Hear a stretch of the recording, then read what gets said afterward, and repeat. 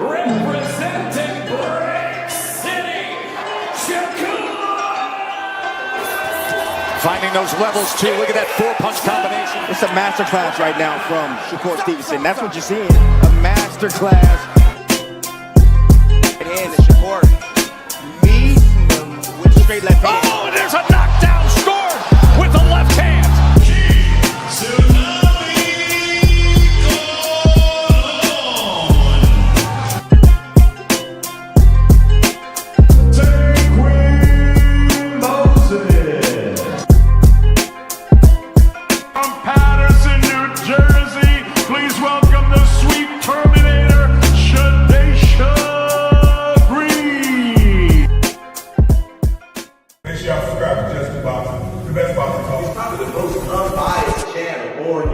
Right now, we're going to give him his just due. Shout out to my brother, Just Due. Do you foresee yourself being in, let's say, more thrilling fights as you get older? Basically, what you're saying is Floyd.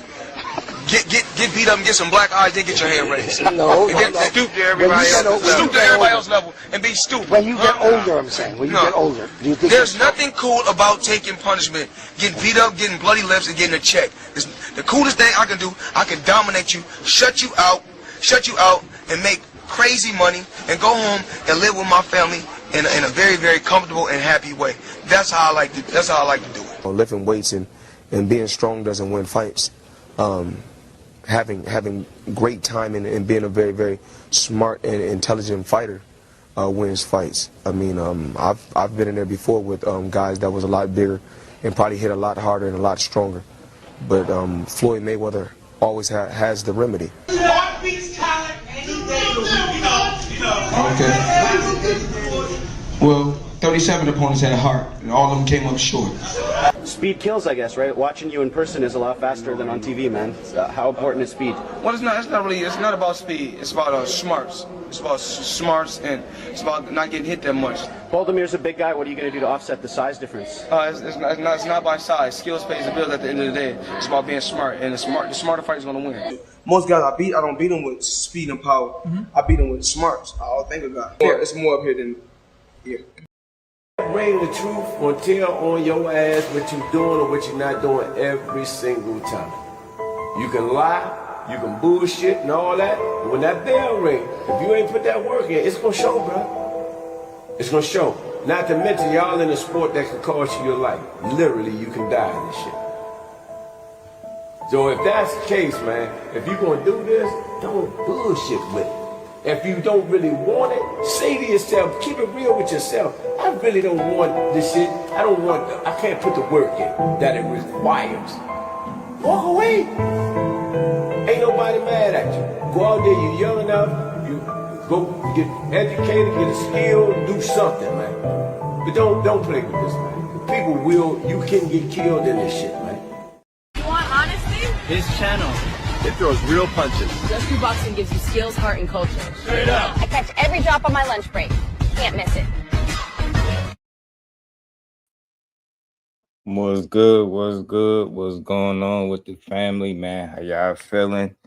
We back on this good Sunday, man. We gonna build. We gonna get boxing is just do how we always do.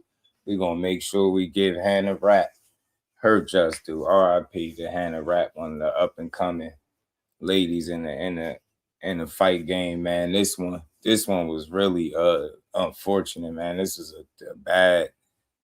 a bad situation that happened, man. I felt the need to come talk about it. This is somebody that my guy behind the hands TV had made me aware of. He put me on to her.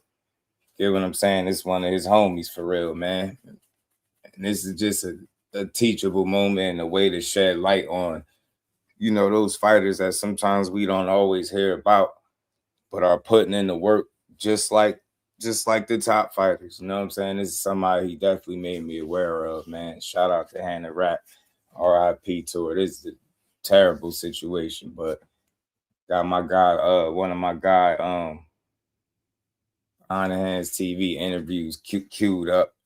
I felt like that's a good way to, you know, give her flowers and things like that, man. He do some of the best interviews in this space, and all of this space he do. So You know, being that my God showed me who she was, man, heard about the story, man, we chopped it up.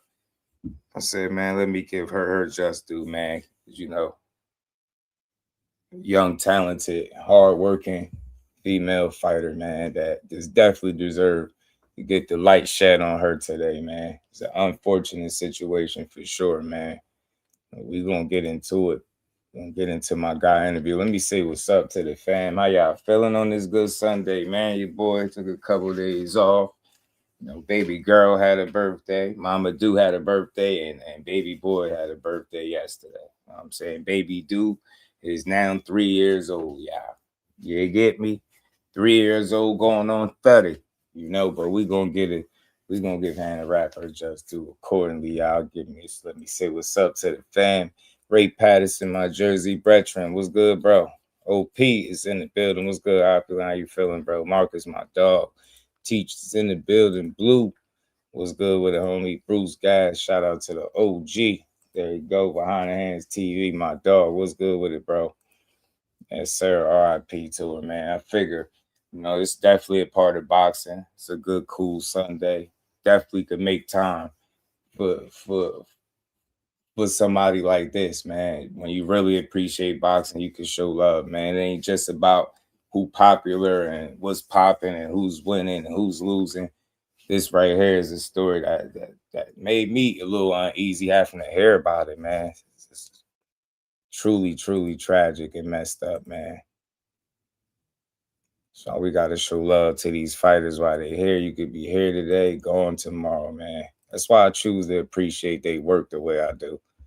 You know what I'm saying? It ain't about the win. It ain't about the loss. It's about the journey, man. And I tell you, ain't no backstory like the story of a fighter or a athlete. You know, fighters in particular, man, they're a special breed, man. Special breed.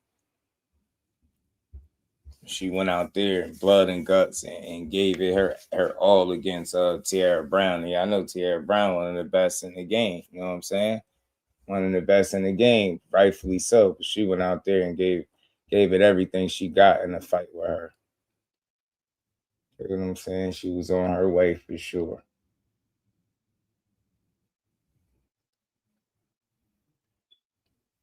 Making the moves. I'll give it a second. We're going to get to it. Shout out to Blue. I appreciate you, bro. Shout out to you.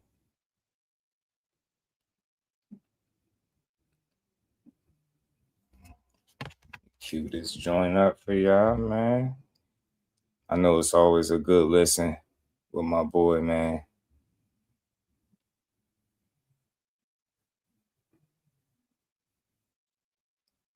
Y'all hit the like button for me.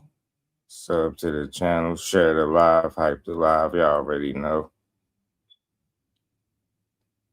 Seem like you take a couple days off, you pop up, and you just like, it feel like you just missed so much. Telling you one thing boxing don't do is slow down, fam. And that is for sure. Boxing do not slow down. Not a bit. Not a tad bit. Not a tad, you hear me? Not a tad, y'all.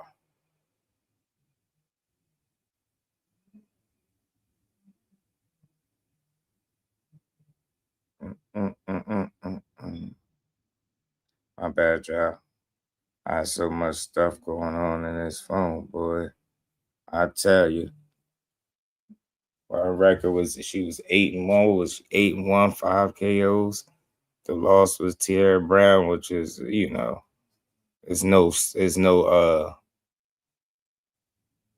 need to hang your head with that, for sure. You get me?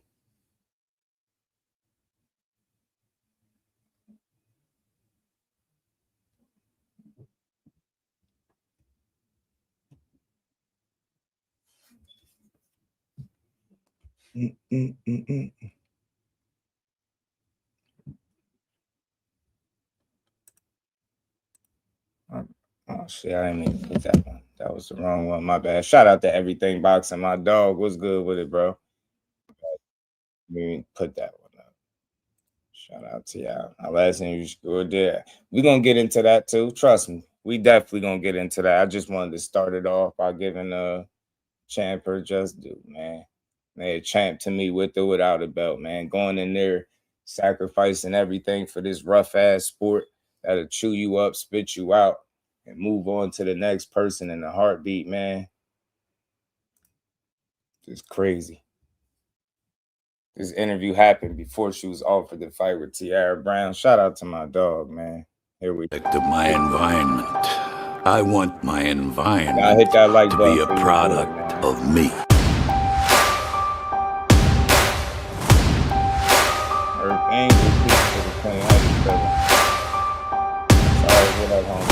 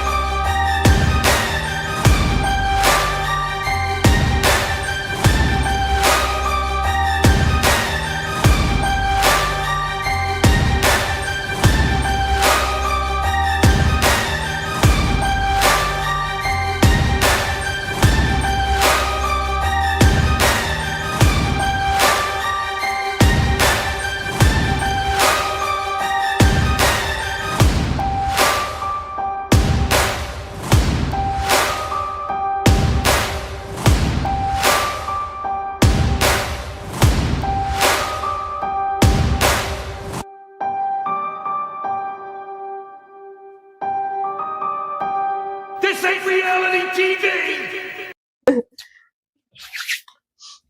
We back. It's the man behind the hands, Mo City Menace, and I'm here with an extraordinary guest. She is the NABF featherweight champion, fresh out of Indiana to the great state of Texas. It's Hanarchy Rapp. What's up, y'all? What's up, man? Glad you're here. Glad I'm here. Glad you pulled up on your boy. So, man, you gotta go all the way back with me, Anna. Where did your humble beginnings start? Where you from? I'm from Muncie, Indiana, or Yorktown. It's like an hour east of Indiana. Or hour east of Indianapolis. It's a much smaller state than Texas. Okay. I assume so. Yeah. How's life growing up there? Like, you grew up with a regular dynamic, family, siblings, mom, dad? Yeah, mom, dad, brother, sister, older brother, younger sister. We're all 4 years apart. Okay. My mom and dad got separated when I was in like 2nd grade. Okay. And then just grew up in a normal, kind of like a farm town, small school. My graduating class was only like 200 people. Or wow. Less. So a lot smaller than schools that you'll find. We'll use the word intimate. Yeah, exactly. Yeah. It was a great school, great community. So you had pretty much a happy upbringing coming up. Yeah, for the most part. Yeah. Were you always athletic? Always athletic. Always doing something. Yeah. My first love was soccer. Okay. So I was playing that when I was like 3 years old. I wasn't even old enough to be playing in that league yet. All right. So you started off with kicking things. Yeah. Okay. We're gonna gradually get somewhere, but yeah. All right. Now, so tell me, how was soccer? Did you still play soccer? I haven't played soccer since like back then? Yeah, since high school. Okay. But my mom likes to tell the story of I was 3 years old running around the field. I would score a goal and I would just run around. And that's me. That's That's my thing too. I don't even score. Yeah. But so you went from soccer as a youth. Yep. Transition to where? Played basketball, ran track, ran cross country. Oh, I did them all. Oh man, you was out there just beating everybody. Yeah. And loving it. Were you competitive as a kid? Very competitive. Okay. Very competitive. Softball. Was it your siblings that built your competitive nature, or just you? I think it's just me. I think it's just something that you're kind of born with. Because like my sister, least competitive. Probably nonchalant. Love her to death. Not very athletic. I think it's just something you're born with. You won. She has her own gift. Gotcha. We all do. Nah, I get it. So so you growing up, you playing different sports. In your mind, was it ever, I want to hit somebody? Yeah. Actually, it's funny because I had a best friend and he was doing like Taekwondo. Okay. And I really wanted to do that, but obviously that's more money. It's not a school sport, so it's just harder to get into. Yeah. I'm sure my mom didn't want me doing it either. It's hard for her to watch me in boxing matches today. Cringy? Cringy, yeah. She's like looking behind her hands the whole time, but she still supports me. But I always wanted to do some sort of martial art, something like that. Okay. But yeah, I didn't get into boxing until I was almost 22 years old. What was the cause of you even? And real quick, that just say what you want. I'm just speaking from the heart with this one. That's exactly why I be respecting these athletes the way I do. Men, women, it don't matter, man. When it comes to this boxing, start boxing at 22 years old and they even make it to the point where you could be in front of one of the more talented and best fighters out there, best female fighters in Tierra Brown, speaks volumes, man. It says a lot. 22 years old. They ain't did this boxing, didn't do it out the crib like a lot of these people. You see what I'm saying? Everybody got a backstory and everybody's journey is different, but I just wanted to highlight that. 22 years old, man, starting off. Wanting to get into it? I don't know. So I was going through. The reason why I asked that, yeah, because people say you got to be kind of crazy to box, right? You know, you're gonna go punch people and people punch you. You know, so like, where are you at 22 to say I can't fight it anymore? I got to punch somebody. I ran track at Purdue, so that's where I went to school. Oh man, that's amazing. Thank you. But it was a lot harder than I thought it was going to be. I loved track in high school. It's a much different game when you get into collegiate. It's totally different. Absolutely. And so I go from being some of the best in my state to then going to college, and I'm surrounded by the best in the world, the best in the country, all that stuff. And now I'm at the bottom of the totem pole. I'm having a hard time competing with these amazing athletes every day, which was such a privilege, but it was mentally exhausting every single day. Physically exhausting. I just dealt with constant injuries. So my 2 years running at Purdue, I only ran in two meets. I had a really hard time. It was heartbreaking. It was just a big life change. Was it because you built so much time towards it, and then when you got there, and I'm just like, I'm pushing every day as hard as I can, but that's just grinding me down even more and whittling away at like the passion that I had for this sport. Man, I know that's tough because I went through something similar. I played football, and went to college, and went from being really, really good to he's all right. You know, that's tough to eat. You know, especially when you're not cutting corners and doing everything you're supposed to do. You're doing everything right. You're going to training. You're eating it's right. Just this brutal reality that. Guess what? You know. And then what? And then what? And so I think it was my junior year or sophomore year, something like that. COVID happened. Gotcha. And I was only a walk-on. I didn't have a scholarship or anything like that. And they actually cut all the walk-ons from the team. And then I was left with nothing. And I go through some of the hardest, probably the hardest time of my life. Mentally, physically, I go through a lot. I didn't have anything anymore that I was like aiming towards. That thing that makes you unique. And then on the other side of that, I found boxing just by happenstance. I needed something to put my energy into. Tell me about that happenstance, though. Telling you, man, look how you just end up being one of the best, like she said, to just, being surrounded by the best in the world, and how things didn't work out there, and just how her transition, how that all led up to her being in boxing. And I'm telling you, in boxing and shit, think about it. You thought that what she was doing was hard. I'm pretty sure boxing was even harder, right?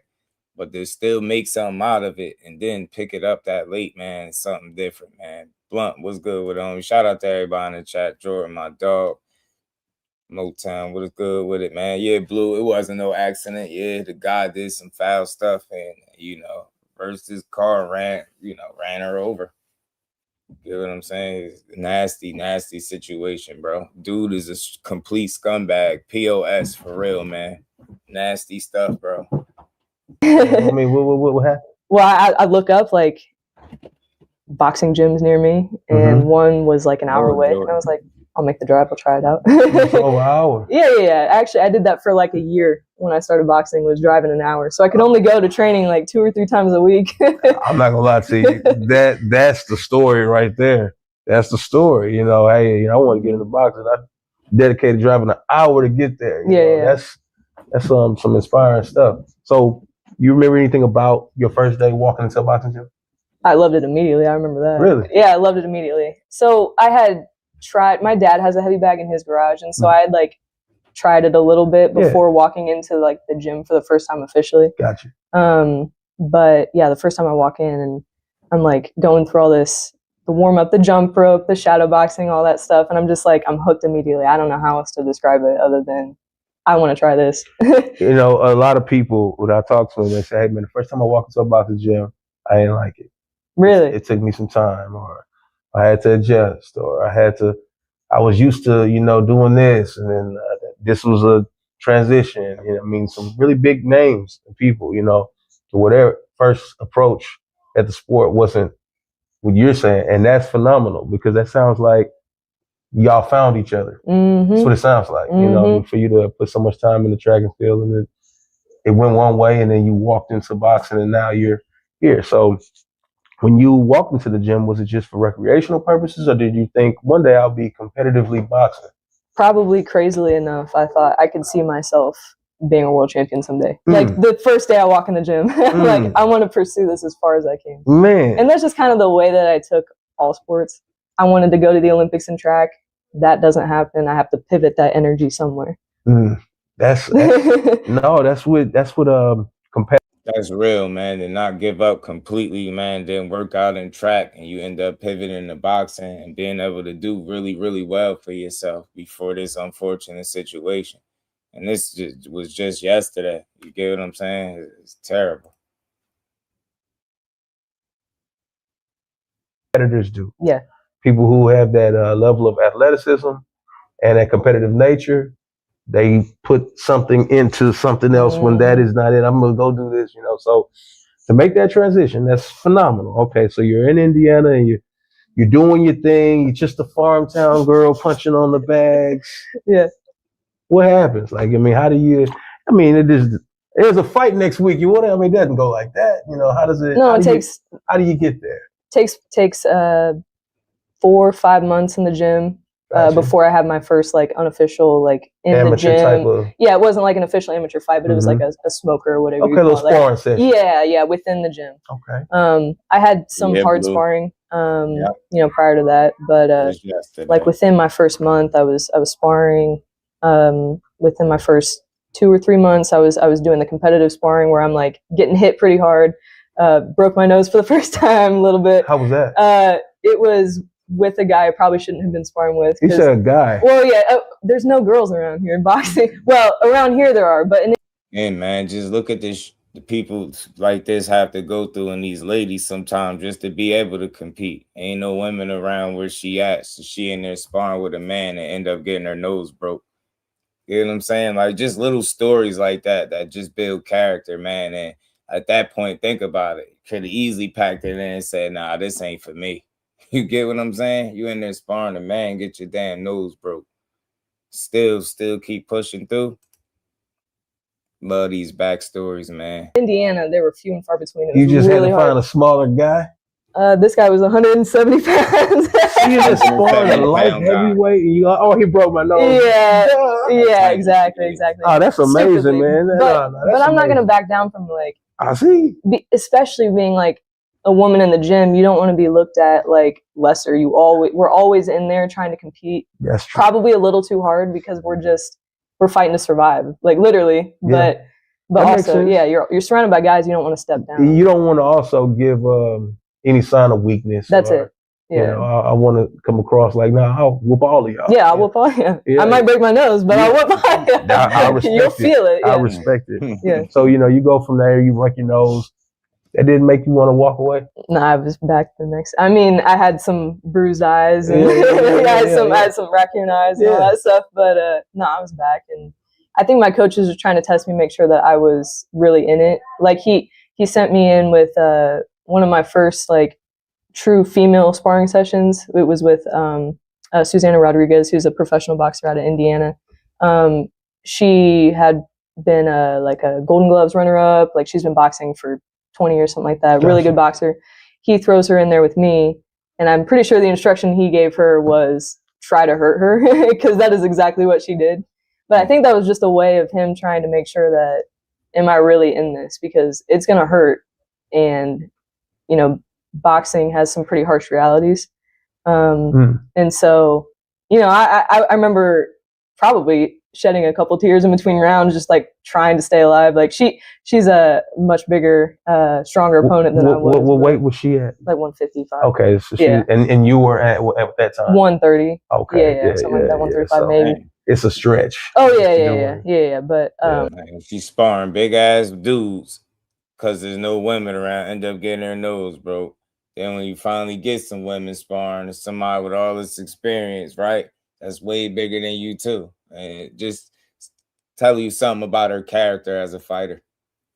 But no, I remember telling her after the fact, I was like, thank you so much for that work. Like, that's exactly what I needed. And I think that was just a test to make sure that I was in it, to be in it. So when does how much of an amateur career did you be able to get a hold of? I was able to get like 7 or 8 fights. Okay. I probably had just as many canceled.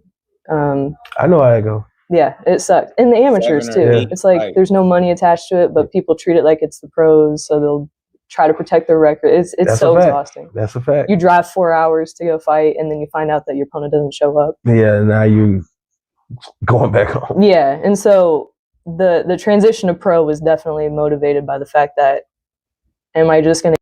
And I wanted to highlight that too. I wanted to not skip over that. 7 or 8 fights, amateur. And she said she probably had as many canceled. Telling you, man, how hard it is to get fights, even at that level, to have fights canceled on you like that. And we today's boxing, like, we just think that these out just get in there and fight.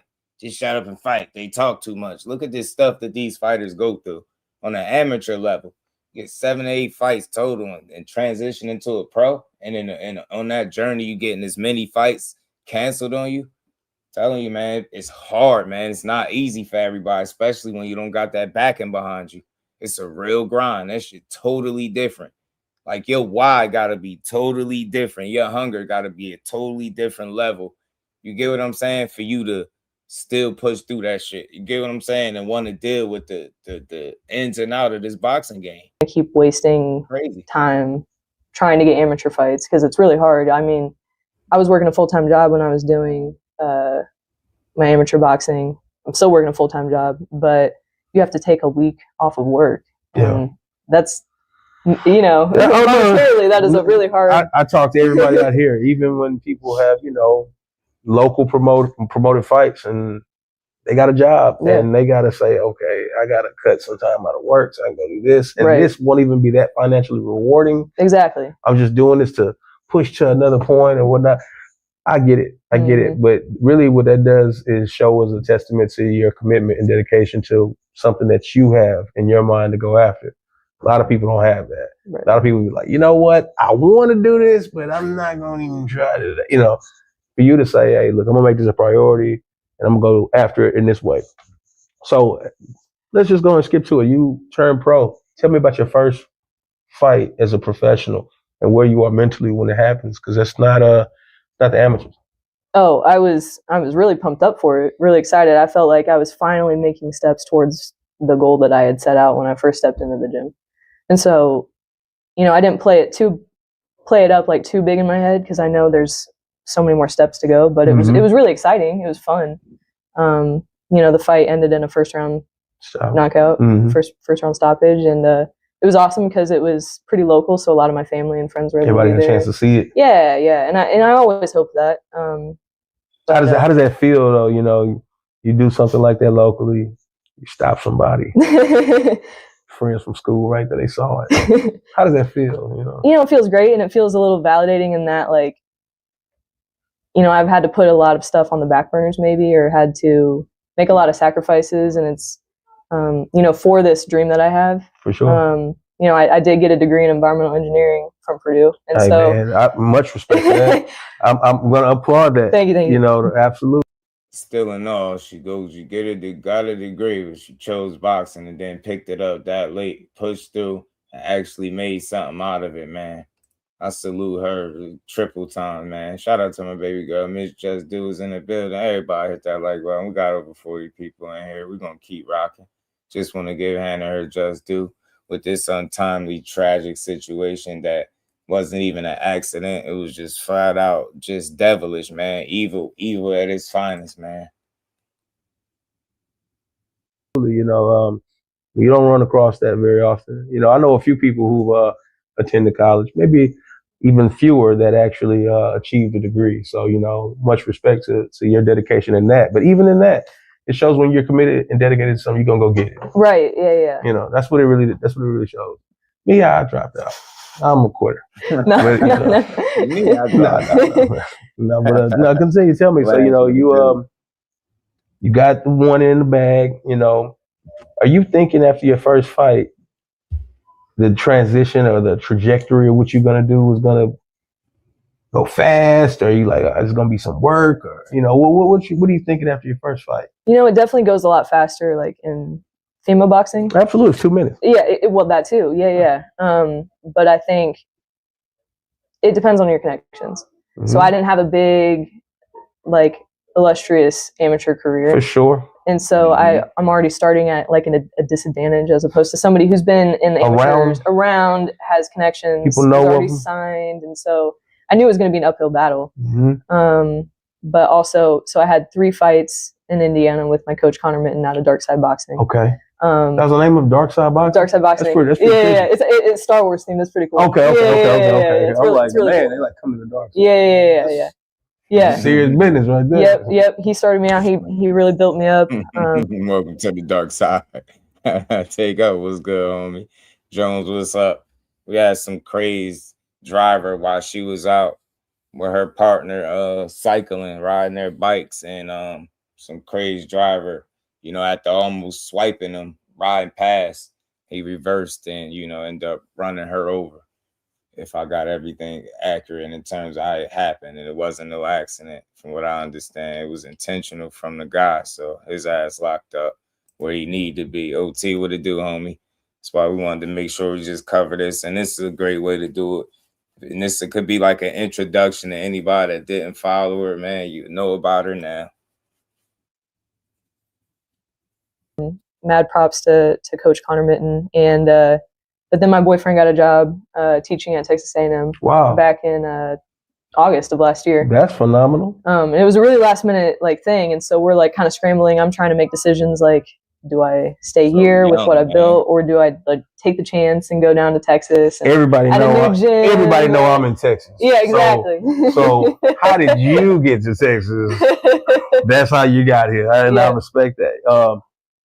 How did you find the world famous, the notorious Carl Perry of Brian Boxing? How did you run across him? At Google at first. Perry. I mean, I just had to Google. I had to make sure that there was a boxing gym there. And what was relieving to me was seeing all the, great reviews that Coach Carl had out of Brian Boxing. He's smiling over there, but you know it's true. And all the words of just like, you know, this man has really turned my life around. He's been a great mentor and a phenomenal coach. And I'm like, that's exactly what I want to hear.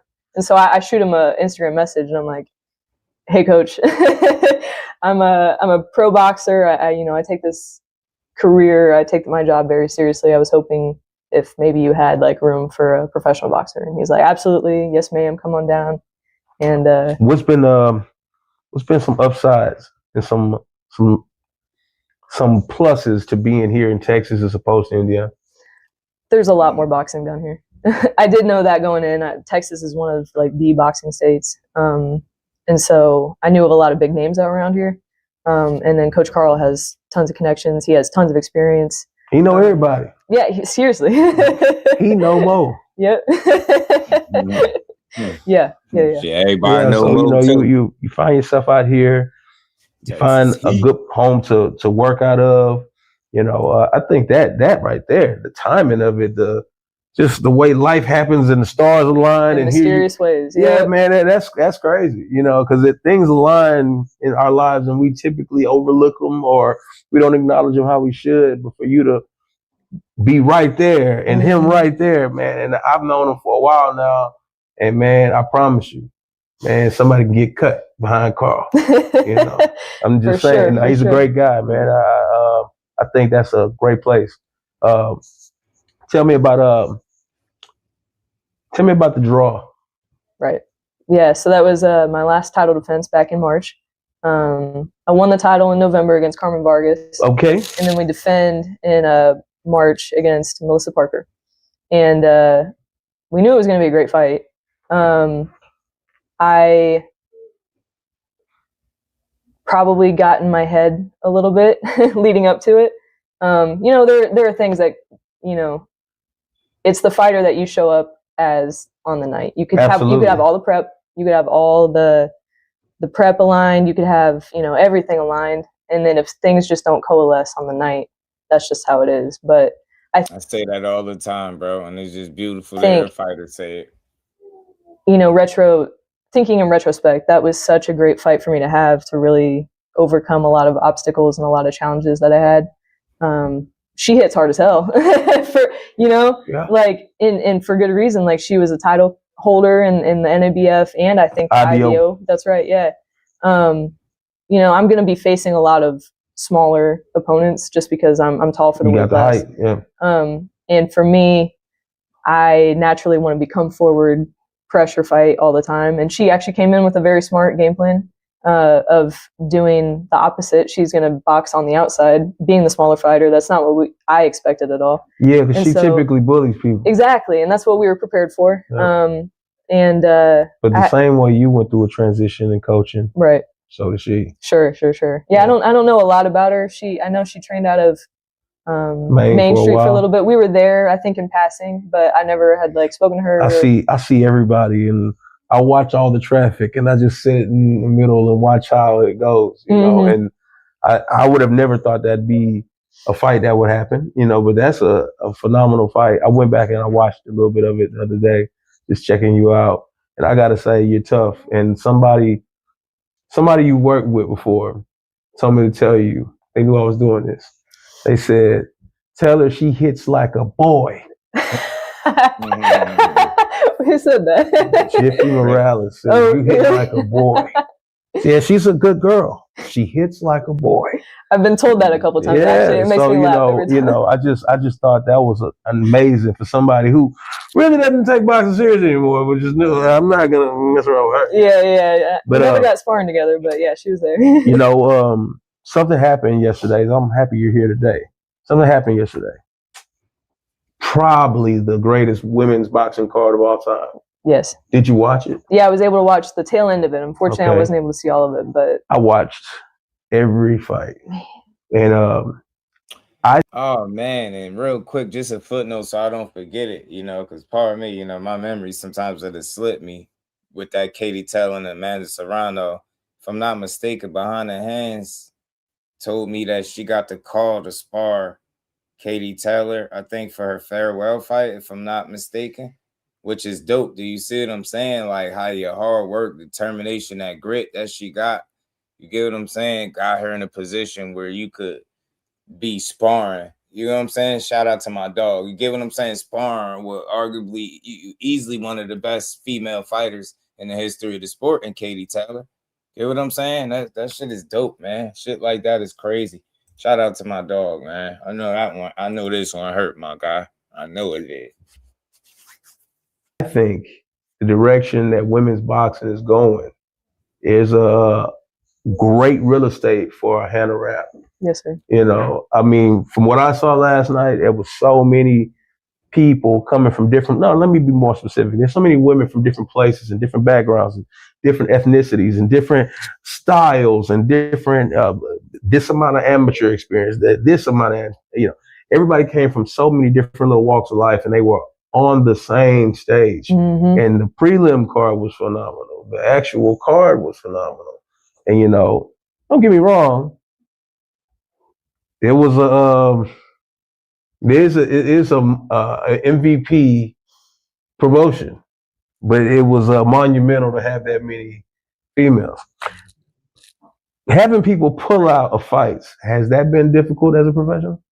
Absolutely. I didn't think I'd be dealing with it as much as I did in the amateurs. Why not? See? I mean, you think you're there for you're a pro, you're signing up to do this, you would think that more people would be willing to fight. I agree. But I agree. I think it's unfortunate how unforgiving boxing can be. So from like one perspective, I can see like people wanting to protect their records because they get one loss or one draw even, and doors start closing. And I think we've dealt with that a little bit. And this is coming from somebody that took a loss, got a loss, and a draw. You hear what they saying? You hear what she's saying, should I say? Shedding light on that. Like people like, you ain't protecting AO. And then I'm telling you, one of them laws come in, should start getting spooky, opportunities start, you know what I mean? I'm telling you, man, it's tough to navigate this game. And this is somebody that picked it up at 22. Y'all heard 22 years old and wasn't ducking no kind of rat. You get what I'm saying? But for her to be able to shed light on that, I think is dope. That's real. You know what I'm saying? And that's coming from a person that wasn't about trying to protect nothing. Get them in there. You get what I'm saying? What? 10 fights in, 9 fights in. She in there with Tierra Brown, picking up the game at 22 this late in the game. But it was monumental to have that many females. Having people pull out of fights, has that been difficult as a professional? Absolutely. I didn't think I'd be dealing with it as much as I did in the amateurs. Why not? I mean, you think you're there you're a pro, you're signing up to do this. You would think that more people would be willing to fight. I agree. But I agree. I think it's unfortunate how unforgiving boxing can be. So from like one perspective, I can see like people wanting to protect their records because they get one loss or one draw even, and doors start closing. And I think we've dealt with that a little bit. But we've had some opportunities recently that we've taken at the drop of a hat that have just kind of slipped through our fingers, unfortunately. For example, we were supposed to fight Elise Soto at the start of June. We were given the fight with a week, I think it was like a week's notice. We get the contract. Do it. Yeah, we get the contract. We're like, hell yeah, this is going to be a great opportunity. Finally, like the opportunity. She looking at it. Look at her mentality. She looking at it, getting a fight on a week's notice is a great opportunity. Not crying, complaining, wish she could have. That ain't enough time. She like, oh, nah, that's a great opportunity. It's just right what I've been looking for. That's why I say, man, it's so much deeper than the win or the loss. It's the person for me, man. The mentality, man, the drive, the backstory, the way these fighters overcome and persevere through all the landmines that you got to avoid trying to get through a boxing career and be successful at that. Crazy. It's crazy with these opportunity to be on TV. All that stuff is here. And so we take it at the drop of a hat. We sign the contract. We send it back to them. It's like radio silence for like 4 days. Okay. And then they sit on it. And then like Sunday rolls around. We're supposed to be fighting Friday. And she got an injury, apparently. Okay. Which, who knows? You never know. Who knows? She did fight 2 days ago. So yeah, that sucks to see as somebody who was that was supposed to be me. Yeah. But that's how it goes. And I think you one of those people, and I'm seeing it with a lot of different people that I actually have met and have a relationship with, that you become a victim of how good you are. A little too fast, I think, because I have like 13, 14 fights total. Across amateurs and pros, and so I'm fighting to get fights. I would sell myself like that. I've only fought 14. Yeah. Struggling to get fights, but only 7, 8 amateur fights, period. And then you turn pro, you still having trouble getting fights. But a dummy would get on here. Nah, they just need to get in there and fight. Yeah, they just need to get in there and fight. Yeah, they talk too much. Yeah, it's a lot of people that, pull out of fights and fights fall apart right at the last minute. It's a lot of stuff that these people go through just to be able to walk up those steps. So many moving parts before you even think you about to walk, make a ring walk. Get what I'm saying? So much shit that could go wrong, man. I'm telling you, it's crazy, fam. It's crazy. Hey, Jordan. How bad can it be? It can't be bad. No one's fought me. No one knows. I don't even know. You gotta, that's what your shirt should say. I don't even know. I don't even know. Just try it. This can go any way. Try it. Try me, please. Let's see. But I think what I was saying though, even though that happened, and I'm almost positive it won't be the last time. Right. You know, I mean, that's just the way the cookie crumbles. You know, I think people are going to have their plans and, like how you were saying, protect their O's, and they're going to have different agendas and different things that they want to happen. And you could be somebody that could foil that for them, regardless of your lack of experience. You know, I think when people find out, you know, it's too late if they're in the ring with you. Yep. You know, that's tough, you know. But I think you kind of have the certain drive of somebody that's going to go after it. So, you know, I don't think it's going to hurt you as bad as it hurts others. What I was going to say is, in the future, would you be looking to get a part of those type of all-female cards? Oh, I would love to be on that. I was getting goosebumps last night watching it. I'm like, because I've seen myself like in my head, like on those cards since I started boxing. Man, that should be me. I should be in there. I mean, I'm watching Layla Ali and all the rest of them commentate and talk about the significance of it. And it was just really, really cool to see it. You know, I mean, you did watch the main event? Yeah, of course, yeah. What do you think of she was making her way, and that's for sure. People like Katie Taylor and Amanda Serrano. I think, I mean, they've laid the foundation for boxers like myself and others who are coming in behind them, and they're at the end of their career. But my God, how much they've done for women's boxing! It's hard to put into words. And so, like, I'm standing on the shoulders of giants, like coming up behind them and hoping that I can get a piece of that pie too, and because I see myself in their shoes. Like, I think that's part of the battle, actually seeing yourself be there. You know, the Guinness Book of World Records was involved last night. Oh, was it really? Yeah. They had they broke a record of having the most belts on the line in one card, 17. That's awesome. 17. They had 17, I want to say in 3 undisputed fights or something like that. So they had quite a bit happening, you know, one night, you know. But I think if you continue to pursue the way you're pursuing, with those who you're pursuing it with, it's going to get closer and closer and closer, and it'll be there. Let me ask you this, though. Going forward, let's just say in the next 2 years, where do you see Hannah at? I really do see myself as, like, in title contention, world title contention, you know, if we're given the opportunities. But, you know, unfortunately for my opponents, I love to train, so I never take time off. May take a couple days, you know, everybody's got to take some rest. But I love being in the gym. I love my craft. I will do this no matter what. I won't get paid for it, and I'll still do it anyway because I love it. You know, I've always said the money is the cherry on top. I'd love to be able to pay my team because they do so much for me. That's a big part of my motivation. But, you know, I would love for those opportunities to start to coalesce. So you just gave me a nice chunk of your commitment to boxing. What do you do to get away from boxing? That's a good question. I mean, you know, you finish a fight, you got time. Yeah. What do you do? I like to rock climb. So yeah. I'll do some. So you go from endangering yourself to really endangering yourself. I see. I got you. That sounds fun. Yep. She has to go rock climb when I tell her don't bring her ass in the gym. That's right. Yeah, I'm 60 feet up in the air. Yeah. He's like, I'm gonna find something different that's dangerous. Yeah. Love hiking, love rock climbing and camping and stuff like Outdoors type of person. Yeah. Oh, love it. Love to run. Okay, you're not getting ready for a fight, and I got to put us as far mentally away from it as possible. What is your guilty pleasure to eat out of food? I could smash a box of Cheez-Its. Cheez-Its? Cheez-Its, dog. Cheez-Its, Goldfish. You ever heard of Better Cheddars? You better look for them. Better Cheddars? Hell yeah. I've never heard of Better Cheddar. What is Better Cheddar? It's a top shelf item. That's why you never see it. That's probably why I never It's this little, like, wafer thin. I don't even know how to describe it. It melts in your mouth. You got to look for Better Cheddar. And it's called Better Cheddar. Better Cheddar. Whales. You ever heard whales? Yeah, I heard of whales. I heard of whales.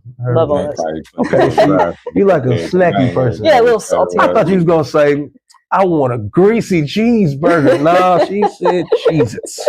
Cheez-Its. Yeah, I got you. You even when we say let's do bad, you're like, only a little bit. Yeah. I get it. So, you know, being able to get away from the sport is always mentally something that's important for people. You know, I always ask people, you know, what do you do to get away? I've heard everything from, man, I play video games, or I go hang out with my significant other, or man, I don't ever leave. You know, I've heard some, I'm here all the time. After the fight, I'm back. You know, he'd be like, man, you need some time. Right, you know, right. But, you know, I think where you going is phenomenal. I don't think there's a lot of females that make this kind of splash with that minimal of, hey, I got 14 fights total. You know, you know, I got 14. I mean, that's not normal, you know. And then, you know, from people saying, you know, man, Hannah she's different. What you mean she's different? Man, she hit me and I was mad at it, you know. Like, man, is that serious? Like, man, she can punch, you know. I hear so much about you, you know, your reputation has preceded itself, you know. But that's really cool. I think you're on your way, and I'm gonna be front row to watch it. Do you have anything coming up in the foreseeable future? Man, we were really hoping to get a fight August 9th on a Louisville card to fight Rosa Torres, but again, we gave them the offer, like, hey, we want to fight. We know you're looking for a fight. And radio silence for 4 days, and then they said, hell no. Man, she's 5-0 too, so like. Yeah, so that's risky for her, you know. Yeah. You know, in her mind, I'm guessing, you know, because you're gonna hear that a lot. You're gonna hear that a whole lot. You know, I think where you at is it's a shaky place. It's a place that kind of can deter you from, you know, your confidence, because people keep doing that, but you just keep moving forward, you know, the closer you get to something, the more clear your vision is going to become. Yeah. And I think eventually you can be a person in the driver's seat to where everybody put a target on you, you know. I mean, it's going to be either or, you know. I think people kind of forget that. The same way you're avoided, you could easily be the target, you know. And although the target sounds fun, you know, it's not, you know, it's hard work to stay at the top. A lot of pressure. So for you to have to hard work your way to the top, that's just as cool and just as challenging. So, you know, somebody like yourself who's a farm girl with a degree, who don't stop and eat cheeses, man, I think you on your way, you know. But I enjoyed this. I appreciate you for pulling up on me. How can people follow you? I'm pretty much just on Instagram at HRAP7, HRAPP7. Yeah, I post sometimes. I post sometimes, you know. So we're gonna try to see if we get her to post a little bit more. Yeah. So we can gain a little bit more interest. That's right. And a little bit more traction. But Hanarchy Rapp, the NABF featherweight champion. Well, thank you so much. Thank Appreciate you. your time. We out. Shout out to my dog, man. Always well done by him, man. Definitely a great build, man. You know, like he say he don't do interviews, he do conversations. I always say I don't do conversations, I do builds. Similar stuff, right? So you want to make it like a conversation, man. She's just a dope person. And you could see her energy and stuff like that, man. Just easy to support somebody like this for sure, man. It's just unfortunate what happened. You get what I'm saying? Stuff like this is just disgusting. Disgusting work, man. And, you know, here goes some of her, you know, accomplishments and stuff in her short time. You know, her career record 8-1 and 5 KOs. Like you said, she won that NABF title. She challenged Tiara Brown. This was just June 13th, fam. She just fought Tiara Brown. She gave her hell. She went in there and face was a bloody mess, and she was going at it. You know, I got a short clipping.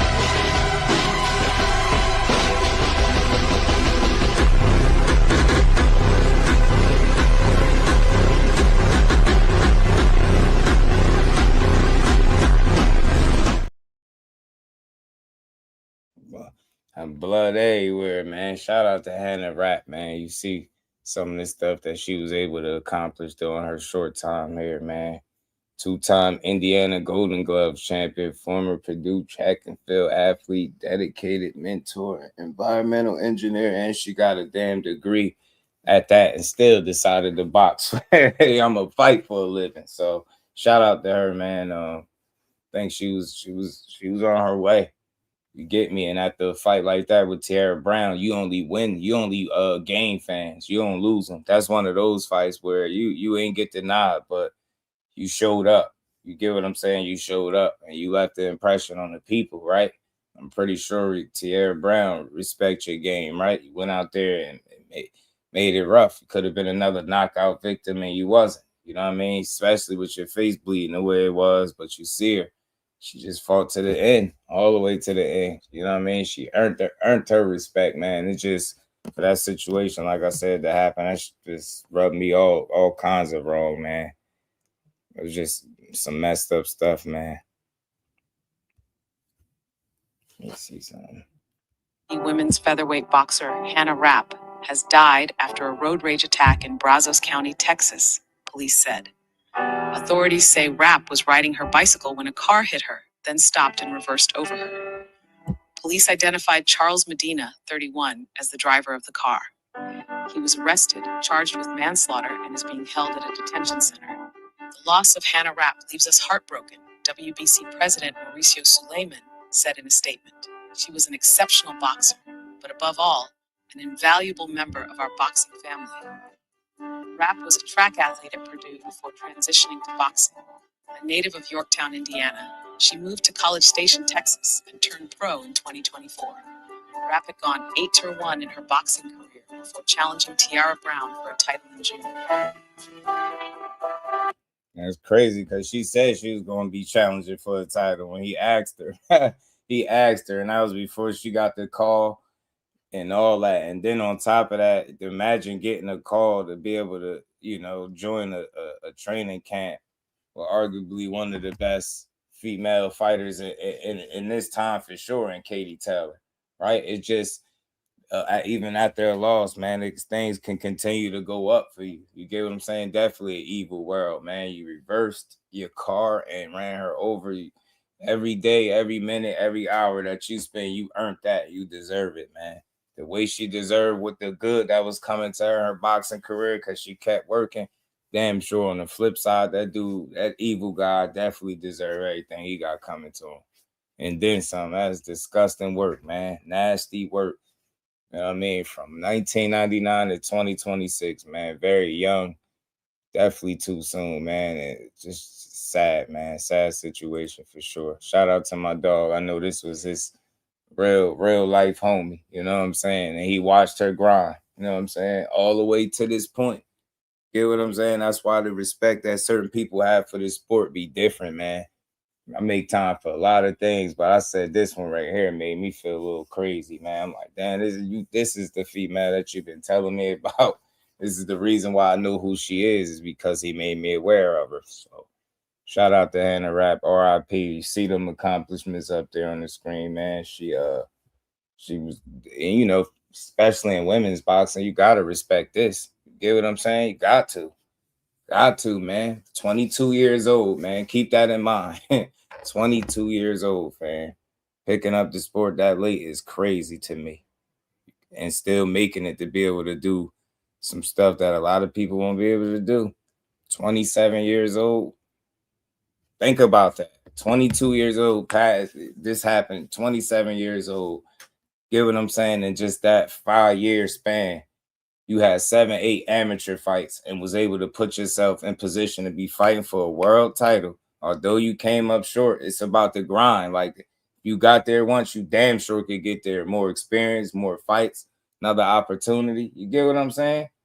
Shit, it's a lot of people that went in there and got their asses handed to them by Tierra Brown. You know what I'm saying? She went in there and worked. You know what I'm saying? Put that damn work in. She would have been 27, 10 days. Damn, man. Not even 20. Nasty work, bro. Nasty work. RIP to the champ, man. She made a mark, man. I swear, I hope her people find some peace for real, man. That's unfortunate. You know what I'm saying? Shout out to Hannah Rapp, man. And salute to everybody that rocked out and listened with me, man, with this interview with my dog, man. Daniel, what's good, fam? Yeah, she was on her way, man, making a mark for sure. You know what I'm saying? For sure. You know it ain't over in female, especially in women's boxing with no one loss. You know it ain't over. You know what I mean? Look who you lost to in a title fight. That's Tiara Brown is really a dog, man. She really is. No shame in losing to her at all.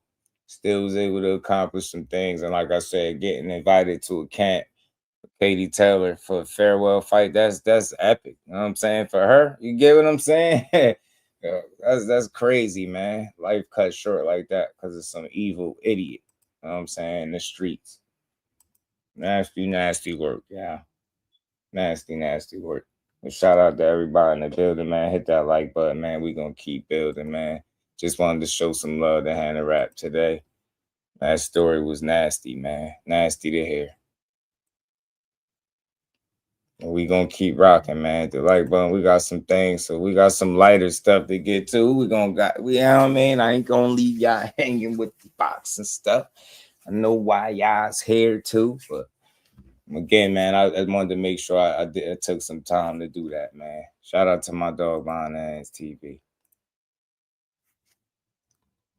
We got some more stuff we gonna get to, man. So y'all already know, man, in this boxing space, y'all know the news that broke that got everybody with their mixed opinions, man. And you know, one of the more opinionated colored commentators over the years have been Paulie Malignaggi. You know, and he had said it in it. I think he went on his show and said it, but he did an interview thing recently. I think this was Fight Hub that I'm about to play. And he talked about, you know, the ZUFFA fighters and everybody that went there. And look, his opinion is his opinion. I ain't gonna attack the man for his opinion. I just wanted to play it, let y'all hear it, and just get my thoughts on it. You know, he pretty much called them all sellouts. You know what I mean? Saying they sold their sport out, different things like that. And I just can't level with that because, again, I feel like it's easy to say what you would or wouldn't do, not being in the situation. And I think being a prize fighter and you know your goal, especially with each deal, as you continue to level up in your career, is to try to continue to secure that bag and the most money possible while continuing to try to chase down your legacy. And I don't see no issue with that. But, you know, Shakur more recently was the biggest name I believe that they signed over there, right? And he's been everywhere, being heavily promoted, being at ZUFFA events. And there's been a lot of negative press, and I just can't understand why. You get me? ZUFFA wouldn't exist to me if promoters and other promotional companies was putting together these fights or paying these guys certain money, whatever the case may be, right? You know, entities like ZUFFA just wouldn't exist. And it seemed like soon as this guy makes a move, it's like the end of the world. It's the worst move. You're selling out boxing. Y'all all selling out boxing. You know, what is boxing doing to us when they drag fights out for years and don't give them to us, right? What is boxing doing when they create side of the street narratives and different things like that? What is boxing doing when you got promoters that have been in place since yesteryear, not being willing to work with each other to give us the right kind of fights? Who's selling who out, right? I mean, they stringing us along. And then as soon as somebody come in, and you would think with the idea that they could put up the money to make certain fights with certain particular fighters, I don't see it as the end of the world. I think it's an experiment that we got to wait and see how it all unfolds. I understand being, you know, apprehensive, having your reservations, questioning things, but to try to deem a guy a sellout for doing the best for him and his career and his family is ridiculous. I think that's what all these guys are doing. You know what I'm saying? And every opportunity ain't going to be the same for every fighter. It's just that simple. You know what I'm saying? Shout out to my dog. You already know, man. Shout out to my guy behind the hands. That you do a great job shedding light on these fighters, man. MLC, what it do when these fighters take less money and have to pay sanctioning fees, right? Like, it's all how are we against fighters trying to do the best for themselves with the ideal and intent to make fights? Like, we already just assuming, nah, there's no way you can make this fight. And then why I'm always refuse to believe that? Because I feel like if anybody is truly vested in making fights, these teams, these fighters and such, to get on the same page and make them. I don't think you got to be somewhere to make certain fights. Like, this is 2026. We still talking about where you sign up at to make certain fights, when we've seen guys go through a number of different promotional companies and different entities and fights still don't happen. So it's like, what's the magic landing spot? You get what I'm saying? It's always a complaint. At the end of the day, I'm supporting boxing. You give me something that's worth my money, I'm supporting it, man. Big shout out to Marcus, always supporting the grind. And that color in the chat says, who just doing the chat. Shout out to my dog.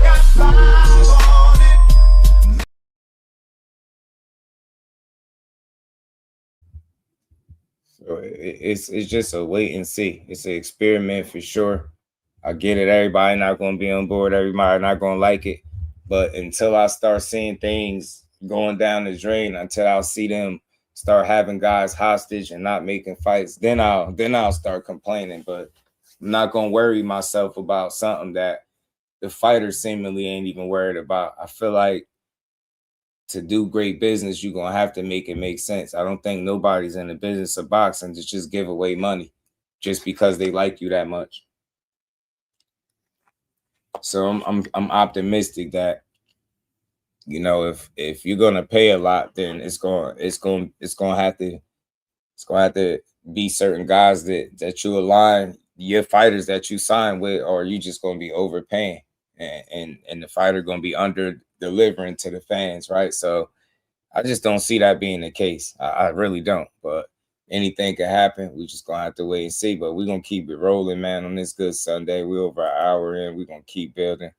Let's get to this joint that Paulie was talking about, man. He seemed pretty wiped up. You know, Paulie but he don't bite his tongue. I'm always respect that about him. He gonna speak his mind, as you should, but you know, I'm not about to overreact though. You get me? I'm not about to overreact. Let some of this stuff play out and see what it's gonna be. But let's see, man. Let's see. I just think the days of fighters just fighting for belts and just legacy alone is over. I don't think it's no more. Another thing. It's no more selling fighters to that, you know. It's more important to get the admiration from the fans than you know, go actually secure the bag. And I know a lot of times, and we're going to get right into this interview, I got to say, I know a lot of times people compare this era of boxing to the days of yesteryear, as I like to call them, back in the day. In my day this, in my day that, in the 80s and this, in the 90s that, early 2000s this and that. I just think things have shifted so much since then, and it's not all just the fighters is just not the only ones to blame. I think the admiration of the fans and the support and the appreciation was far different at those times too. You get what I'm saying? Where again, we always highlight how one loss didn't matter. Yeah, that was back then because people appreciated boxing so much more, right? The casual voice, in my opinion, just wasn't as loud back then as it is now with social media and just all these different avenues since then, right? These different ways to make money, and you see like the YouTubers dipping their toe in it, and just got so much going on. But the appreciation has I think wavered as the years went on. Like people love to have an opinion more than they love to support boxing, and we see that in large, right? We see it running rampant all over the place. I think that's why fighters seem more aware of, you know what, I'm gonna get my money and get up out of here, because these people don't really give a damn. Back in the day, I think people cared more, and you were able to sell to the fighter about this legacy where maybe money just didn't seem like as much of a factor as it is today. But I think that's always been a driving force. But I think it was once upon a time where you could really get somebody to care about a belt or the admiration of the fans and the way they viewed, right, rather than securing the most money. And now you see how a lot of those guys end up versus some of these new age fighters. You can see a guy like Crawford, for perfect example, retire at the top of his game, you know, with all his faculties and his money, right? He's showing you that there is a way to get to the end, right? To the end of that tunnel and get up out of there, right? With everything intact. And I feel like a lot more fighters are aware of that. And instead of just this, you know, oh, it's just legacy and belts and nah, people like, bro, what's up? You know what I'm saying? What's up with the bag? What that bag looking like? And I just think that's the way it is. And people just got to get used to it. You get me? The appreciation is not the same. Fighters are aware of Like Hannah Rapp just spoke in that interview. Doors closing, right? Opportunities not being available. You start losing, right? Shit just different. So I think in today's boxing, man, these fighters are very aware. And I feel like as long as they do have O's intact and they building, I don't see it as just flat out them protecting or being scared to lose. But I see guys being very business savvy and selective and as to the way they move. You get me? And I think all fighters should be smart, right? One thing you don't never want to do in boxing is get tricked out of your spot, bro. You know what I'm saying? And there's no tomorrows in boxing. Nothing is promised. So when guys see deals like a ZUFFA deal on the table, it's going to pique your interest, especially if they speak in your language. They talking about not only paying you, but securing the fights. You get me? And then you see the zone was just a little bit slow to the trigger, right? And the zone struck first. I mean, ZUFFA struck first, and that's where he went. And I'm pretty sure that probably was a similar situation for other guys. You know what I'm saying? ZUFFA was serious about their business. The zone was dragging their feet. You know what I'm saying? They could have made the same offer, could have been offered Shakur a deal, try to secure something. They have to wait. And that's the thing. Why wait until ZUFFA, right, is in the picture, right? I could have been tried that and secure a different deal with him way before that. And I blame them for it. So don't, when guys like Eddie Hearn come out and be overly critical of the move, my question is it a bit of sour grapes, right? You could be speaking what he feel like is his truth on the ZUFFA situation as a whole, but is it a bit of sour grapes? We see how you did it with Conor Benn. You never had re-signed him to no contract, and then he ends up, you see what I'm saying, going to ZUFFA when you could have had him locked in to a contract if you really rock with him like that. So I think that some of the blame goes on Eddie for some of his fighters that he had no longer being under his banner and going to ZUFFA. Let's go, man. Let's hear what Paulie had to say, though. For me, is huge headlines out of boxing. Shakur Stevenson good, leaving the normal ranks of the fight game and going to ZUFFA. What were your thought process on that? They gave him a lot of money. He went where the money is, and it's hard for me to judge. I don't count any man's money. Every man can make their decision. I think Shakur is the best fighter in the sport. But I will say this. ZUFFA's plan is not to keep paying guys like this. Right now, they're paying the superstars to attract the attention so they can attract all the prospects and they can attract the lesser fighters to go there. Eventually, Well, isn't that real quick? Isn't that a model that everybody else use, right? How is it? I'm just asking for anybody in the chat that's tapped in. Like, is that any different from what any other promotional companies do? They make these splashes and these signings, and with the ideal of attracting other fighters, right? You know what I'm saying? Why would it be any different? How's it any different from any other sport where the top guys get the biggest the biggest bags, right? It's no different. And I feel like to just assume because a top fighter is getting some type of money that you also gonna get that I think that's ridiculous, and you got to be a fool to set yourself up that way. So I think what they're doing is just no different than what a lot of other people do. Like, think about it. Eddie Hearn, in a couple of different occasions, he admitted to doing so with Devin Haney, right? It was early in the game. They needed a splash, so they overpaid him. That's what he said, right? So all I'm saying is, see, it's funny now. You fast forward to today, Eddie Hearn is very critical of ZUFFA and their plan and how they're moving. But once upon a time, he was ZUFFA. He was in the same shoes as them, trying to build up his roster, get people to believe in the app member. The zone people was like, man, I ain't getting no app man member. People was against it. It was some resistance. It wasn't just smooth selling at first. People was like, man, I don't want no damn app for the zone. I remember it was for a while people was complaining, and then it, after a while, I guess people started to take him serious and respect him. But once upon a time, he was in the same position as ZUFFA was, having to overpay with the ideal, I know, to attract other people to sign on as well. It's the same shit to me. It's just competition, and it seemed like if you're on the opposite side of a promoter, they're going to definitely talk about what you're doing like it's the worst thing in the world. But like I said, you peel back them layers, and you'll see that a lot of other people follow the same method that they following now, man. Signing guys, paying them with the ideal of attracting other fighters to their company.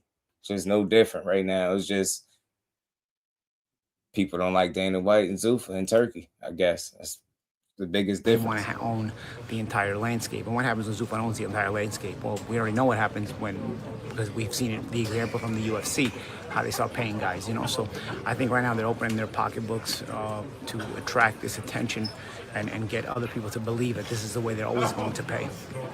But in reality, their track record proves differently, you know. So it's hard for me to say, oh, you shouldn't do that, you shouldn't go there, because you know you're basically going scorched earth on the rest of the business. The guys that are coming after you are not going to have those opportunities if these guys take over. You know, they're gonna be paid much less if these guys if the model that these guys use starts to become the norm in the sport. You know, because we see the problems the UFC fighters have financially, right, and economically from that perspective. So I can't say, okay, just don't do that. There's so much money involved, but at the same time, do what you want, but I do believe every big name that's signing with ZUFFA is selling out. I will say that. You know, that's my opinion. Every big name that's signing with ZUFFA is a sellout to the sport, not to themselves. You know. You see, he's saying not to themselves, but I get how you're trying to separate it. But a sellout is a sellout. Period. If you're a sellout, you're a sellout. You know what I'm saying? Just to the sport, but not to themselves. Why not to themselves? Because they're making money. Like, and why would they be selling the sport out? Like, is that any different than staying where you at? Would that have been any different than him staying where he was at if the zone would have beat ZUFFA to the punch? Had he resigned to the zone that's not selling out the sport, what makes ZUFFA so much different is what I want to understand. Why I got to be considered somebody selling out the sport because you're able to reap the benefits of your hard work. There, it ain't like you just woke up one day and you just some run-of-the-mill fighter and ZUFFA just offering you career changing or life changing money. It's the you know, it's the culmination of all the work that you put in that led you to this point to be in a position where you can have guys offering you big deals and, you know, a lot of money, right? So I refuse to look at it that way. Like, oh, now all of a sudden now these dudes got to be sellouts. So now I think you do what you're supposed to do for your career, and you can't go into no deal thinking about if the next man is going to be able to eat like you, because you get what I'm saying? It's just silly. It's just silly to think that way, right? Like, what's for you is what's for you, and what's for them is what's for them, right? And it's just levels, man. You work your way to a certain position and you reap the benefits of it. And I feel like any fighter that would be in his position right now where you can make that kind of money would do the same thing. I think that's why guys are doing it. You don't see people going the opposite way. You get what I'm saying? This is the thing, because and it's crazy because you're going to say it. Guys go where the money is, but that's not just, you could take ZUFFA off the table. Haven't guys been going where the money is all this time? How is it any different? You see guys take fights that they probably shouldn't take because there's money on the line, right? You're prize fighters, and I just don't understand how that's supposed to be any different when it's ZUFFA, right? You get me? I just can't look at it as a sellout situation, and that's for none of the fighters that done it, because from what I could understand, I'm pretty sure all of these guys are accepting these deals because, yes, they thinking about the money. But you heard the first thing Shakur said out his mouth, which tells me where his mind is. It wasn't just about the money. Yeah, people going to talk about money and it's a big deal and this. But he like, bro, they saying it ain't no restrictions and we can make it. We can make these fights. That's what's important to me. And I feel like that's kind of getting lost. That's like an afterthought because people are so stuck on how much money he is or is not possibly making in this situation. And I think the bigger picture is, you know, not just money, right? That's for him. He got that secured. Dana White said he paid him. Now it's for us as fight fans to see if they're going to be able to secure the fights. Because what people going to say if they're able to make the fights? Then what? Is he still a sellout?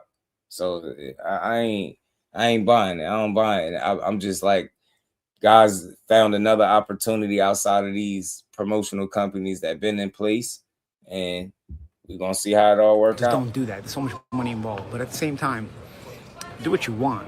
But I do believe every big name that's signing with ZUFFA is selling out.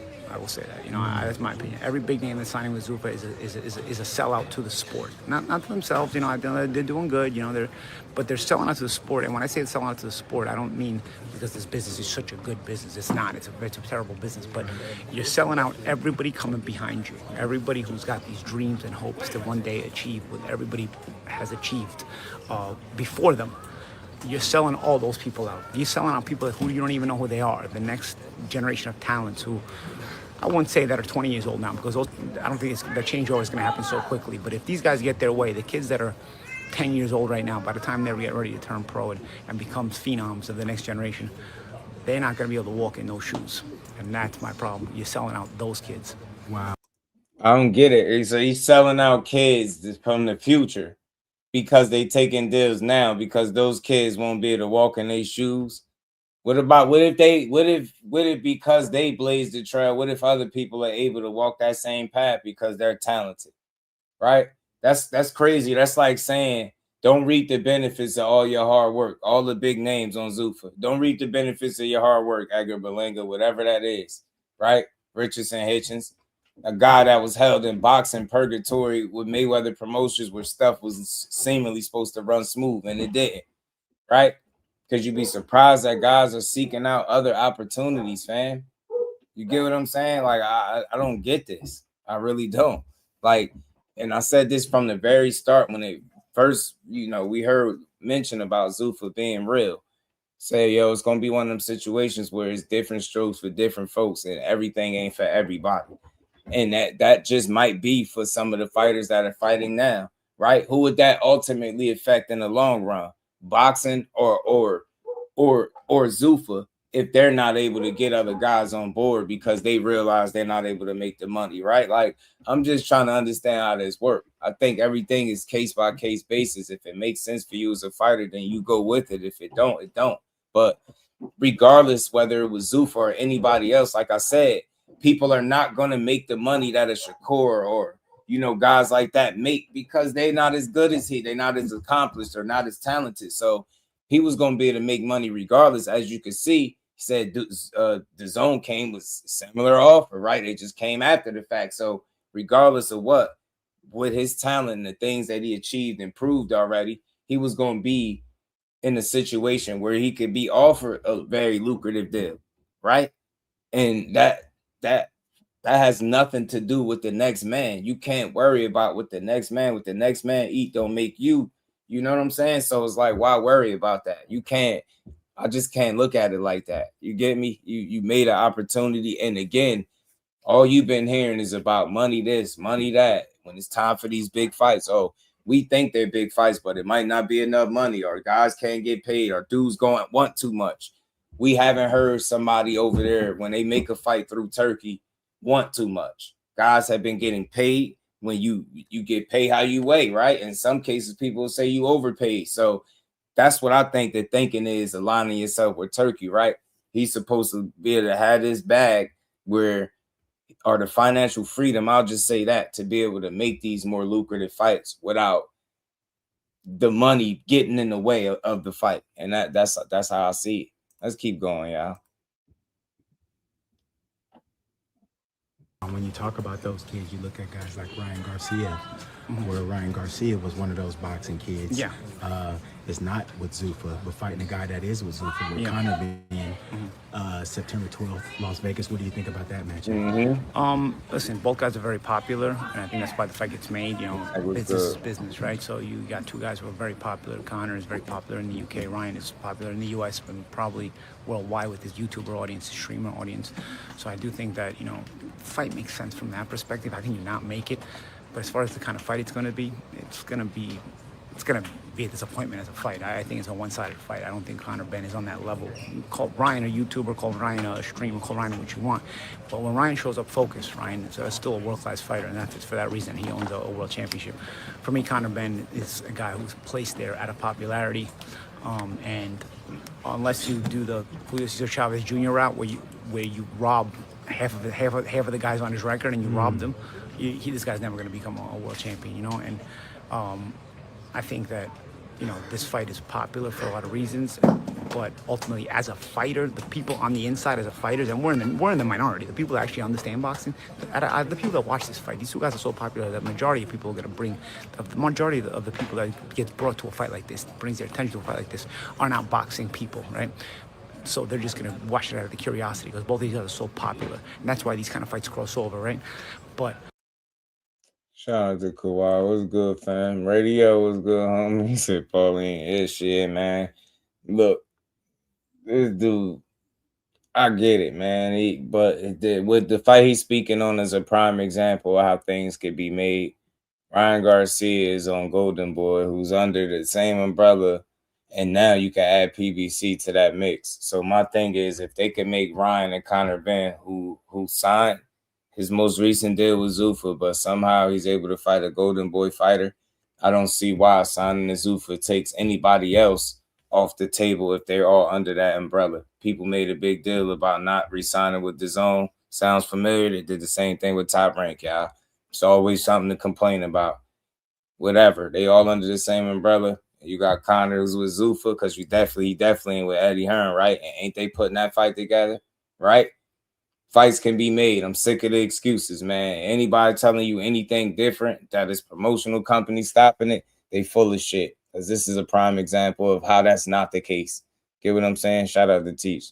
So on Deliver, we can't complain about people saying that they sold out. Nah, you can't. You can't. It just still don't mean, you know what I'm saying? They have to deliver. It's just like, what's the difference, Teacher, them being with any of these other promotional companies and being told that they can make fights and the fight's not happening, right? They're not selling out then, right? But then as soon as they go across the pond and get their bag, it's like, I'll see y'all selling out. Nah, that dude got the financial freedom to make these fights if guys truly want to make them. That's what I'm saying. And I think we got evidence of it, and there's going to be more evidence when Ryan and Conor Ben actually, happen, right? Boom. That's an example. Guys want to fight, they can fight. You get me? Dudes just want an excuse, a barrier built in for why fights not happening, because and I'm starting to see it for what it is. Some of these people are pushing these narratives, Teach, and the rest of the chat is because whoever their favorite fighter is, they already feel like they not interested in certain fights. So if they build this excuse in and say, yo, this is the reason, they don't got to hold their favorite fighter accountable for not making one of the biggest fights in boxing with Shakur Stevenson. That go for anybody from 35 to 40 to possibly 44, right? However you want to look at it. He's a big fight for these dudes, and they know it. So if they build in the excuse, somehow put all the accountability and dump it on his shoulders by saying, see, he made a move that takes him away from it. We hear this shit all the time. It's garbage. It's all garbage. When dudes want to fight, they fight. You get what I'm saying? Terrence Crawford and Earl Spence couldn't be more opposite. At opposite ends of the spectrum in terms of how they did business, and they still wanted to fight ultimately because what? Both guys really wanted that fight. And that's what that told me. None of these dudes are getting a more benefit of the doubt than that. They made that shit. They even had to fall out of negotiations and come back to the table and still made it happen. That's what everybody else got to do. It don't matter what side you on, who you with, who you signed to. If your paper is right, you should have no excuse for getting in the ring and making a fight. And that's how I'm on it. You get me? Let's keep rolling. Everybody at the like button. We're going to keep building. The minority is people like us who understand boxing. We in the minority know this is not a good fight. This is a one-sided mismatch, and I think I would be shocked if Ryan doesn't knock him out in a one-sided fight. Wow, and a lot of people I've talked to feel that way, that Conor being with the come-forward style and the aggression is going to walk. And doesn't have the power.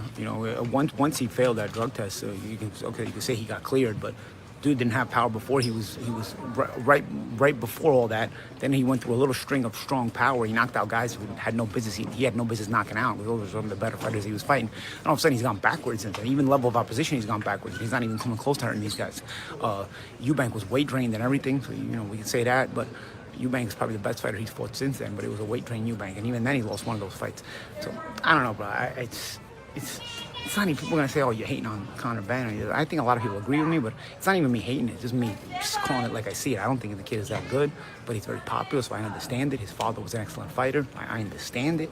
The UK market is huge, so they're able to create these kind of stars. I understand it, but that's it, man. You want me to tell you what I think of the fight, right? I understand why they're making the fight too, but it's not. And look, man, Conor Ben, the reason why I respect this game, I get it with the egg situation. That's going to be a part of his career until he retire. But it is what it is. I seen the way the power just don't look the same ever since the egg situation. Make of it what you will. That's just my observation. He don't seem to be affecting guys the same way he was before that.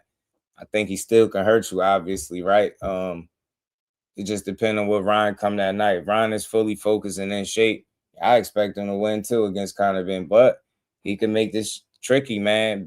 Not being on point. Gonna be interesting to see how much pressure Conor Ben bring, because he talking like he's just gonna beat on Ryan, right? He gonna beat on him like a drum. We're gonna see if it's gonna be that simple, fam. But I think he got a shot because Ryan could be so unpredictable in terms of who's really gonna show up. He seemed like the belt has kept him somewhat honest and motivated. Let's see if that transitions into another fight, into his actual title defense of his, right? So I'm here for it, man. I ain't tripping on the fight. I think this is Conor Ben's best chance at a title. You're going to have to go through some fire if you're going to win it. Ryan is athletic from the waist up type of guy. Fast hands, really good left hook, solid right hand. Give me jab decent, but he can be cracked. He makes mistakes. He relies on the speed and power too much, I think, at times. Much like what I've seen from Conor Ben in certain instances. So let's see who's able to impose their will on the night, right? Is it going to be the speed and the left hook of Ryan Garcia catching Conor Ben and stopping him? Or is Conor Ben going to be able to bring the kind of pressure that's going to force Ryan into that little Victorville shell that he was doing, a silly shell, one of y'all was calling it. You get me? So probably I got Ben beating Ryan. Conor's a front run after 5 rounds. He out of gas. It's because he like to load up sometimes. He can be cracked. Yeah, you know what I'm saying? He can be caught with something, man. He makes those mistakes. So, and he's been stopped before. He's been cracked to the body. It could be interesting. I don't know. You know what I mean? He said Ryan got 3 back-to-back showcase fights. Showcase is real, Jordan. You know it. Showcased out, fam. You know it. You know it. Pooh the Kid, my dog, man. Being a member for 19 months. I know he gonna make it to 2 years. My dog. Appreciate the love. He said, my G, glad you back doing well, for sure. Still, you know, getting over them little stones, but it ain't slowing nothing down. Again, happy belated birthdays to my baby girl and my baby boy, man. We usually be live streaming, but we enjoyed our days, man. We gonna keep the bill going. Shout out to Pooh. But yeah, Conor has to be in shape. He got to be able to make this weight at 47 where it's not killing him. He can't be all, you get me? He got to get back to himself. He's still dropping down from that little catch weight that he fought with Regis. So he eased his way back to 47. Maybe that'll do him some good. But I'll be paying attention to see if his punch resistance look like it's compromised. This is after 2 fights with Chris Eubank. That first one was grueling. You get what I'm saying? The Regis Prograis fight wasn't an easy fight for him neither. So we'll see. We'll see. Is he shot more? Right? Who's the fresher guy going into this fight? Who gonna be more prepared for this fight? You know, because for what Conor Ben lacks, I think, in IQ or skill or whatever the case, pedigree, he does make ups in certain areas with sheer hard work and determination. The dude works hard as hell. So, you know what I mean? Is it going to be one of them situations where hard work beats talent? Because Ryan is the talent. Conor Ben is the hard work, right? He's gotten to this point, despite the lack of skills that people would say he had picking up boxing late, like we know he had, right? He's gotten here. You know, you could say the Ben last name, his father was a good fighter, but some of that has been with hard work, because it don't matter what your father's last name was if you're not good to a degree, right? If you can't win fights, should I say, right? And he has something there, right? Because he works extremely hard at it. So Conor Ben, I know people probably won't agree. I don't call him trash. I just think he's limited. You get me? Different guys, right? If you're a dude that picked up boxing that late, I can't expect you to look like a guy that has been doing this since a kid. I can't expect you to look like an Olympian, a medalist of any sort, right? I don't expect those things from you. But what I see from him is a guy that does have the last name because of the pops, but he's put his fair share of hard work in to kind of get into this position. So I do think this opportunity is a matter of popularity and just timing. 147 is not as deep. I think guys are looking to kind of probably extend the title run of Ryan Garcia. This is a winnable fight for him. You get me? So we're going to see, man. We're going to see just how hungry he is, how motivated he is to win this fight. But I think he do got a shot. Shout out to Irony Boxing, my dog. What's good? Mule, what's good, fam? Yeah, Ben is durable. For sure he is. For sure. Shout out to Dre. You feel me, Blunt? Even on the chin, lunging in. Yeah, that I could see that left foot catching him. You know what I mean? But this is talent versus hard work right here. Ben is the hard work. Ryan is the talent. He's fought. He got that more of the pedigree. He's fought. I would say better competition. Not winning all. He fought a Tank. He's been in there with Devin, right? Even a Rolly for what it's worth, right? So he's fought some guys, man. Let's see how this matchup. I think this could be a good matchup though. Because if he can't just crack, if Conor Ben ain't reckless and careless, too careless, right? If he could avoid running into something early and he can push this fight past midway, things could get interesting for both of them because Conor Ben could slow down and so could Ryan. So we're going to see. I like this fight, though. I ain't mad at it, you know? Because, look, the last time we was expecting Ryan to go out there and stop somebody, look what happened. He got outboxed by Rolly, and both Rolly and Conor Ben are guys that picked up boxing late. But even Rolly, despite, you know, the sparring from way back in the day and all that, he was able to have success, neutralize Ryan. You get what I'm saying? And he outboxed him. He didn't stop him how most people thought if he was the win, he would have stopped Ryan. He didn't do it. He outboxed him. So Ryan could be stopped. We seen it with Tank. He could be dropped. We seen it with Tank, the Luke Campbell fight. He could be hurt to the body. We seen that in the Tank fight. Conor Ben could bring pressure. He's a two-fisted fighter, right? He's going to be throwing both hands, I would assume. Yeah, this could get interesting, bro, if he don't run into something early. He run into something early, I think his goose is cooked. You get me? Need to see him get back to 47. So this would be the fight, Mule, where he get back to 47. There's a chance Conor ducks the left hook and counters Ryan. Same as Tank. That's what I think will happen. It's possible the marriage, you feel me? It just ain't one-way traffic here. You know what I mean? I get it. The guy that's expected to win, yes, doesn't always win. And Ryan is unpredictable. Did he let the title get to his head, right? Is he too cocky or is he working even harder? Those things are real. Those things are possible. Did he let up a little bit? Did he get comfortable, right? Or is he really going hard? Those are the questions, right? Because he has a detailed past of not being a guy to work the hardest, right? To be inconsistent, to, you know, there's still a fair question is he going to show up the best version of himself? That's a fair question, right? There is a chance that he could be motivated, take this opportunity real serious. He could, regardless of what he say, he know Ben could crack a bit. He could, got to take this opportunity serious, right? He could be doing all the right things. That is possible. We could possibly see one of the best versions of Ryan. I thought he was a really good version of himself against Barrios. He can duplicate that same kind of energy and success. He should be fine, you know, because I think he is the more talented guy naturally, but he still got to go out there and execute and be disciplined in the ring. And we know Ryan has lapses in judgment. He makes mistakes. Sometimes he over relies on the power and the speed too much. You know what I'm saying? Trying to throw everything hard. You know what I mean? He can leave opportunities for a guy like Conor Ben. But Conor Ben could be overly aggressive at times, leaning over that front foot. He could be there. He's there to be hit. I haven't seen a fight where Conor Ben didn't get hit. So let's see how sharp he is defensively early, because that's going to set the tone. If he can be smart early and make it hard for Ryan to find shots cleanly, then, you know, he got something. But Ryan is able to land early and often, bro. It's going to be a long or short night for that man, depending on what his chin really like. Lee, what's good, homie? Shout out to Reef. What's good, my guy? You already know, my dog. Let's keep going, though, y'all.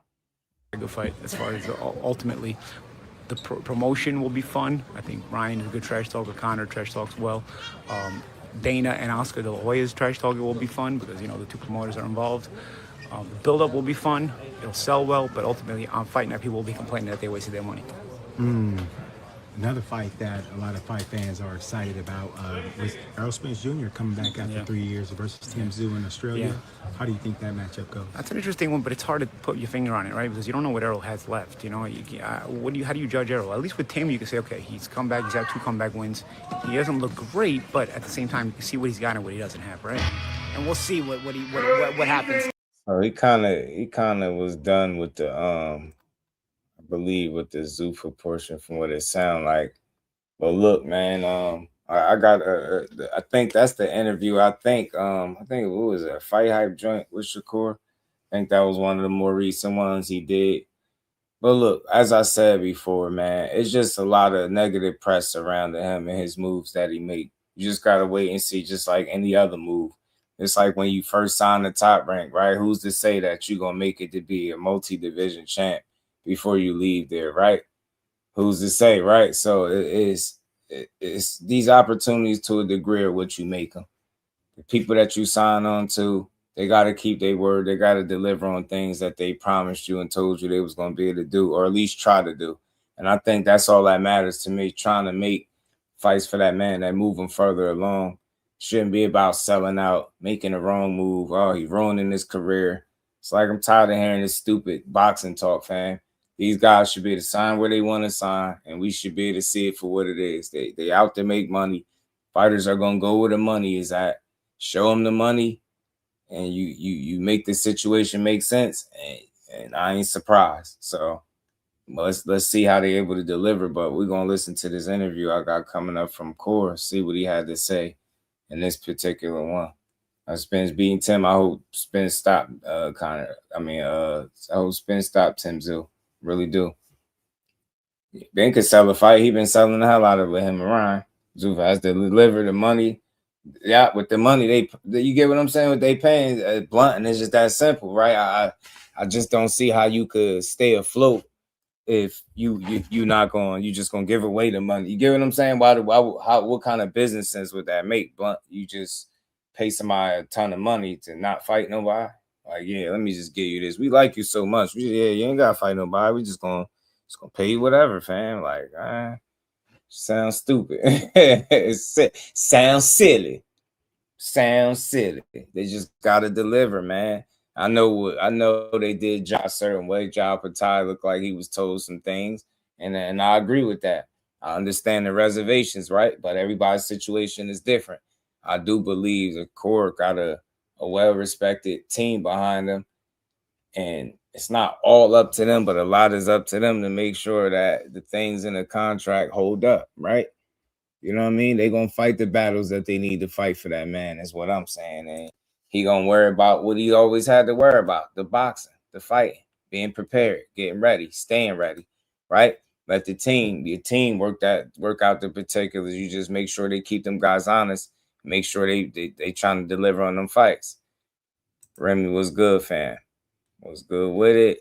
Spain won. Shout out to Spain.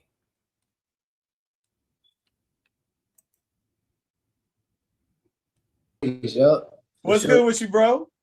Nah, I'm chilling. I'm just sitting back, in my crib, relaxing. I just got done watching boxing, so I ain't doing that. That's what's up. Look, just got done watching boxing. Let me just say congratulations, obviously, on the big announcement, signing with ZUFFA Boxing.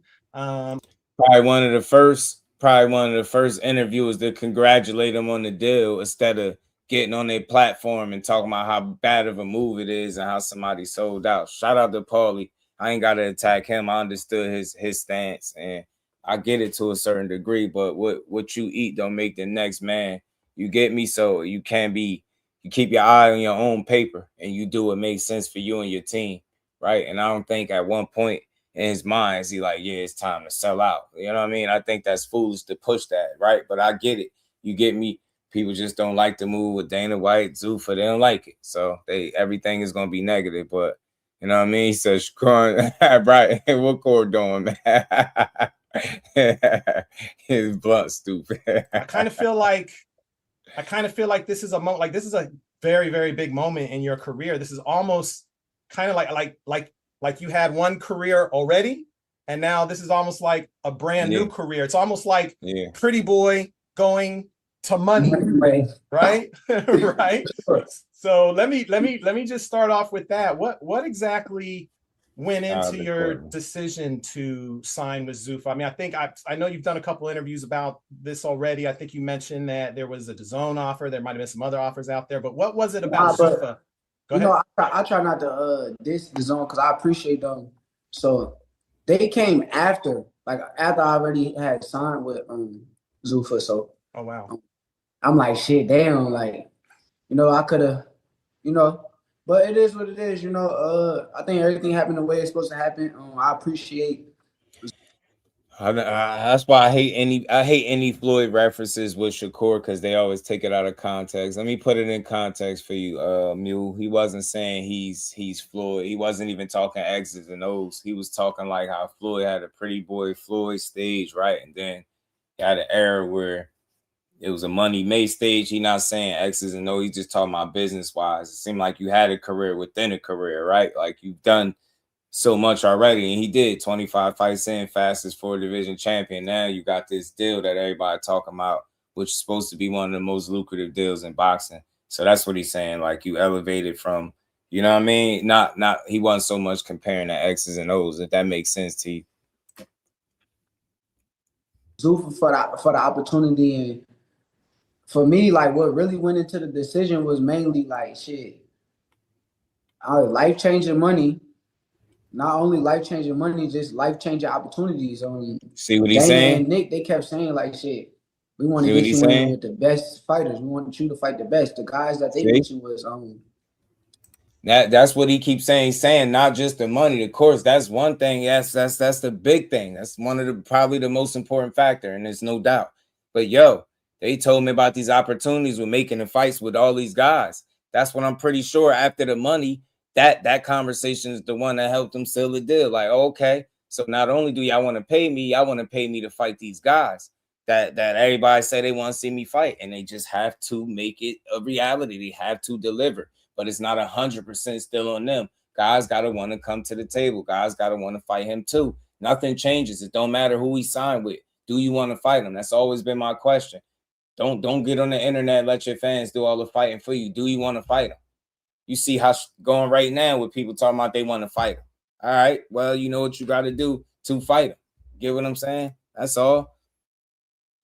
Definitely. When I heard that, I'm like, shit, why would I go away from what I've been wanting to do my whole career? I think my whole career I've been saying, like, the titles and all that, I done it. Like, with all due respect to, like, the titles, I appreciate y'all. Like, and I'm still, like, willing to do it besides the WBC, but for me, it's like, shit, I want to fight the best. I want to get in there and prove myself and get under them bright lights and see who's the best. I'm not scared of taking no risks. And I think that's what really kind of kicked it off with me and ZUFFA. It's like, shit, y'all visions is as big as mine.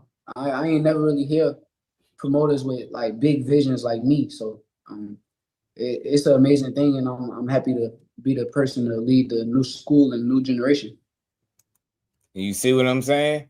And that's a part of it that people are leaving out. Like, I get how people feel like it's going to end up, and some people could be right. Maybe they could sit back and be like, see, with the hand on the chin, like, I told you so.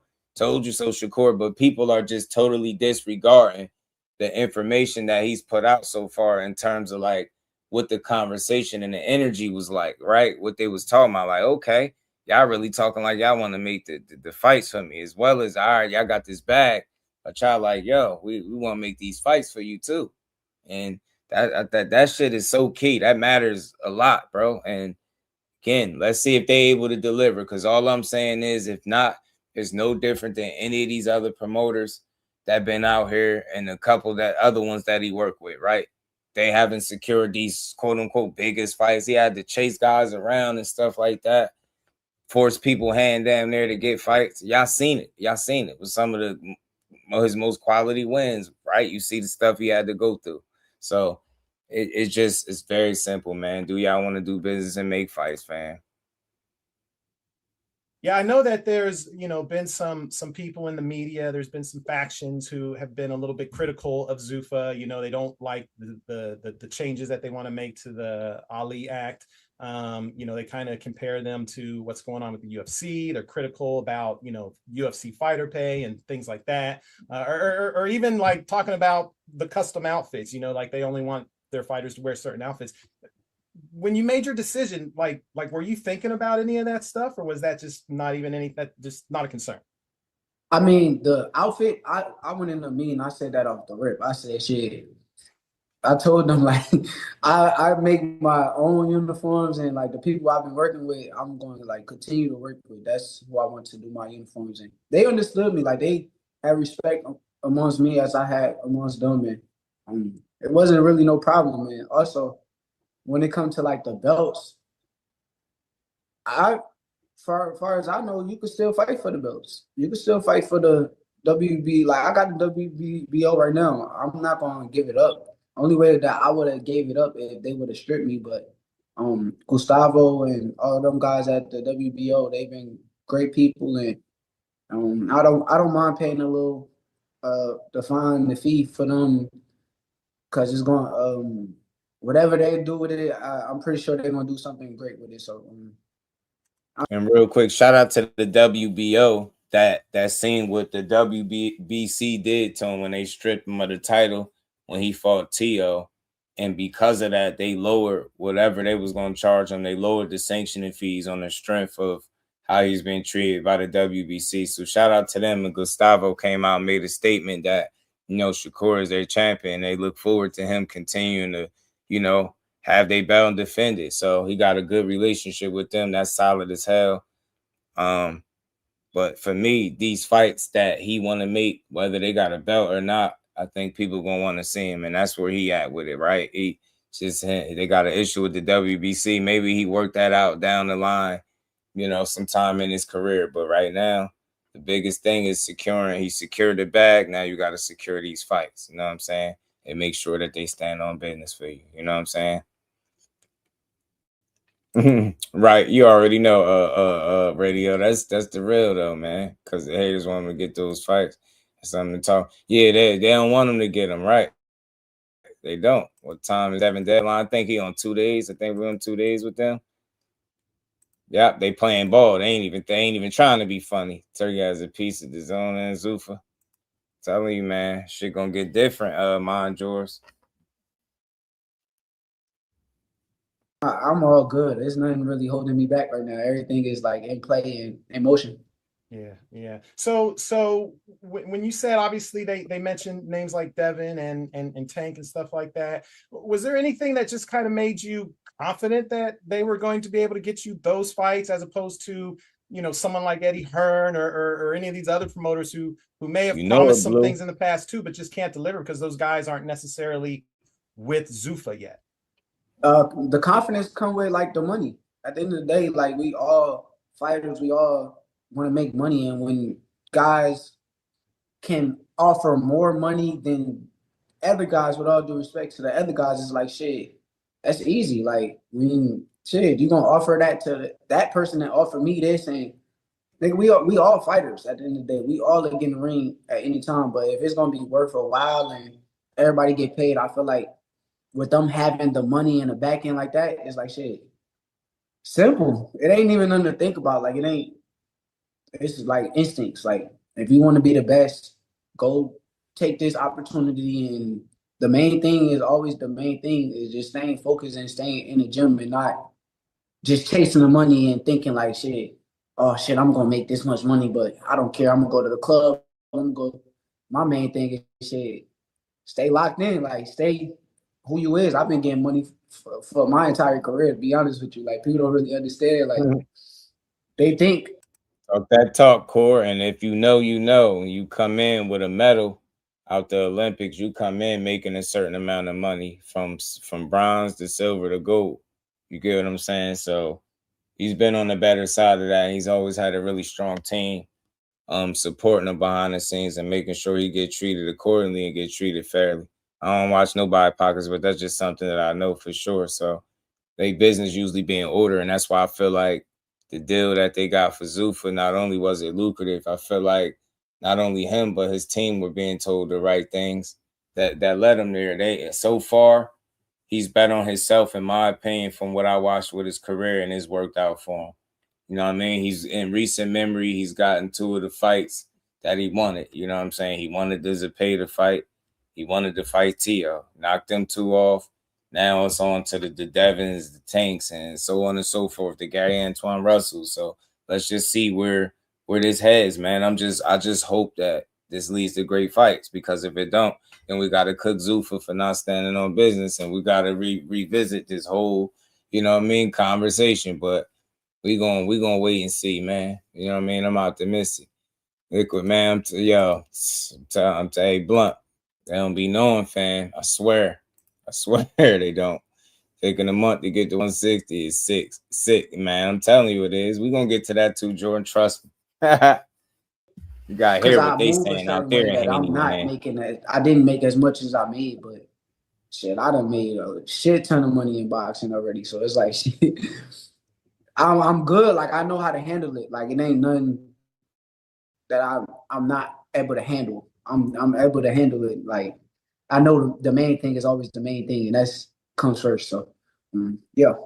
Yeah, you mentioned they made a little promo video and obviously everything. there's things that some people, fans, you know, we're not privy to and things like that. But when you mention the backing, I mean, obviously ZUFFA there with Paramount, but obviously the big name that everybody knows is Turkey, right? Yep. Like Turkey is backing them, and Yep. that's kind of where the confidence comes from as far as the money's concerned, right? Yes, for sure.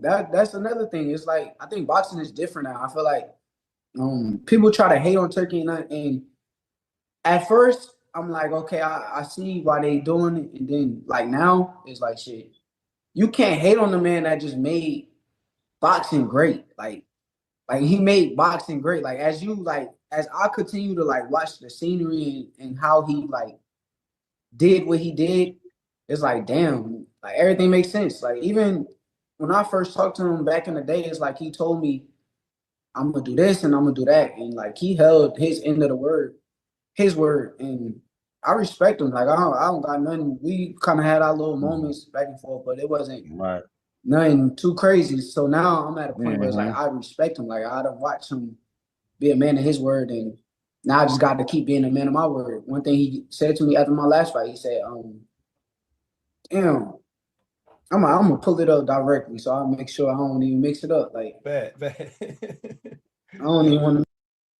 Yeah, that's dope. That you got a good. That's what it's all about: having the right relationship with the people, and having your situation, your deal in place, right? Making sure they can deliver, and they're in a position to be able to deliver. But like I said, there's so many moving parts in boxing. It's only so much anybody could do. Guys have to want to fight. Guys got to want to do business. Guys got to want to sit down, come to that table. All those things is real. Ain't nobody should be on no high horse, man. If you want to make fights, make fights.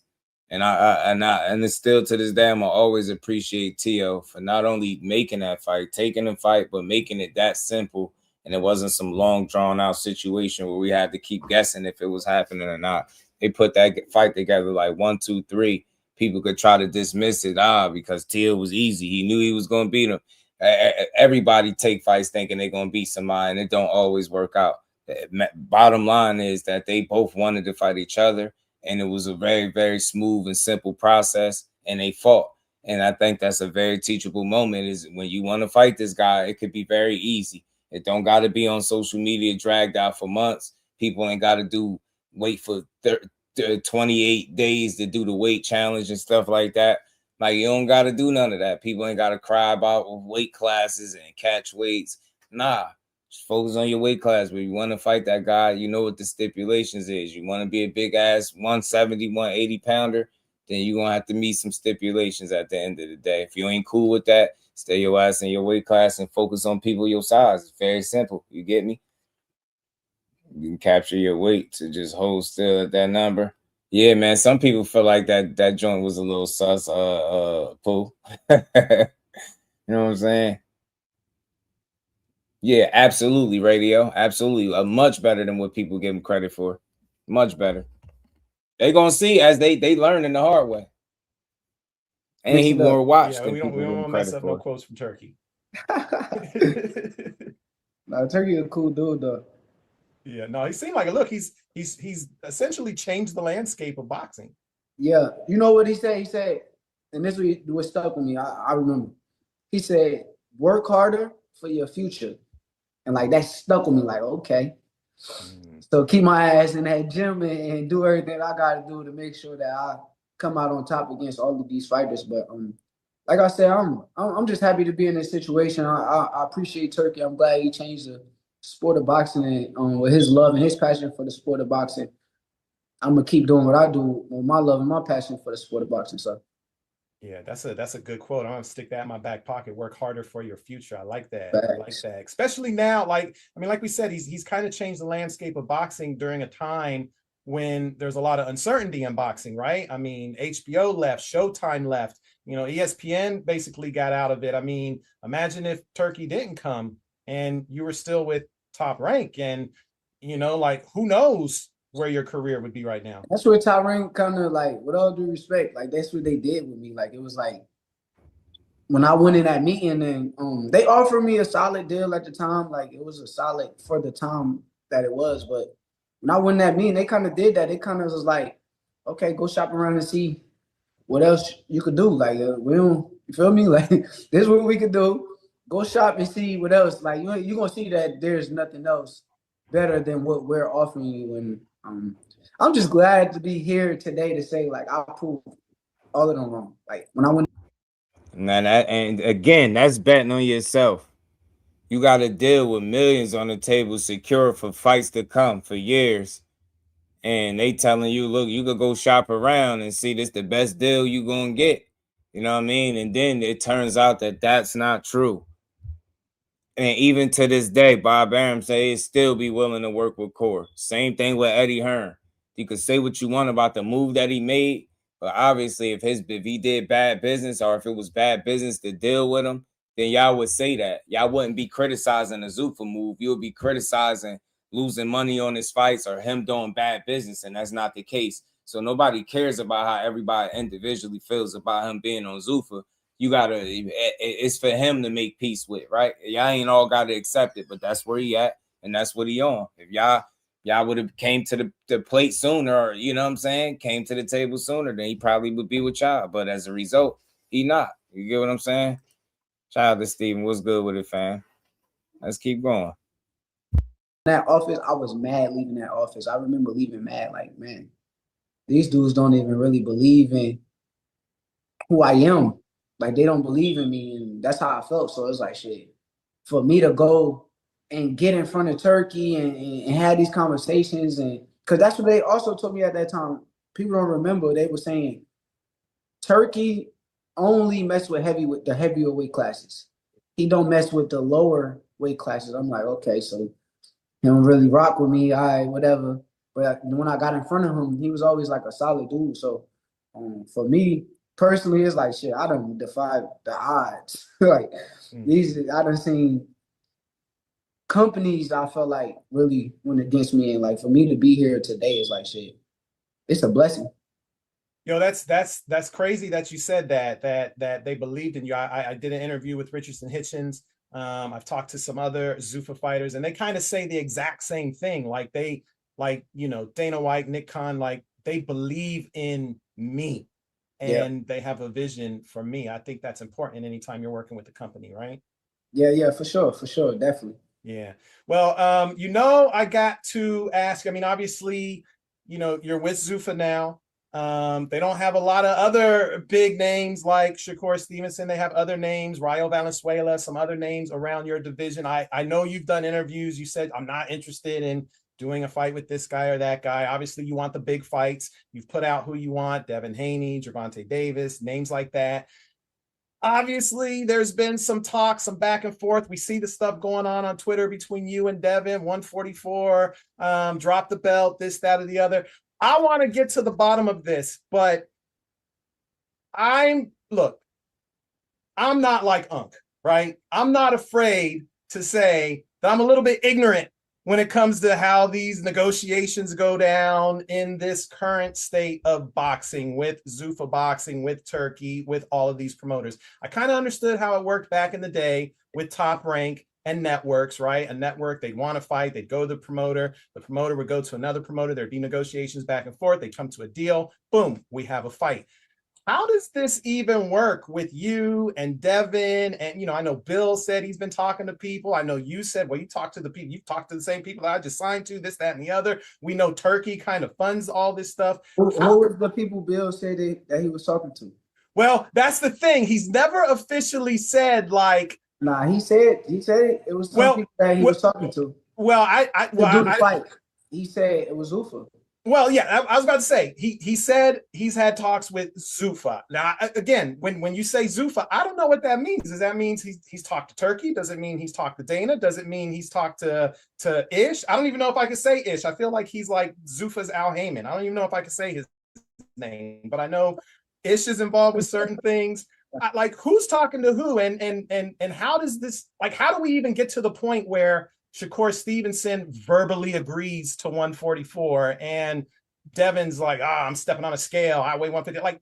Like I don't know who's talking to who and how this fight is even being negotiated. Rolling was good, Steven. Yeah, man, Antoine's a dog, man. I hope he get I hope we can see him and Shakur real sooner than later. You know what I'm saying? That's a great fight for him. But let's keep rolling. Everybody at that like, but we're gonna keep building. I think it's just a lot of like shit that be happening like in the sport of boxing, but who are they? I mean, I know for a fact Bill went on an interview and he said that he was talking to ZUFFA about a fight with me, and I thought that was cool. I don't think there was nothing wrong with that. So, but that was when he did that though. That was before you were officially signed with ZUFFA, right? Like, yeah, you didn't make the announcement. So basically. He said he's talking with them, and then 2 seconds later, I signed with them.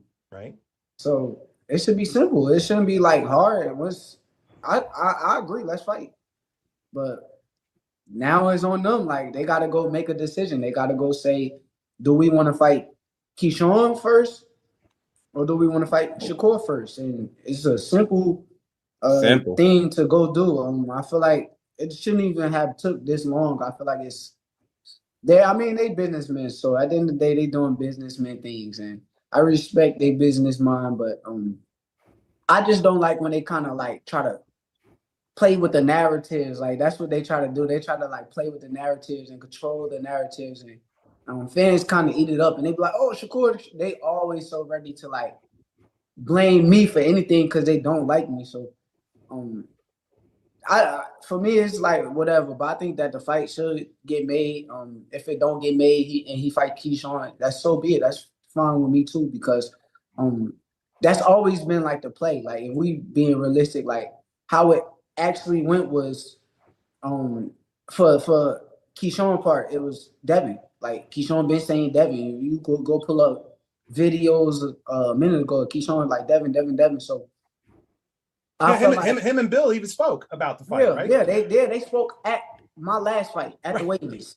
At the weigh-ins, like, oh, we're gonna make the fight happen and such and such. So that's always been a play to me. So I was cool with that, and I'm always cool with that. But once I feel like Keyshawn became the mandatory for the fight, and the fight was actually getting closer, they start saying, oh, Shakur. But I'm a guy, I don't care. Like, I don't care. Like, it's whatever. Like, once you say Shakur, now it's like, what up? Like, I'm with that too, because I know, like, I believe in myself 100%. So that's just how I looked at it. It's like, shit, whatever. But I mean, it's simple, bro. That's what he said. All this back and forth. It was a much simpler way that we could have got to whatever point we at now without the BS. Without the trying to drag him, oh, he's scared, he too small, he need more time. This is like, but then at the same token, you keep saying you negotiating with him. That's why I was making everything look crazy, because I've never seen nobody behind the scenes negotiating in good faith, but then publicly constantly dragging the guy every step of the way, making it seem like he won't sign a fight. Yeah, he signed it, but he won't sign a battle agreement. Yeah, but we find Keyshawn next, but we negotiating with Shakur. It was too much. And I keep bringing up the T.O. situation because it was a teachable moment. Did y'all see that spill out into the media? Did y'all see them have to argue back and forth over and over about nothing? just for no fight not to happen? No, because when you want to fight that man, look, and they got on the phone. So don't tell me that people can't get on the phone, teams talking to each other because guys wanted to fight. All that back and forth, that shit is for the media. That's controlling the narrative, shit like that. And yo, I'm telling you, man, you might be right. Hey, radio, I almost screenshotted it today, but I just left it. Somebody said Devin Haney gonna make $500 million with ZUFFA. They could get $500 million out of ZUFFA. You cannot make this up. They said $500 million, fam. 500 million, fam. That's what they saying. They really believe that. They believe Devin Haney is worth $500 million from ZUFFA. I promise you, I just seen somebody say Bill and Dev could get there. They said Eddie Hearn got the zone for what, $1 billion? They said, yo, Bill and Dev could get ZUFFA for $500 million. I promise you, I'm not lying. I almost screenshotted it, but I just wanted to let them make it. I was like, wow, fam, I'm dead serious. $500 million. I'm not lying. I'm dead serious. It was no joke. It was no LOL. It was dead serious, fam. They because of Eddie Hearn saying he wish he could manage Devin Steele or something like that. Yeah, fam, $500 million. That was somebody in Artman chat. Shout out to Artman, but somebody's in that chat being goofy. Yes, the Mary. I'm not joking. I'm not exaggerating and none of that. $500 million. Yes. Said they could get $500 million up out of them. I'm like, what? Was either ZUFFA or the zone, either or. They did $500 million is what they said. I'm like, bro, what in the hell? Going Friday thing with Shakur, he been standing and banging a paid in Tia. Yeah, Steven, man, they just don't really watch boxing, bro. Most people that really watch Shakur, they know that he fight more in the pocket than he move, especially in the more recent fights. But he's always fought his fights more so in the pocket. People just choose not to give him credit for it because they weird. It's better to push BS narratives than to give him credit for what he really is. You know what I mean? Converted southpaws, or you know a little something, Steven. Yes, sir. Guys like that is fine. I'm telling you, bro. So let's keep building, man. Like I said, you want to make fights, and this is just not him. But I'm just in this particular situation. You want to fight him. It's not hard to fight him. You don't got to fight him on Twitter. When you do all that fighting on Twitter, y'all, I keep saying it more times than not, no fight is coming. When you see them shut up and start get silent and start ironing out the real stuff, that's when you got to fight possibly brewing. All that on the online stuff is just for clicks and views to keep stuff spinning, bro. But at the end of the day, when it's time to sign your name on a contract to fight somebody, you're going to see what's going on. These dudes got 2 days left. Now they still talking about Shakur. Shakur this, Shakur that. Stipulations this, stipulations that. Shut up. Do you want to fight or not? If not, just shut the hell up. You want to fight, take your ass to 44. We don't care that you was 159 pounds. We don't care that you was 160, fam. We don't give a damn. After a month, you definitely blew that weight. You lost about at least 10 or more pounds. I'm willing to bet money you lost more than 10 pounds in that last month. Guaranteed. I always ain't want to just like step on Keyshawn's toes at the end of the day. So I never just like when they say, oh, 144 right now, go do this right now at this time. But I think they were social media playing. Like they play like social media games. But I'm cool with it. I'm cool with it. Now that Keyshawn is mandatory and they have no choice but to either fight him or drop the belt and come and fight me, I'm fine with however it goes. So however it goes, if Key get the fight, I'm good with it, and I'm happy for my bro, and I'm gonna be right there alongside of him and pushing him to get to the next level, same as he did for me my last fight. And if I get the fight, I know he's gonna be right there alongside of me. And that's another thing, like he sure really my cheat code. Like, he's my cheat code. Like I be sparring with him where it's like it's high level. Like I feel like me and him, to me, is like the best fighters in the sport of boxing. I don't really believe there's any better fighters in the sport right now than like me and Keyshawn. And I was just watching like me and Keyshawn fights from January 31st, and both of us, like I see like the level. So he's like a cheat code. Like if I'm getting in the ring and working with that nigga, and I go in the ring with these dudes that's not as good as him, because I don't believe Devin is as good as him. So like I said, I mean, no, I get it. He's able to work with this guy on a regular basis. I've heard nothing but positive things about Keyshawn throughout this boxing space. The only people that doubt him is people that don't like him for whatever weird reason they came up with, or if they got a fighter that he could potentially be a threat to, then they talk crazy about him. But all the coaches, the trainers, the managers, the promoters, they talk totally different. They know he the goods. You get what I'm saying? They know he the goods. Bob Arum been around all this different talent. He knows he's the goods, right? The Andre Wards of the world, the Tim Bradleys of the world, right? The Roy Joneses of the world. The list goes on and on. The Mayweathers. All these dudes know that Keyshawn is it. He one of them guys, man. All you got to do is stay locked in and keep building, keep growing. His name is going to be in the mix to these big fights, right?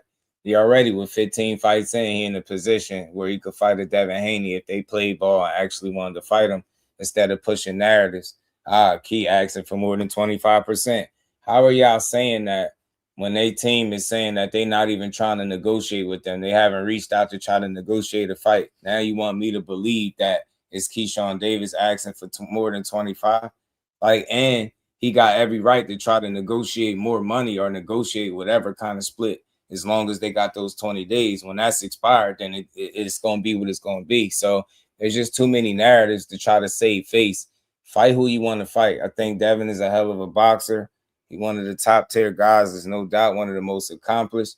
Just make the fight that you want the most. We know you want the Shakur fight the most, but if you're going to keep saying that he's scared of you and too small, he don't want to fight and sign the bout agreement, at what point do you move on and say, you know what, we got to just fight Keyshawn?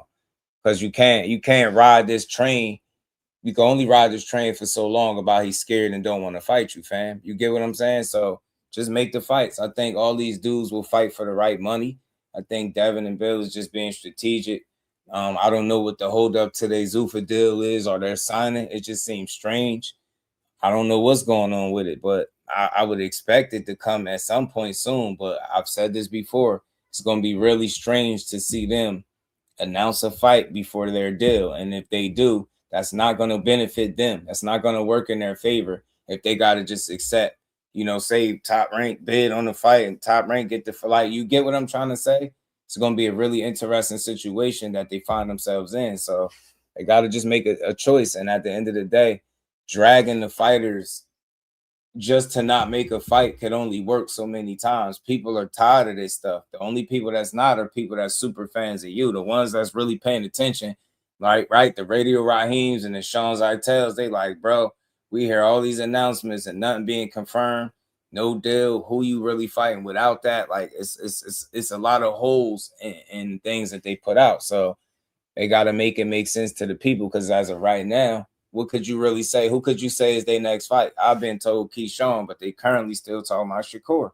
And I'm not exaggerating this. You can't make this up. So at what point do you just say, yo, we vacating this belt? Because you're going to have to if you're fighting Shakur. Like, it's pump faking all the way around. If you're 100% sold and you sure that this fight is going to be made because that's the one ZUFFA want, then why don't you relinquish the title? Because it's either that or they're going to strip you the minute you step in the ring. However it's going to go, you will not still have the title, win, lose, or draw if you fight Shakur next. And if that's not what you're doing because you're not dropping the title, then just tell the fans that you're fighting Keyshawn. If that's the next fight for you, then people are going to support it. Either way you go, people are going to support the fight. They just want to see it. And you take your pick. I don't care which fighter you fight first. Fight one of them. It don't matter. But the fact that y'all promoted this for as long as y'all did, I just want to see one of the fights. May the best man win. Let's support boxing. Let's support them on both sides. But we ain't going to support the BS narratives that keep going out there. Like, you literally down to what, 1 or 2 days left? You get me? So it's only so long you could do this, man. It's only so much. It's only so much you could do this. It's only so much you could do this. And that's what I'm going to do. Next disrespect, I'm calling you an Uber. We don't play them weird ass games. You don't like what I say, just go listen to somebody else. That's all I could tell you, man. You know what I'm saying? It would be good for any fighter if it goes to purse bid. The less of the money, the less the Key will get, as well as Dev. Nah, it ain't gonna be good for Dev. It ain't gonna really matter for Key because he gotta accept whatever anyway. But at the end of the day, we're gonna see. If without that backing, you're not making that money you looking for. And I think when it goes to purse bid, without the backing, you're not gonna get the money you're looking for. Val, what's good with it, fam? Too late for anybody now. The best talent currently available. And it's crazy, yo. Like, I'm so tired of y'all being weird, yo. Y'all weirdos. Y'all weird, bro. Everybody get their credit. But if I think Shakur gonna beat somebody, I'm not about to straddle no fence so y'all could feel good. Get what I'm saying? Get the weird energy out of it. Talk some real boxing, fam. Click the link. My link is in the community section, weirdo. Yeah, it's all in all, however it go. If me or Key get the fight, I'm cool with it either way. Man, Shakur just teasing the fans, letting us know you got video of you and Keyshawn fighting. I was just watching it, like checking it out. Fans are like, but that's a whole other story. So, but let me get the timeline right? So I know at one point Devin was talking. They so down bad that these dudes are reposting old sparring and trying to get views off it with him and Emiliano Vargas. You cannot make this up. This go for everybody. Before you come in here criticizing my support of a fighter, I want to see you criticize these people for tearing them down. If you can't do that, I'm automatically blocking people from here on out. I just don't care. You know what I'm saying? I just don't care. I can't really say that, Boxing Edge. I can't say that. I can't speak for that. I'll say this. Speaking straight, I only want to speak. I don't know what he will or won't take. I just know he's fought for less than that before. And it's no, for sure. I don't know what they split and how much money they get. So I don't know what he'll fight for. I'll just say that. I feel you saying you don't think so. I get it. For me, I look at it like this. I ain't even going to go that far because if by his own coach's admission that they haven't even reached out to try to negotiate or make a fight, we ain't even gonna have to worry about no splits. You know what I'm saying? This might not be a fight that's coming, but we're gonna see. Let's keep rolling though, man. We got a bit more to cover in this. Talking about fighting Rolly, right? Yes. There was an offer for Rolly, and yes. then he got rid of that. Then there was some talk about Keyshawn, right? Just like you said, right? Yeah. And then all of a sudden, your name is brought up. Now, prior to that, you were already probably thinking about a different plan, right? Like I don't think you were thinking I'm gonna fight Devin Haney. You already had some other plan like in your head, and in my head, yeah. I still what up with it. The thing is, you know, I've said that focus on your weight class, but if you can negotiate a fight with somebody in between your weight class, then go do it, right? I understand his willingness to want to try to make a Shakur Stevenson fight, but the longer this goes on like this, the less likely I believe them because it's the same old song and dance. Oh, it's all his fault as to why the fight ain't happened. We say yes to everything, but in reality, you can't say yes to much of anything without no deal. And they've been bamboozling the fans. Unless I'm wrong, I'm gonna pay clear attention to this. If they announce a fight before they deal, we're gonna see how this go. But I don't see that working in their favor. And the only fight that I could see is if, you know, him and Keyshawn thing went to a purse bid, they fight went to a purse bid, and that fight happened, right? But a fight with Shakur Stevenson is not going to happen without him announcing a deal or having some type of financial backing. It just don't make a lot of sense. You get what I'm saying? They don't want to negotiate with Keyshawn just so they could push the narrative. I think so too, Vision Beyond Sight. It's getting obvious, fam. Everybody hit the like button. Let's keep rolling. I did, but at the end of the day, it's like, when you hear them say it, it's like shit. #1 pound for pound? Yeah. Fuck it. Let's go. Like that's how I look at it. Like it was like shit. If I say let's do it at this, and now it's fair to where like you cut the weight and not put on the weight. I mean shit. Let's do it. I'm all for it. I done been in the ring with Devin since fucking Jits. Like it ain't none to go out there and fight Devin in front of the bright lights for a lot of money. And truthfully, every time I've been in the ring with Devin, he always been bigger than me. It never been a time where we was really the same size as I was always older than him. Like it's always was like a, you feel me? So truthfully, even how you just say like everything, I got to give credit to Bill because Bill, he plays with the media and like play his games and he keep the media talking about his son. So from like a marketing standpoint, that's why it's like, oh, he's about to fight Rolly, he's about to fight Keyshawn, he's about to fight Shakur, he's about to fight Ryan. He about to fight everybody, but at the end of the day, Bill know what he's doing. So I commend them guys, and if we make the fight happen, I'll say this. I think you got a better chance at Devin walking away because the numbers offered in the purse bid than Keyshawn. I think what he asking for is going to be a lot larger than what Keyshawn will want. I think Keyshawn, if we just going off of what he said, the opportunity is what's important.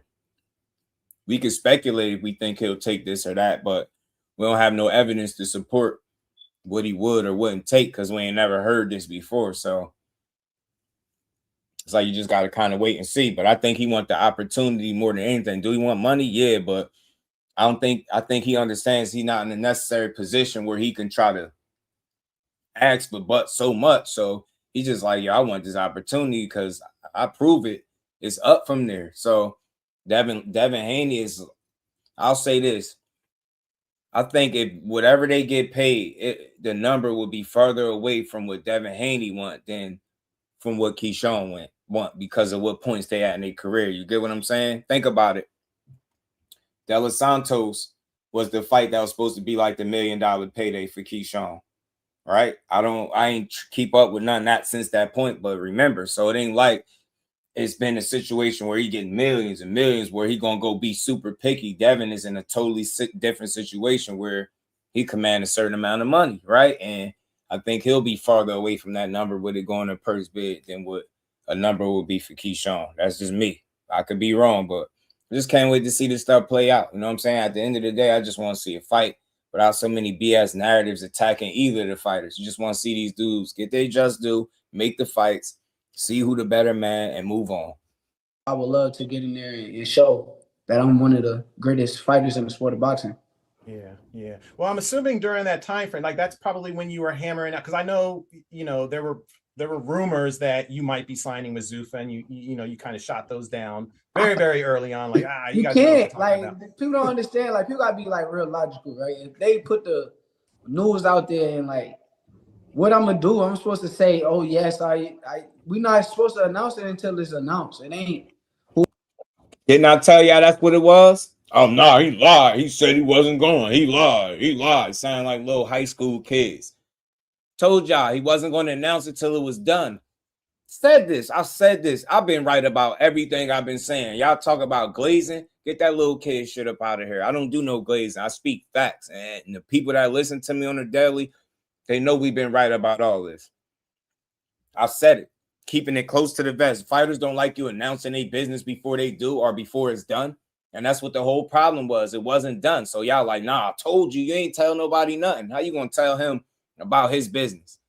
People are just idiots. And I told you it wasn't done yet, but I wanted to force it. Whoever leaked it really was wrong, like how I felt about it. I felt like Eddie really was playing some type of like his games that he played when he kind of leaked it. But at the end of the day, it is what it is. That's his war.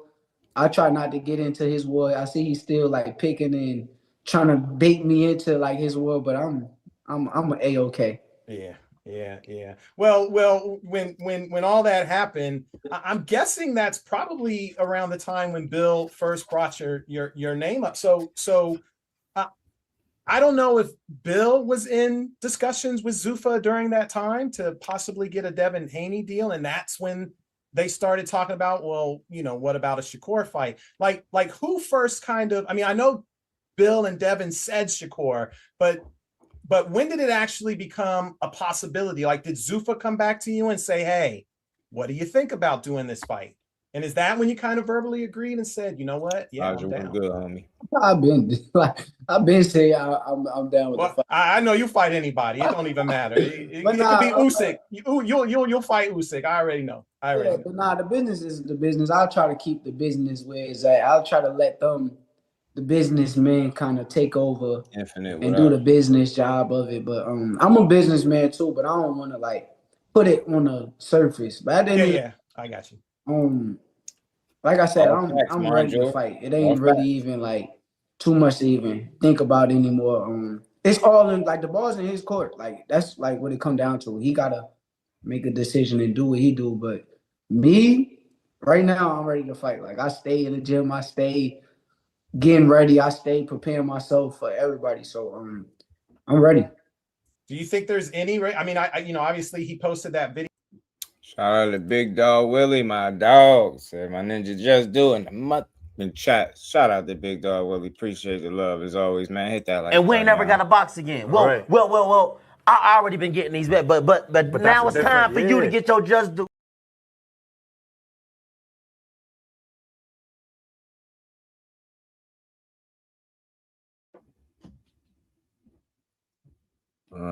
Shout out to Big Dog Willie, man. So yeah, man, that's just what it is, bro. People be trying to put the cart before the horse. They be trying to be first. Everybody think they got all these sources when in reality, everybody was saying the same thing. It just so happened he secured the deal, but it could have been the zone too if they came sooner. Then what people would have said, oh, I thought he was going to ZUFFA. Nobody would have said how they was wrong. They only want to talk about when they feel like they've been right. The thing is, like I said, when the announcement was made, he was going to be part of it. It wasn't going to come from none of those other sources, bro. It was going to come right from him and the people. And then you seen how it's been ever since then. It's not going to be no different, bro. Shout out to everybody in the building. Let's keep building, man.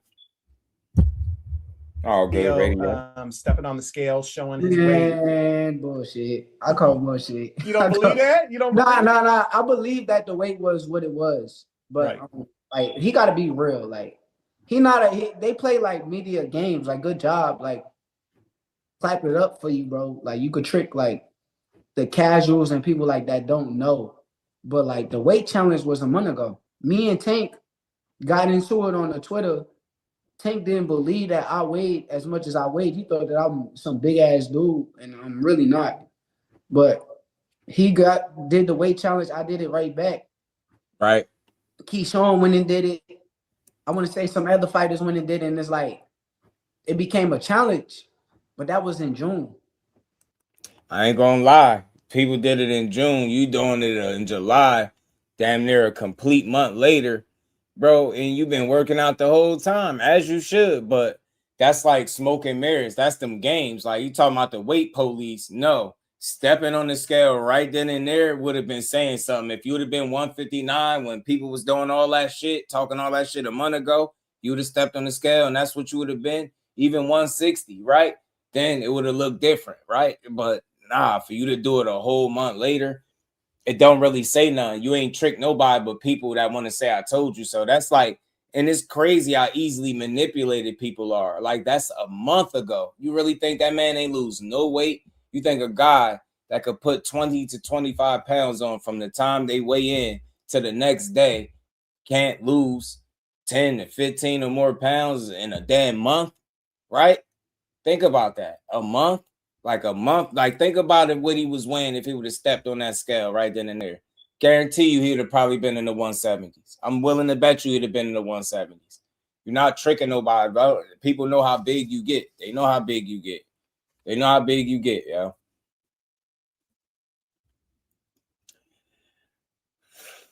Nah, man, I'm going to say this one time, and I'm saying this one time only.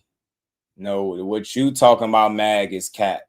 Shakur Stevenson ain't never weighed 170 pounds, and the fact that you think a dude that's listed at 5'8", on a good day, 5'7", is 170 pounds is ridiculous, fam. Just think about what you're saying. He would be out of shape if he was 170 pounds. You see how y'all force narratives on fighters? He looked at that big, but do you know days later he was in the gym with my guy and we all posted the picture that he took with him?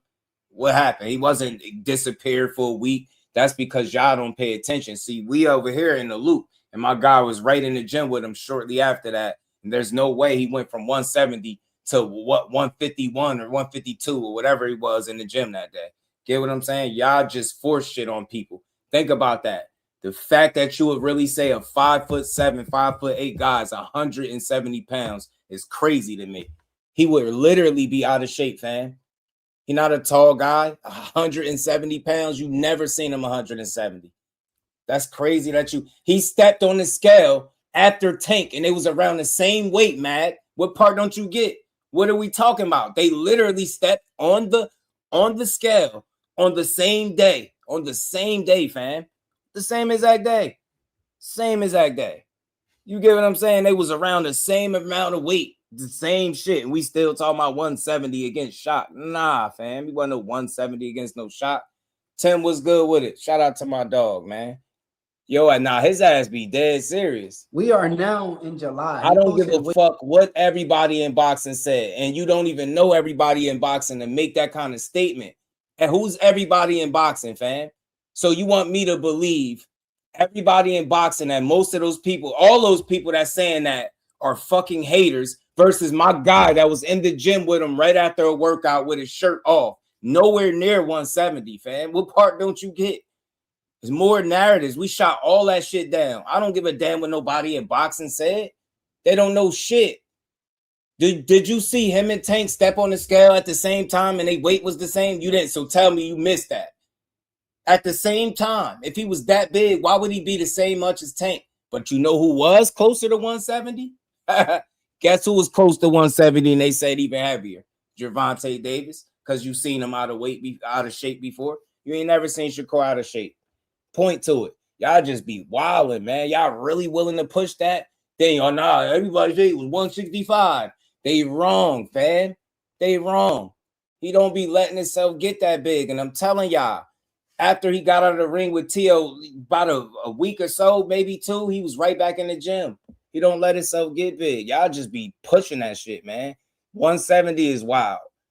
Nah, 170 is ridiculous. But let's get back to this Cook, man. Y'all believe what you want, man. We know the real over here. I ain't got to defend that shit. That's just what, July 17th. The challenge was like June 17th. Who gives a fuck? That's not, we ain't doing that. 19th, we ain't talking about whatever it was. So it's like, I'm not no idiot, bro. That mean you probably was like 170, went, cut some weight, been trying to think of this because I've been telling him for a minute. I've been like, yo, Dad, we ain't gonna do the weight challenge. We ain't gonna do like he been ignoring me. So out of nowhere, now he comes and show like 160. Like I respect it, bro. Like you could tell like you stay preparing yourself like me. Like you're similar to me, so I respect it. But like your natural walk around weight is clearly a lot bigger than what mine is. But I'm cool with it. Like I done said, like I'm cool. If you saying you're gonna come down to 144, it's no issues. Like people try to like make it seem like I'm sitting there just keep talking about it. But if it's brought up to me, I'm gonna like speak on the point. And I'm gonna say the truth and the facts of the situation. But I'm cool. At the end of the day, once he comes down to 144, he comes to my word. Yeah. You know, honestly, I don't think I've heard them complain too much about coming down to 144. I don't think that would be an issue. Bro, my daughter bigger than Tank for what it's worth, yo. Everybody's not gonna be extremely small, man. Who cares who's bigger? I care about who's better. They both started at 26. Shakur ain't too much bigger than Tank. You seen Tank out of shape before. You never seen it with Shakur. It ain't nothing to argue. And I don't even know why we care about who the bigger guy. Will he fight him? Will he fight him? If you put a weight clause on somebody in your same weight class, then there's something wrong with you. You know what I'm saying? And then he got to fight him first. I don't even know how we skipping steps. Let him get himself back on the chessboard. Then we can entertain real conversations with him. But other than that, all this shit is forced. So all this shit is forced. Because the last time he said from his Tank page, he was get it out the mud. I'm not giving you no payday. Now somehow we fast forward to today and still keep saying when Tank fight him, well, I'll love to be there when that happens. I love to be there when it happens. I love to be there when it happens. Shout out to Cena. I think he one of the best in all the boxing today. But you know, people get mad when I speak the real. Shout out to VK. What's going on, Queen? How you feeling? Let's keep going. I feel like, bro, y'all. Do you? Or you think maybe it is an issue? I think it could be an issue. I think it could be. I think at the end of the day, I know who I'm dealing with. Like I done dealt with these dudes in the past. So just like, okay, let's like really like go back in the history books. When they say he offered me the 25% during that time at 135 pounds, he know, I know, everybody know. He was weak. He was very weight drained at 135 pounds. Now, people's like, oh, you're bullying him and you're trying to, but it's like, which one is it? Did I duck the 25% or was he weak? Was he weak? Did he play media games and all of that kind of shit to make his narrative look real? Because we all know at 135 pounds during that time, while he was just for Lomachenko, it was a bad time to fight me. Like being truthful, like I'm just moving up in weight. I make the weight comfortably, and he would have had to like die down to make the weight. So I just know who I'm dealing with. Like when it comes down to it, like I know, like okay, these dudes could play games and like play media games and trick the media and the people into believing a lot of different things. So for me, yeah, 144, like it sounds good. Like it sounds very good. Like to me, I'm good with it. But to them, they say yes. They say like to the public, yes, but you never really know. Like they know. Like cutting all of that weight is probably a lot harder than it's being said to be. Yeah, I think and that's what it is. If you think Tank putting clauses on people is it being an even playing field, then you have no idea what an even playing field is. You got to stop making these excuses because somebody is a little bigger than Tank that he needs these clauses. It's like, ain't he good? Why do he need clauses on somebody that would be in the same weight class? That make you sound like you worried about something. If your argument is that he's so small, then he need to fight the small guys and just shut up about a Shakur, definitely about a Devin, because he even bigger. What do we be talking about? He's bigger. Everybody's bigger than Tank. So fucking what? So he didn't put a clause on Rolly. He never put a clause on nobody that he fought in the same weight class with him, right? That's it. It was one on Ryan because that was at 36. It was one on Barrios because he was fighting outside of his weight class, which was 135, right? We knew it. We fought at 140. I didn't trip about the rehydration because I already knew what it was, right? I ain't trip about it with Ryan Garcia because we knew what it was. He just did smart business. You know what I mean? Man, don't fight him, Mag. Don't fight him. But I'm not about to talk about Tank because it's not even a realistic conversation right now. It's not. But don't fight him. Who cares? But you don't get to determine what's fair and not fair. You think everybody goes in the ring the same exact size? They started at 26, bro. They both had one fight at 140. Keep telling me how Shakur's so much bigger than him when they could both still make the same weight class. We arguing about dumb shit. Like I'm not even talking about no Tank. We're gonna keep building. We're gonna be here for about another hour, y'all. Everybody feel like what? Lamont Roach Jr. My bad. Shout out to Big Dog Willie. My dog always putting that color in the chat. He said Haney Hole's channel. Said core is 185. Yup. Justify 147-pound weight. He said Haney Holes are out of control. The new narrative is core asks for more money than he deserves. Yeah, that's because they all dumb. That's because they on YouTube trying to tell a multi-millionaire what he worth and what he deserve. That with their dumb asses. You don't never hear me tell you what Haney worth. I just tell you what I think the business of boxing is saying by the way people are not in the rush to put up money or bid on his fights and none of that stuff. So they're going to keep pushing narratives. Watch. Ain't going to be no more narratives to push if they sign that 144 fight and he beat them. They're going to be sick as hell, big dog. Watch what I tell you.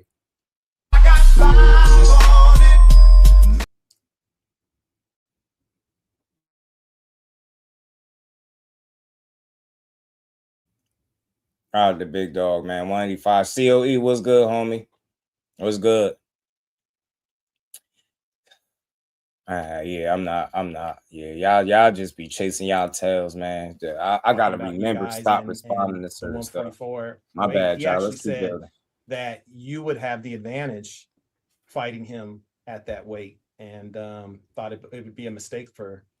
Which one is it? Is he gonna have the advantage? Are you drained, or did you really want to fight him? Because it sounds like excuses. It sounds like you came up with all the reasons not to fight him. But at the same token, wanted everybody to believe you wanted to fight him. So much so that when given the opportunity, you vacated your belts. That's the end of that. I'm never talking about that again. For Tevin to I see it. My guy was in the gym with Keyshawn's coach. He talked to his coach directly. He knows him personally. He said they're not negotiating currently to make a fight with Keyshawn. So how could Keyshawn be asking for more than 25%? You see, all they do is lie. Hey, you notice how no credible platforms posted that? It's only coming from Haney land. Nobody outside of Haney land is posting that shit. And that's real. Nobody. That tells you everything you need to know, fam. Tells you everything you need to know. Though I feel like he was talking about like with a rehydration clause, but ain't nobody's ever said nothing about a rehydration. I'm cool and comfortable with him getting like as big as he want to be. Like I'm cool. Yeah, you come in 144 with no rehydration clause. Don't nobody want to hear nothing else. Did you hear him say that too? Let's keep moving. But yeah. How much bigger, like, what do you think his walk around weight is? Like, how much weight do you think you would be giving up on fight night? On fight night, probably like 15 to 20. 15 to 20. But I mean, that ain't really. That's not anything? It is. It's a lot. But like for like great fighters, like if we really like go back in the history books, like I want to say they posted Floyd weight and they posted Canelo weight. Yeah. And Canelo was way bigger than Floyd. And yeah, he was. Even with like Devin, I want to say after one of his fights, after one of his weigh-ins, they put his weight out there. And it was I want to say 165. So like he's going to be big for sure. But I've been in the ring with the nigga like my whole life, and he always been bigger than me. Like he always been like his main thing, like him and Bill, they always like try to put their weight on me. Like they always like, okay, we're not gonna box with him. We're gonna.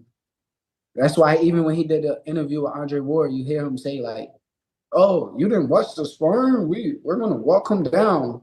Like they try to like bully me, but like they don't realize like I'm really physically strong as a bitch.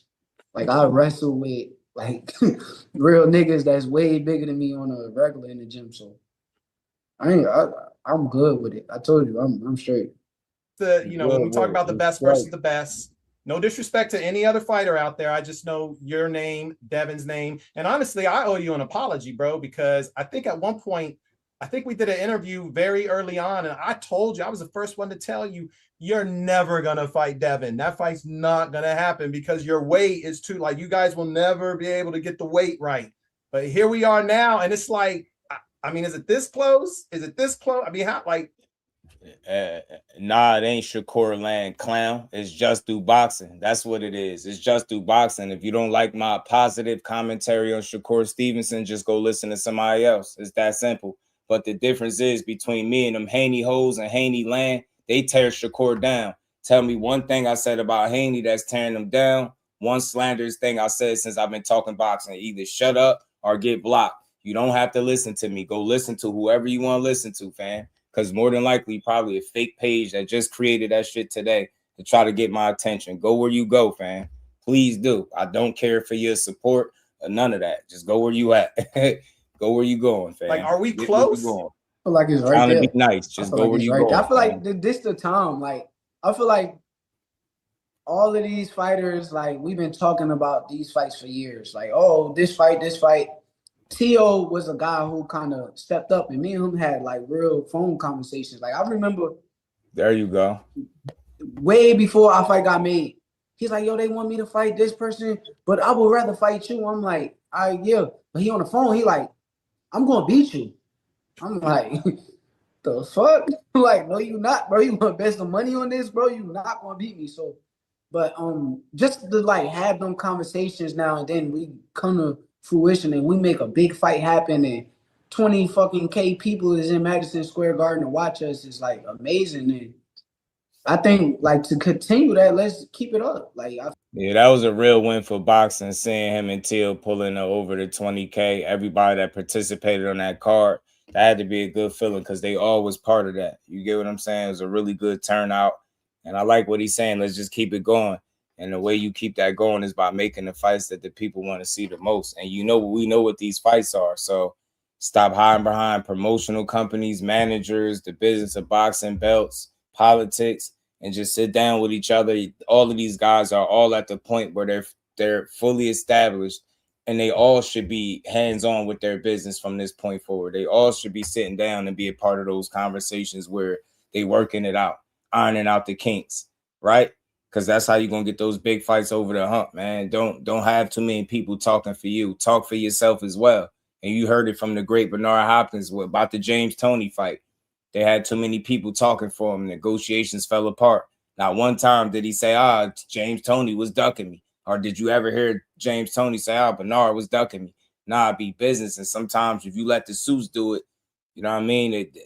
That should take take on a world of its own. And before you know it, negotiations would be off, and guys have been done, moved on. So I feel like any fighter in today's generation, if you're a top guy, you need to be hands-on with these fights that you want to make the most. I think that's what your responsibility is, to make sure that you've done everything on your behalf, on your part, to make any fight, not just sit there and say, well, I want to fight him.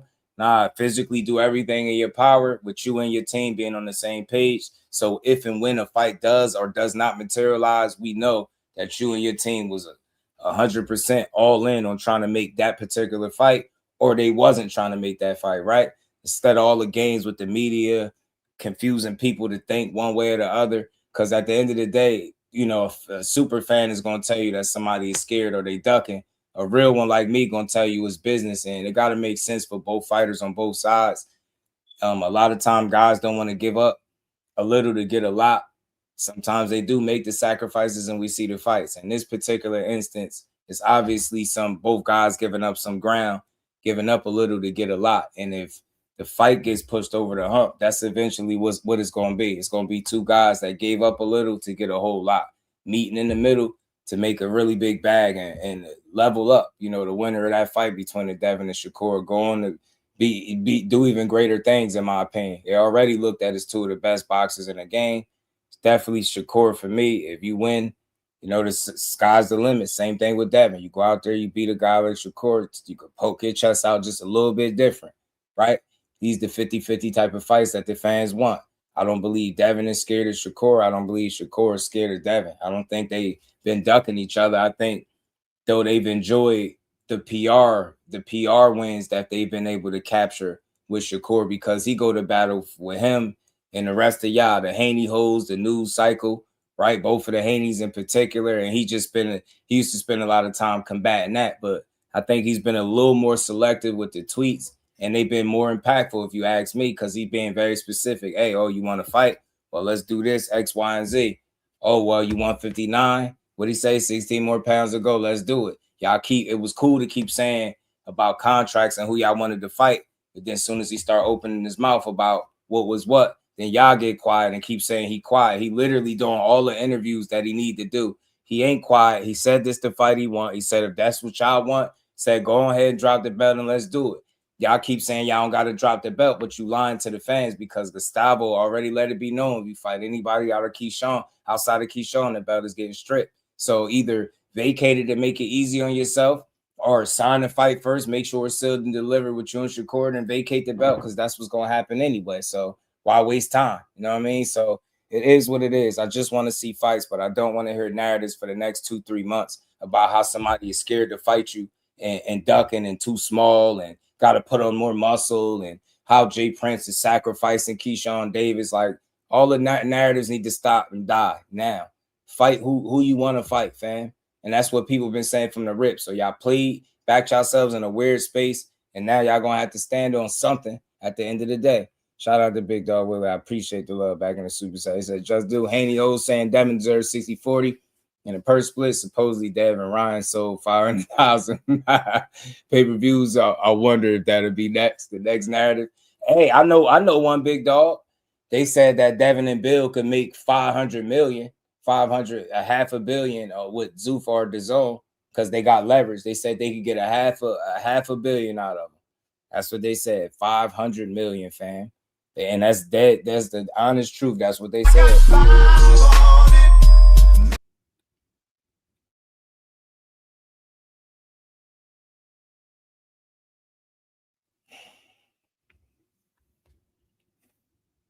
Sometimes I wonder why y'all. Shout out to Obega. Yeah, he just been saying he been all over the place. That's why I meant more money. Nah, I'm telling you, bro. Ain't nothing wrong with getting stripped, but you asking the wrong question. Why are you being honest with the people? On one end, you saying you want to fight this dude and you all in. On the other end, you said you're not vacating nothing. You're not dropping the belt. Well, you're going to get stripped. So are you playing games with the people? Because it can't be both. If you want to fight him, then you at least vacating the belt. So maybe you don't get stripped. It's a silly question, bro. Silly question. Ain't shit wrong with it. But what's wrong is playing to the bitter end with the fans. Now, the goofies done told me that Keyshawn is next, but his coach directly, somebody that will be working with him, is currently training other fighters for other fights and has said there's been no current negotiations between them at all right now for as far as them reaching out to make a fight.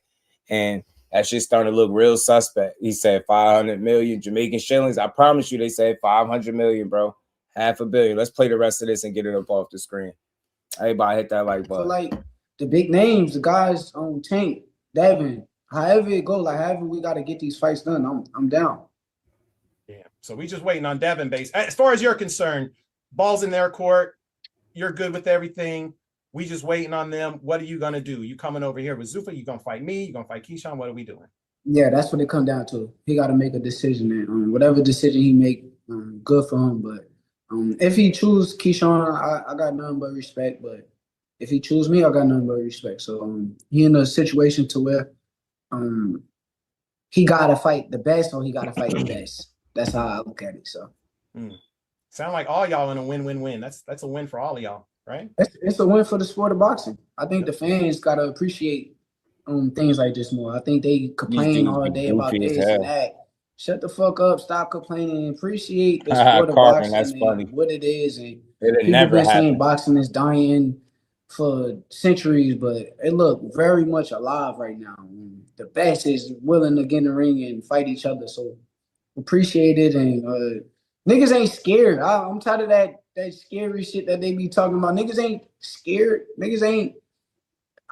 Nobody cared. Like, with all due respect to the Floyd era, I love Floyd. Floyd did everything he was supposed to do to keep his own. He took the risk. He did everything. But in our era, it's like we ain't scared to lose that shit. We put that shit on the line. Let's do it too. Like, it ain't this some back in the day shit right now. Like, there's some Four Kings.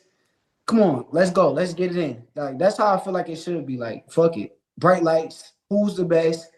Right, Rich. Who wanna the fans need to just come out and support and watch and see the fights that they've been begging for years. And that's how I look at it. Yeah.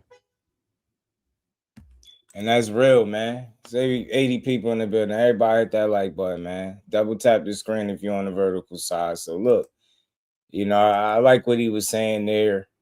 Like I said, bro, I'm gonna be pissing a lot more of y'all off when it's all said and done.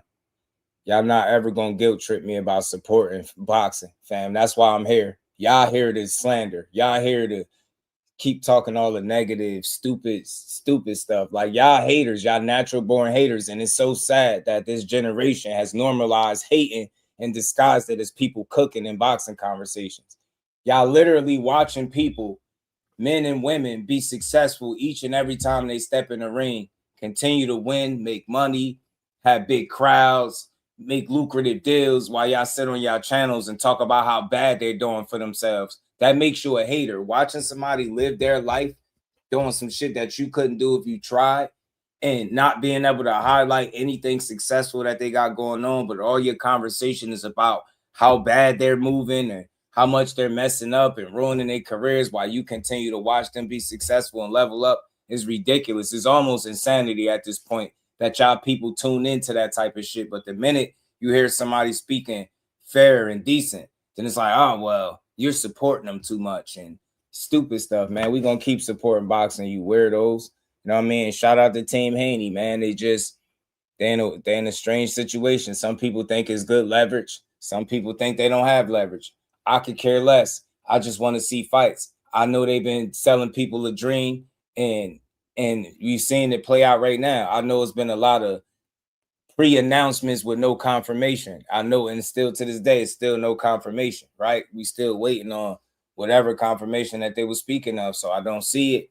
Still waiting. I think at some point they're going to get a deal and something be announced. But until then, it looks crazy to make all these early announcements and then nothing come to fruition, right? He wasn't able to materialize. None of these offers and things was ever able to materialize in a timely manner. And now people get to sit around and overanalyze your situation, right? So some people feel like ZUFFA is really showing, like I seen them pushing a narrative that ZUFFA values Devin Haney more than Shakur. Why do y'all even care to have those kind of conversations? That is fucking weak. Ain't that the fight that they've been saying they wanted? Y'all Lord and Savior, 100 mil, no deal, Bill Haney. Ain't that the guy that y'all listen to everything he said? Didn't he tell y'all ain't that the fight they wanted? So how the fuck would you know if they value one over the other when Turkey is texting Shakur Stevenson and putting out tweets about how he the best in his weight class? He made what? Padley, Peta, T.O. I mean, why would he value one more than the other when he clearly is working with both of them? But that's what a super fan is. That's the difference between Haney land and boxing over this way. Don't tell me y'all Lord and Savior, Bill, 100 mil, no deal Haney is what they calling him, right? Hey, man, that's what y'all saying his name is. But why would you even care? What would you possibly have as information to back up a claim that they value one fighter over the other? Y'all watch boxing like little girls. Who gives a damn?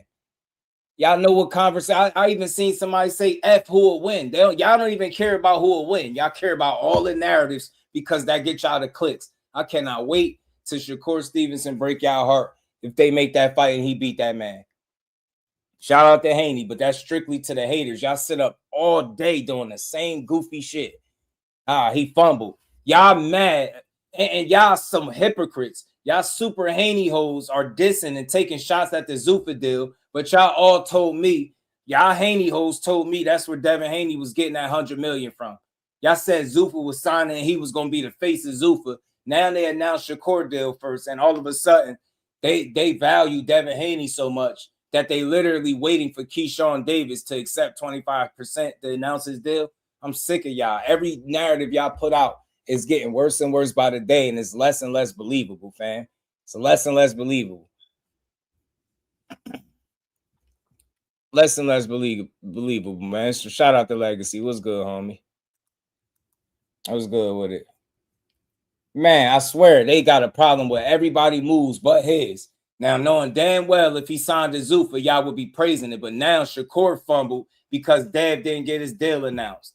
Y'all weirdos, man. Just push boxing for once. Man, the whole time I'm up here like, man, they going to figure it out. I know sooner or later they deal going to get announced. They probably just, working out some particulars.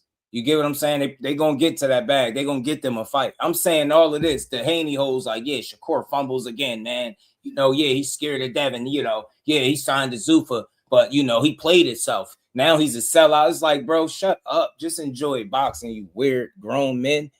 Y'all, man, y'all be narratives dying day by day. Them shits ain't even lasting no more. Y'all can't even, y'all been pushing so many narratives. Y'all don't even know where to stop at. Y'all don't even know where this shit started at. Told me they was fighting Keyshawn next. Today they on live stream still talking about how Shakur scared. Why would it even matter if you fighting Keyshawn next? Ain't y'all keeping y'all belt? Ain't y'all keeping y'all belt? Y'all need to be negotiating with that man and working out a fight instead of lying. Talking about, oh yeah, he won't take 25% and the other one's scared of you. I'm tired of y'all, bro. When y'all done framing those dudes as some type of ducks and scared, y'all gotta go fight somebody, yo. And when it's Jack Catterall or somebody, don't say I ain't telling you.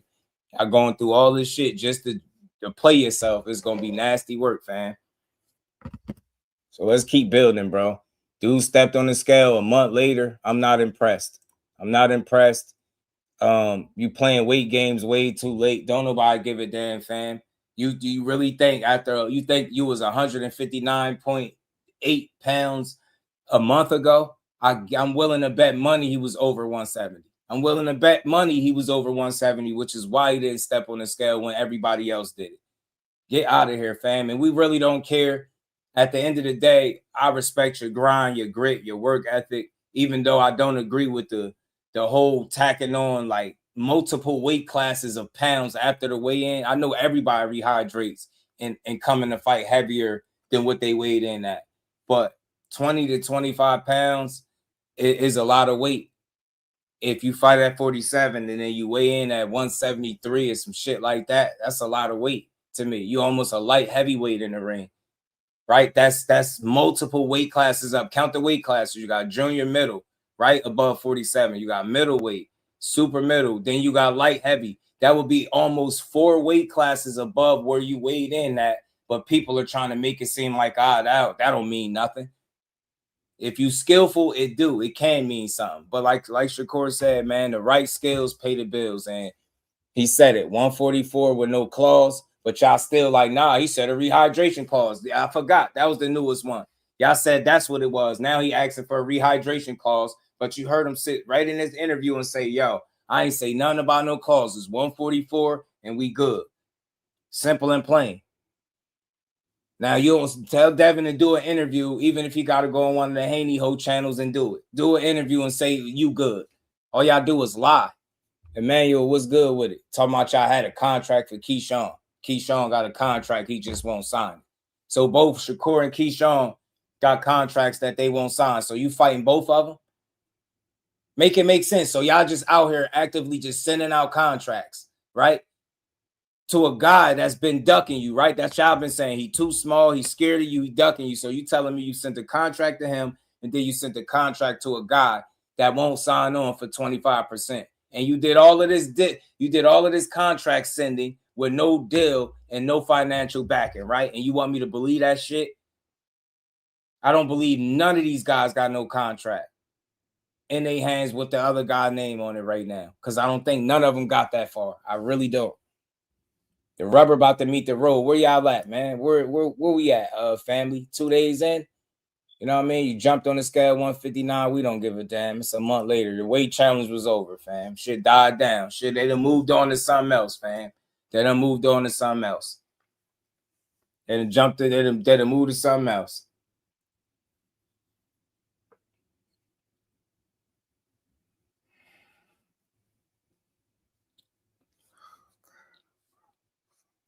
I really don't like y'all sometimes, man. That's how I'm doing it from now on. I ain't even going back and forth. Here go the link. What's your name? Fredo? Here go the link, fam. Come explain to me how I'm making Devin King Kong. Did I not? Did anything I say wasn't factual? Wasn't on point? Watch how silly this is. Watch. He must be King Kong to you. Everything I said is factual, so he don't gain anywhere from 15 to 25 pounds after the weigh-in. So that's me making that up. So he wasn't fighting at 140, but rehydrating heavier than Keith Thurman, who was at 147 pounds, fam. That's what you telling me. Should be ridiculous, bro. That should work. Let me see. I'll click it myself real quick. Everybody hit the like button, man. Y'all just be saying anything. I swear. Yeah, they were. Oh, I thought you said it didn't work. My bad. Yeah, nah, it's working. Nah, the link worked. We could come up here and chop it up. This ain't an argument neither.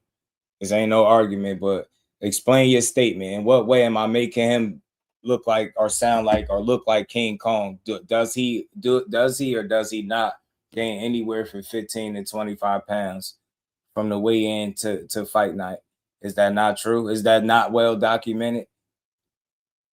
It wasn't documented that he was fighting at 140 and rehydrating to 165. That wasn't documented. I'm making that up. So you heard Shakur bring it up. So you telling me he wasn't fighting with guys like Regis? He fought Regis down there, right? You telling me he wasn't rehydrating 25 pounds up, or he wasn't 165 pounds? That shit was documented. It's public. They documented that shit clearly. What you forgot? So I'm not making them sound like nothing.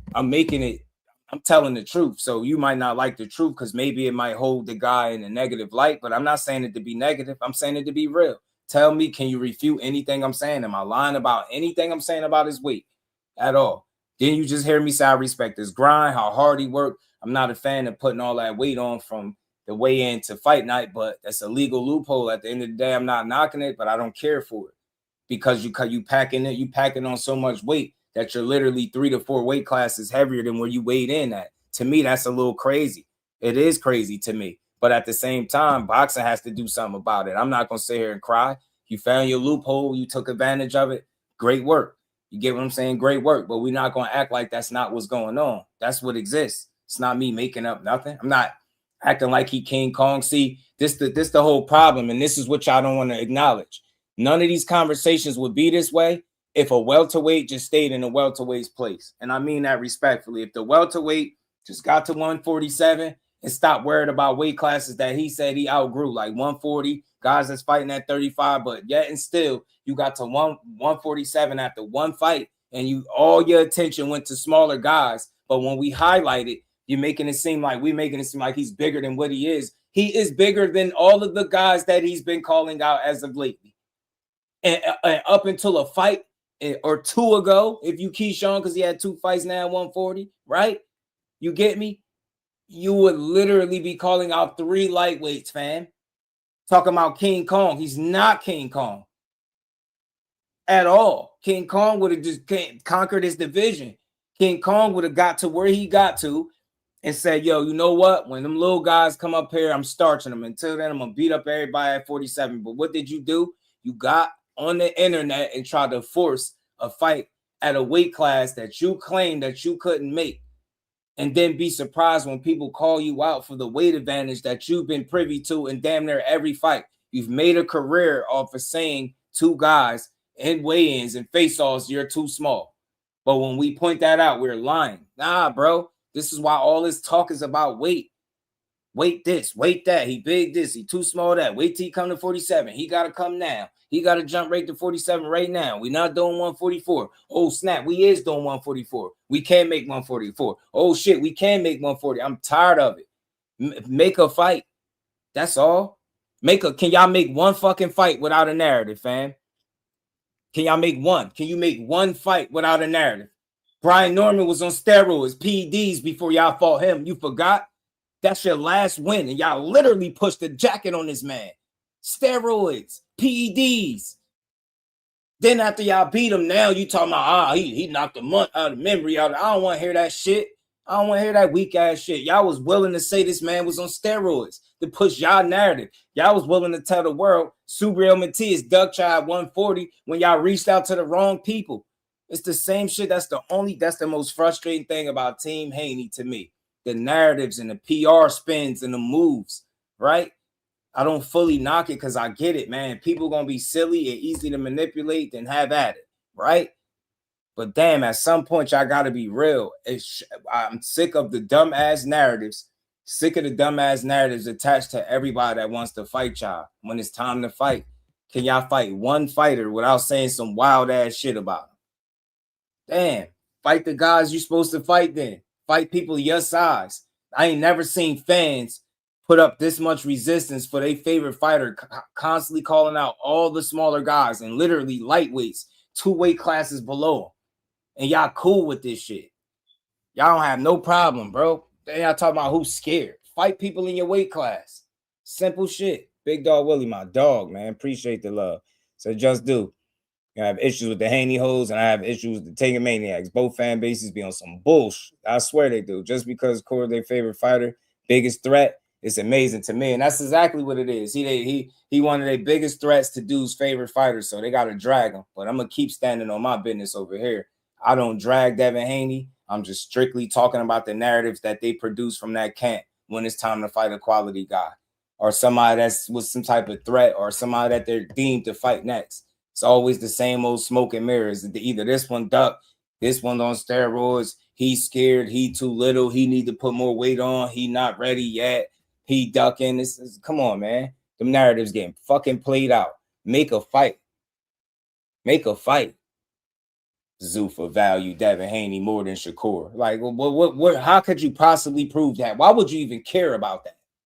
Who the better fighter? Who ZUFFA think is the better fighter? That's what I want to know. Who ZUFFA think the better fighter is? Give a damn about who they value more. Who gives a damn? Can't tell me they valuing a guy that dad made the announcement and still ain't been confirmed yet. Yeah, they value him so much that Keyshawn is stopping them from making $100 million deal announcement. Make it make sense. And that's straight from the Haney land, from the Haney. And we ain't never got a box again. Well, right. well. I already been getting these bets, but now it's time for you to get your just due.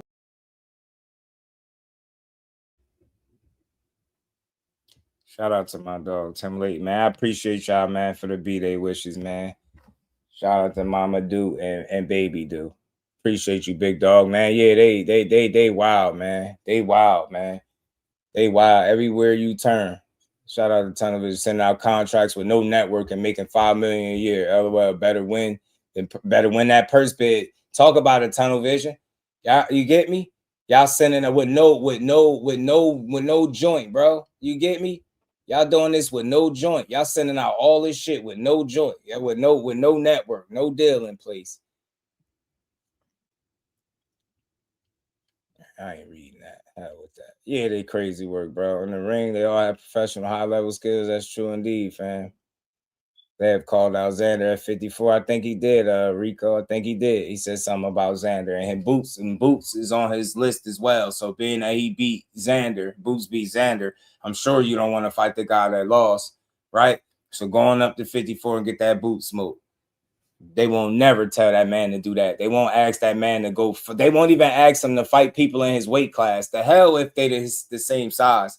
They won't even ask him to fight people in his weight class. They've been making all this noise about chasing down smaller guys while trying to convince the world that the smaller guys are scared of the guy that's 2 weight classes bigger than half of the people he put on his list. I really can't stand how disingenuous y'all are, and y'all expect everybody else to be dumb. That's my only issue with Team Haney.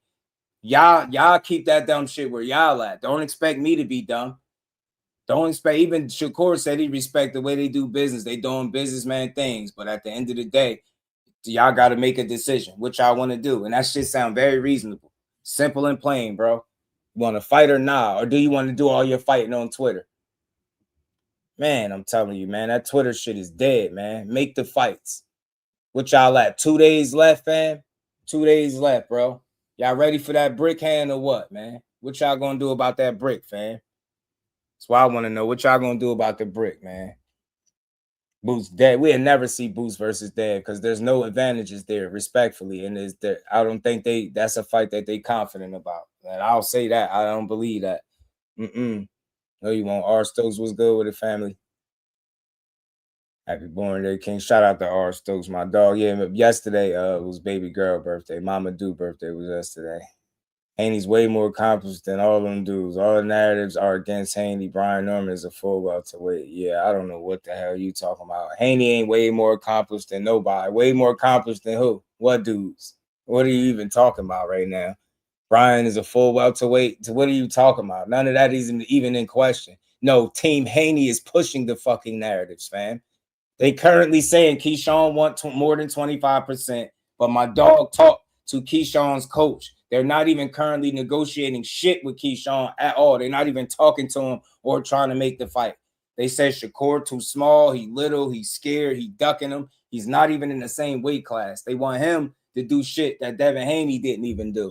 So nah, they're pushing the narratives. They the ones that say they got a deal worth over $100 million, right? They the ones said that they could fight 2 fighters on the same contract. They the ones that said they was fighting Keyshawn, then Shakur. They the ones that said they was negotiating with Tank. Then his super hoes pushed it on their channel that Tank was next. Now they're saying Keyshawn, now back to Shakur. All them narratives is coming from that side. I don't know where you been, what you been watching. What the hell you been watching, fam? That Rolly fight, then a Ryan and go from there. Rico, the problem is he can't get the money, Rico. You know what I mean? He couldn't secure that money. This came from a PBC exec directly, fam. They was not willing to put up no money for that fight. They didn't send a counter offer or anything. They got sent the offer. They was willing to put up 50% for Rolly and make them put up their money for the fight, and they didn't do it. The HP had $30 million for Tank, but nothing to make and salvage the Rolly Romero fight. So PBC exec said Devin Haney ain't trying to fight nobody. Shout out to my baby girl, man. Yeah, no, appreciate y'all, man. Appreciate CJ. Hope everything is well with you, my guy. Gave props to Devin. He say he a good boxer, but Devin fans calling Shakur's style boring as diabolical. Knowing he the better boxer, Legacy. Knowing they got a similar style and he the better boxer. You know what I mean? He a better boxer. Land more punches and you land them at a higher percentage. Got a better jab. Get hit less. What we talking about? Lose less rounds. Huh? You get me? So it's crazy. Shout out to baby girl, man. But yeah, this is crazy. But that's what it is, Rico. The biggest problem is not that Devin Haney is ducking a Keyshawn or Shakur or Rolly or none of them. It's the lack of backing. Without that, you get me? It's hard for him to secure the necessary money that he wants to make these fights. Now, I'm pretty sure if they'd have been willing to pay him whatever that guarantee, anywhere from $4 to $6 million is what I heard they reported that he won up front, then more than likely we would have seen that fight. But without that, that man ain't getting in there. You get what I'm saying? So I think that's been a hold up in terms of their lack of confirmation on their announcements, right? You need your deal to be in place for it to make sense for you to be anywhere in the neighborhood of being able to make $100 million or more, right? And for you to fully secure a fight in good faith, you have to have some type of backing behind you to secure any fight. How you gonna go into any negotiations with no backing? Because obviously DHP ain't putting up no money. So again, what are we talking about when we talking about guys are not signing contracts for who to fight who on what network, right? And does anybody still believe, I've been asking this question since they said it, does anybody believe that they make fights for free agents and then announce the deal after the fight? So they're going to announce his fight first, and then they're going to be like, oh shit, but Dev signed to ZUFFA.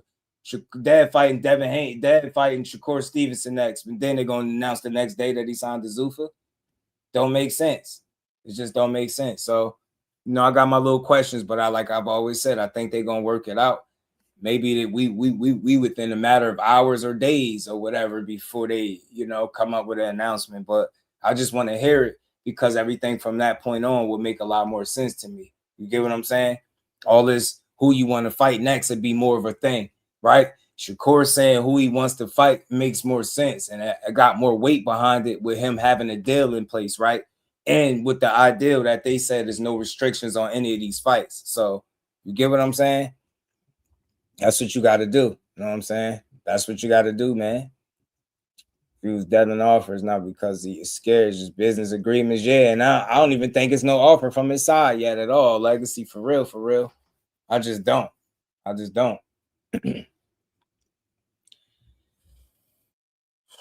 Fredo, that link was for you, fam. I'm not interested in arguing nothing that you talking about. That's cool. Yeah, you can live in Haney land. We rock with Dev too, so I don't know what argument you having. I know Shakur's a better boxer than him, and the numbers suggest it. So you damn right he a better boxer. He lose less rounds, he get hit considerably less. Dev is top 10, Shakur is top 1, plus minus. That's the big difference, fam. So yeah, he is a better boxer. He land his combinations at a higher percentage, his jab at a higher percentage. What else? I mean, what else? What else do you got to suggest that Devin's a better boxer or a more efficient boxer than Shakur? Because I'm going off the numbers, not what I think. Now go look up the numbers and tell me who the better fighter, and then go ahead and argue about how he fought way better competition. Because I already know that's where the goalpost gonna get moved. So that means he got to get hit so much more because he fought so much better competition. Bullshit. Telling you. Shout out to my dog too. I appreciate the love, appreciate the support in that super chat, man. Holding it down. If you in here, hit the super chat, the cash app, support the grind. We're going on 4 hours. We'll be there soon. We're gonna keep rocking for a bit on this good Sunday, y'all. Shout out to the family. Big Dog Willie. Happy birthday to the dudes. I ever make it to Jersey in my lifetime or for a court fight, steak and potatoes on you. Your ninja just do, man. You already know, Big Dog. I appreciate you, man. And baby girl, appreciate the love. Shout out to everybody for the B-Day wishes too, man. Mama do and baby do birthdays back to back, 17th and 18th. Shout out to y'all. I appreciate y'all. And we ain't never got a box again. Well, right. well. I already been getting these bets, but now it's time for you to get your just due. Big Dog, I appreciate all the love, family. For sure, man. For sure. We definitely got to catch a fight, man. Shakur better than Dev, for sure. Shout out to Phil. Look, and that's just my opinion on it based on what I watched. And I think the numbers make a strong case that the things that I've been thinking for years is valid. Is Shakur like light years above Dev? Is it like night and day? I wouldn't say that. I think that's a competitive fight when it happens because I think both of them phenomenal, world-class, high-level boxers, right? If Devin Haney wasn't a high-level boxer, then Shakur would have probably just jumped straight up to 47 and fought him, right? Without much thought. But being that he respect game and he know that guy is skillful because he's been in the ring with him, right? He ain't as quick to just give up all the advantages and give up everything. So he said, yo, meet me in the middle because unlike Conor Ben is a lick. Right, I'll go beat his ass. He ain't on our level, but Dev is more skillful. He come from what I come from to a degree, right? Even if Shakur feels like he's the better guy, it's still you don't feel like he's so much better to the point where you ignoring what's on the other side because that would be foolish. So, you know what I mean? It is what it is. But I think overall, you know, Shakur gonna perform more consistently at the elite level through the course of a 12-round fight than Devin Haney. And I think at the end of 12, he gets his hand raised.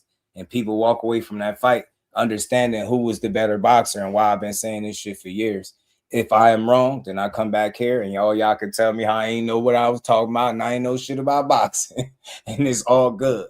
You ain't got to lose your mind. I'm a supporter of Dev. I just don't think he beat Shakur. Can he beat him? Yes. Will he beat him? In my opinion, no.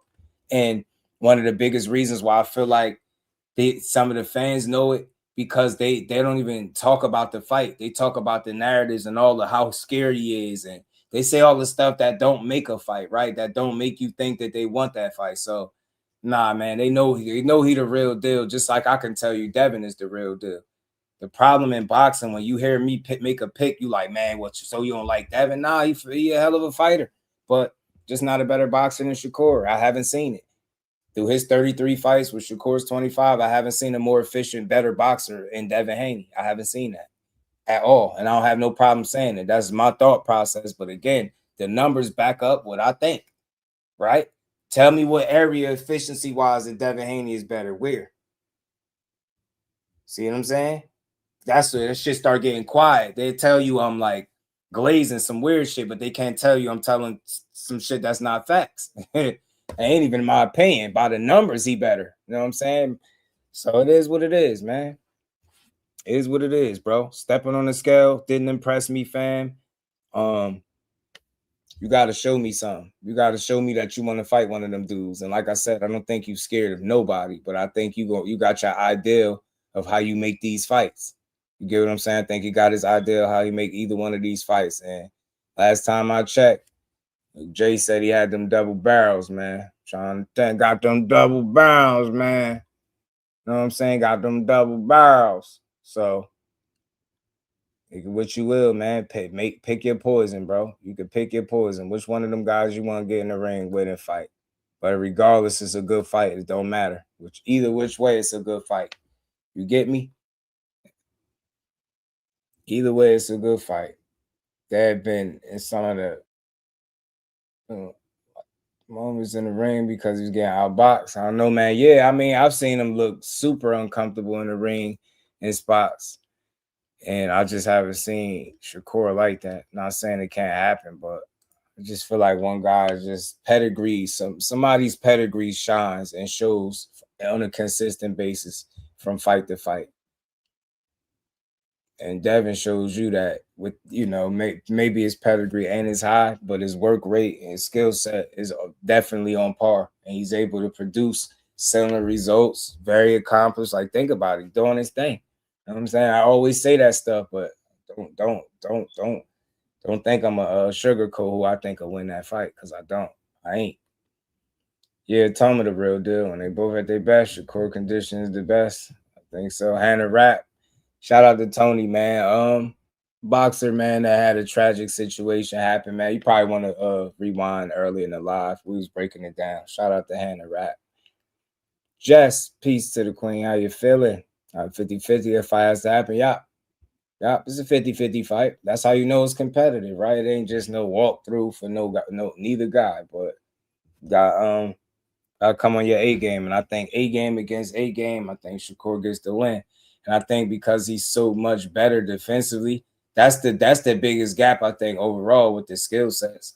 I think it's the one that's going to matter the most, hitting and not getting hit. I think Shakur defense is considerably better than Devin's. And like I said, that gap with the plus minus will kind of show you that number 10 to number 1, some considerable gap. Shout out to Go Getter. Yeah, that was my baby girl birthday and my baby boy back to back birthdays. He almost had the same birthday as his mama. He just missed it by a few minutes. But hold on. So let's keep building, man. Shout out to them boys. That was Court's most recent interview, I believe, from Fight Hype. So he said what he said. He gonna wear his own clothes. He gonna keep working with the people that he's been working with, right? So that's another narrative that he gonna have to wear all that ZUFFA stuff, and he not. So the only thing now, we just gotta wait and see, because they talked about the money enough. Now we gotta see if they gonna deliver. Now it's time to deliver. You know what I'm saying? See what the first fight could be for him. But I expect to see him on ring cards especially if it's a fight that we truly want to see.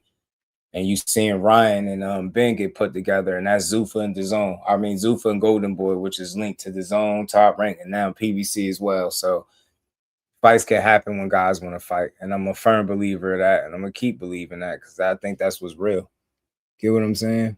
Guys want to fight, they fight. They don't hide behind promotions and all that dumbass shit. Imagine Terrence Crawford saying, "I ain't trying to fight Earl because he with the PBC." Imagine it though. Seriously, imagine Terrence Crawford saying that. Imagine that shit. Week has been Imagine the resolution of saying I ain't trying to make the fight with Canelo because he dealing with Turkey, and Turkey is bad for boxing, and I ain't selling my soul. Imagine he's saying that, the dumbass shit that people be pushing with their favorite fighter. Telling you, man, guys want to fight, they fight. Simple and plain. But something else I wanted to get to, because they've been talking a lot about this this fight, especially since they patched things up, since Vergil patched things up with Golden Boy over there. They put, like, I don't even want to call it a full court press, but it seems like all their attention and eggs, it seemingly was kind of in the Boots basket again, and it was back.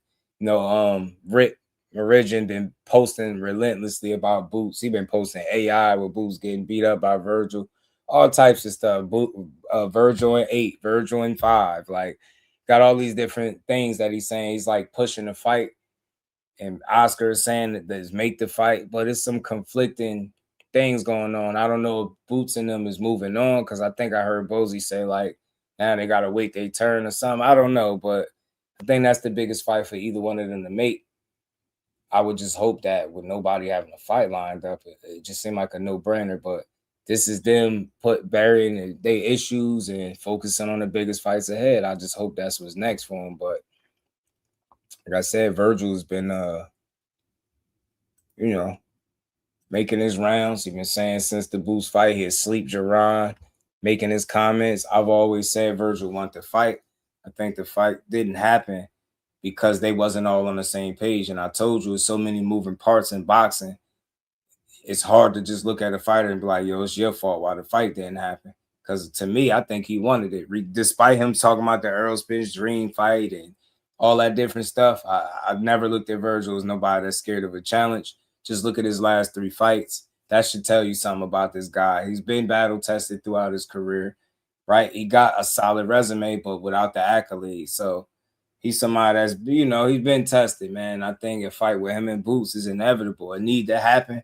Preferably now, while nobody got none lined up. Nobody has none lined up. The opportunity seem now. You know, everybody under that same umbrella. They claim that's the fight they want. If it don't get done, it's on Boots. But I just wonder, like, you know, where's Team Ennis at as a whole? Like, what's their priority? Because, you know, it was a number of things that they was talking about doing, right? I heard about the Fundora shit. You heard about Josh Kelly, possibly. Boots just want to fight. And this is the fight to make, man. Let's not play. This is the fight to make. How Shakur hands, from what I understand, go getter, his hands are straight. I think he been getting his hands wrapped a certain way and then using certain gloves. And he got some little methods I think he go about addressing the hand issues that he been having. Everybody hit that like button, man. We're gonna keep rolling. So this is Vergil talking with you know, obviously Chris Mannix, and talking about this fight with Boots. Differences between Vergil Ortiz and Golden Boy Promotions. The two sides issued a statement this week that effectively said they are ready to get back to work, which includes potentially making the hotly anticipated fight between Vergil and Jaron Boots Ennis. Vergil Ortiz joining me now to discuss all that. So big picture, Vergil, how are you feeling now that this has all been resolved? I'm very happy, actually. You know, it's I've been away from the ring for too long. I've been in the gym, but you know, it's not the same. It's not the same just doing regular maintenance and get ready for a fight. You know what I mean? So I'm very excited to get back into the ring and start sparring again and just get back into my zone, you know? So tell me kind of what the last few months have been like for you. I mean, we know you were inching towards a deal to fight Boots in the spring. It seemed like things were getting close. Then everything on your end kind of falls apart. Like, what were these last few months like? it just kind of feels like Groundhog Day, you know, wake up, go to the gym, and then just kind of like, all right, now what? You know what I mean? I was just kind of in limbo, and but not hopeless. That was the thing. You know, I knew things were gonna eventually work out. So I just kept faith, you know, in my promoters, in my managers, my coach, my dad, you know, I knew that it was all gonna work out. Things did seem to get kind of personal there for a while between Oscar and your manager, Rick Meridian, between Oscar and your father, even between Oscar and I guess you to a certain degree. Have you been able to kind of put all that aside? Do you feel like that's in the rearview mirror now? You know, it's boxing's a business, right? So I feel like I'm not sure how to answer that one, so let's leave that one out. You know what I mean? Let's leave that one out. Fair enough. Fair enough. All right, you are back. Now, real quick, it's not that difficult to answer. For real. It's a simple question, man. Did you put all the shit that you had, the issues that you had with Oscar behind you, and was you able to just move on? Now, they put out the statement that that's the case, but the fact that he won't just confirm, like, we put everything behind us, we moving forward, trying to make the best fights, like that quote just said, that post just said, that statement from Golden Boy, you see? And that go right there. That's communication right there. If the statement that they put out is 100% factual, what Vergil's words should be lock and step with what that statement is of y'all put everything behind y'all. He should have had no problem. He ain't got to get into nothing. You'll be like, yeah, we put those issues behind us and we moving forward. The fact that he's saying that's hard to answer is telling you everything you need to know.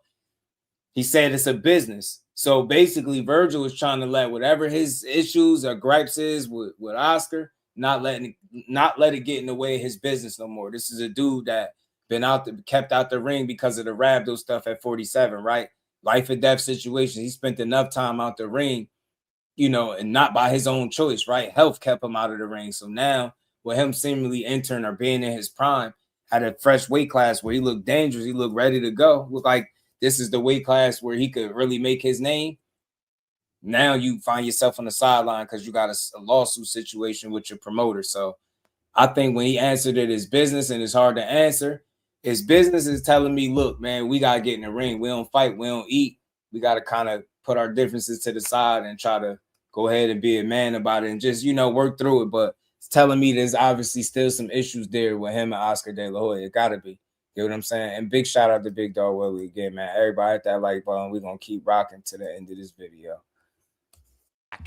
You are still undefeated. You are still a star. What do you want to do next? Man, I just want the best fights, no matter who it is. Jaron, Ennis, Fundora, anyone with the belt.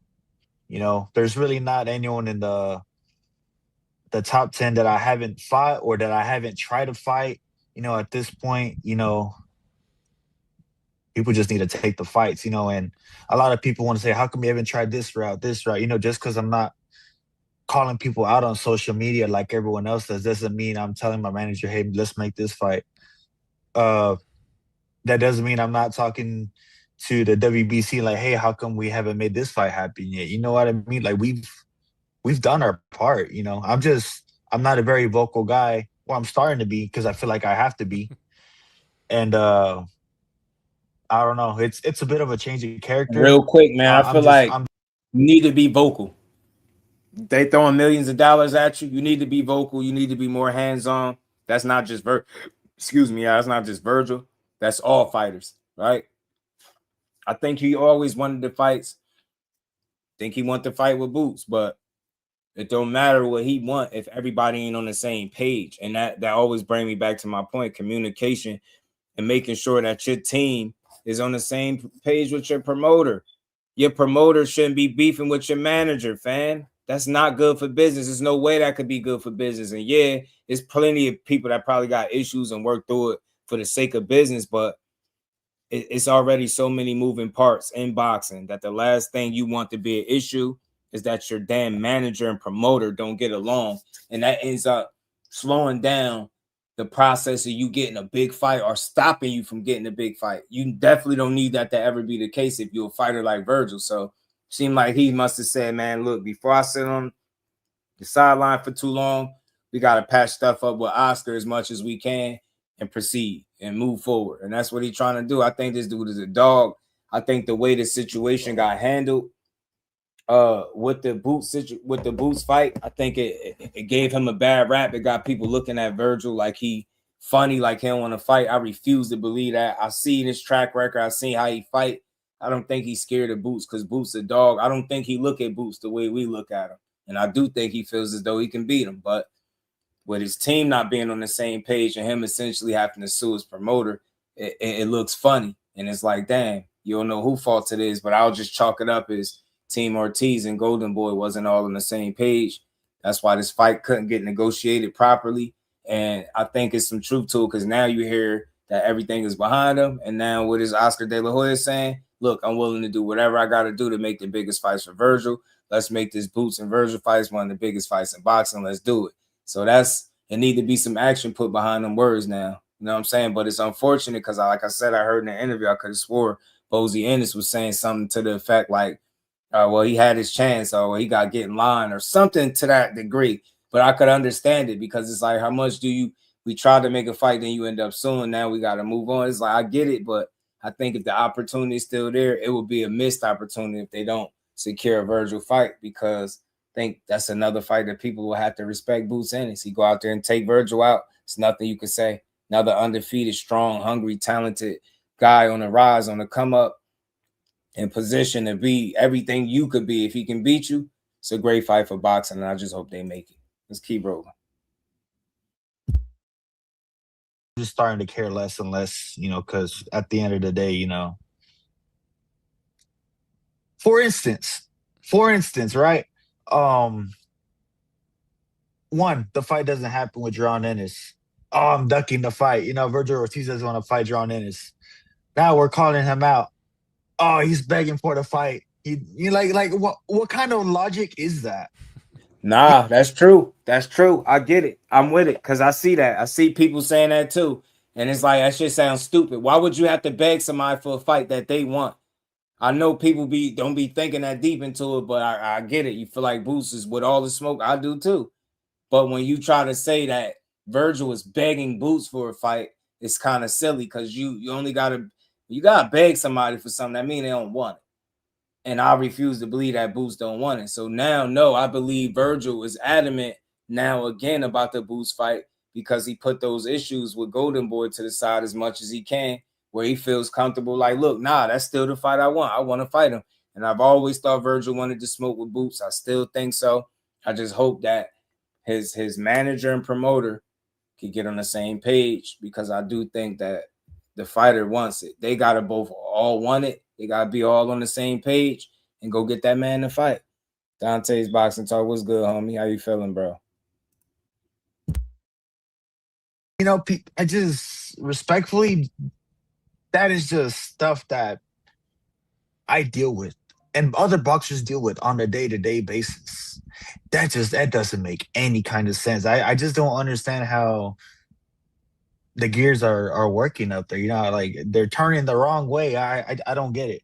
But anyways, I could keep on talking about this. The Boots I'm fight. with Vergil. I really still get what he mean, yo. All that ducking stuff is corny. It's destroying boxing, yo. Nothing in this guy's career will suggest that he's a duck or scared to fight. Nothing. Dude really be with the smoke. Vergil a dog, and I believe he believes in himself too. I think Robert Garcia believe in him. Now is the time. If Vergil is going to be a star, 154 is where he got his nearest opportunity to try to do so with the likes of a guy like Boots Ennis. So they need to do everything in their power to try to secure that fight because that's a unification, fam. Yeah, career change, you beat a Boots and become a unified champion. Now them other fights that you calling for is right there. So they got to get on the same page, bro. All of y'all, all parties involved, and give us the fight. It's the most interest out there, at least among the casual fans. You guys squared off in the ring after your win over Erickson Lubin. That seemed to build the momentum up to almost a fever pitch at that point. We've heard Rick Meridian say he wants that fight for you next. Oscar say he wants that fight for you next. Robert Garcia, I saw clips of him saying he's ready to do that fight with you and Boots next. Is that how you feel about it? You're ready to do that fight next? I've been pushing for the fight. You know, every time they ask me, I give them the green light. You know, it's only been one-sided green lights coming from out over here. The reason that the fight hasn't happened is simply because they haven't taken the fight. You know, Eddie Hearn. Gotta put a little pushback there. I get it. There was some discrepancies about the fight being all hurt and Boots not accepting it. But look, all that shit is taken with a grain of salt. Why I say that? Because it's before he got to 54. Now that he there, you can't keep going backwards and saying, well, the reason the fight not happening because they didn't take it. No, that's not true. After the face-off, y'all was all on the same page. Well, at least it seemed that way. Boots and them was all in on fighting you, and you had to sue your promoter. You know what I'm saying? That told me everything. That wasn't on Boots. That was on y'all. If that wasn't the situation there, Oscar was talking then how he is now, then maybe we already have a date with y'all locked in. Or maybe y'all would have fought already. But it's not completely on Boots, and it's not completely on Vergil. I just don't think him and his team was all on the same page, and we got evidence of it. Your promoter beefing with your damn manager, and y'all going back and forth on social media, and then you got the promoter saying that nobody has discussed the fight with him and vice versa. So they're not even talking to each other. So again, how could y'all properly negotiate a fight if the manager and promoter is not talking and not on the same page? And the fighter ends up suing and be on the sideline for a little while. Nasty work, man. Said this week that the deal that was agreed to prior to Boots' most recent fight is now no longer the deal that's in play. Effectively, Vergil, what he's saying is that there need to be concessions on your side. Are there concessions that you would be willing to make to get this deal done? I mean, I want the fight to happen. You know, that's kind of more of a manager question. You know what I mean? They just ask me if I want to fight. I say, yeah. They work out the numbers. But, you know, I'm in the ring I mean, in the gym, in the ring too, obviously. That's my job. What did you think of Boots' win over Xander Zayas? He took him out of there like he was supposed to. I hate that. Take him out of there like he was supposed to. A guy that's never lost, let alone been knocked out. I think when people say he did what he was supposed to do or did it like this and he was supposed to, kind of takes credit from it. You know what I mean? He wasn't supposed to knock out Xander, but he was able to with the work he put out. You get me? He did his thing. He looked phenomenal and he shut that dude down. But I don't think you could say he did what he was supposed to do. He was supposed to knock him out. I don't think everybody would have knocked Xander out. I really don't.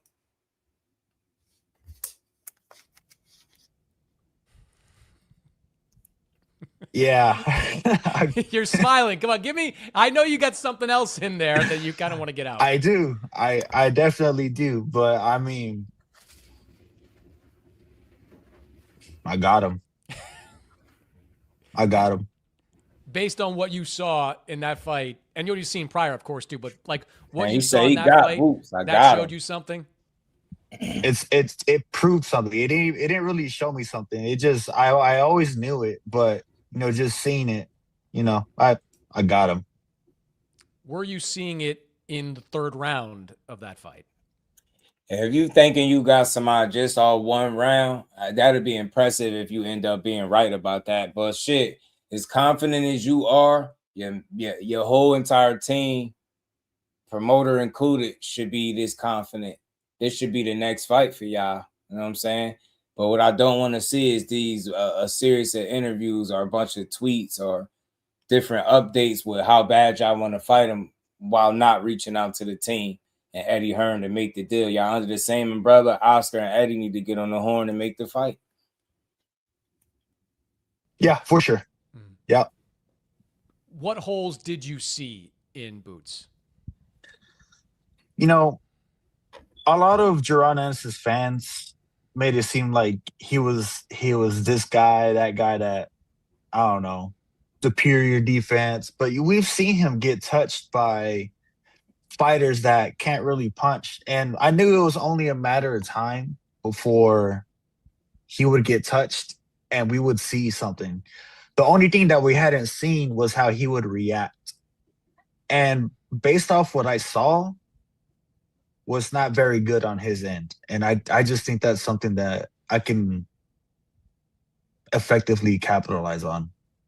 And I ain't mad at nothing Vergil's saying, because he a fighter. He's supposed to say what he see. Like, for real, if that's him landing some of the same shots Xander land, it gets interesting. That's a dangerous situation for Boots to be in. But I expect him to be more on point and aware of a guy like a Vergil. But that's all based on one round.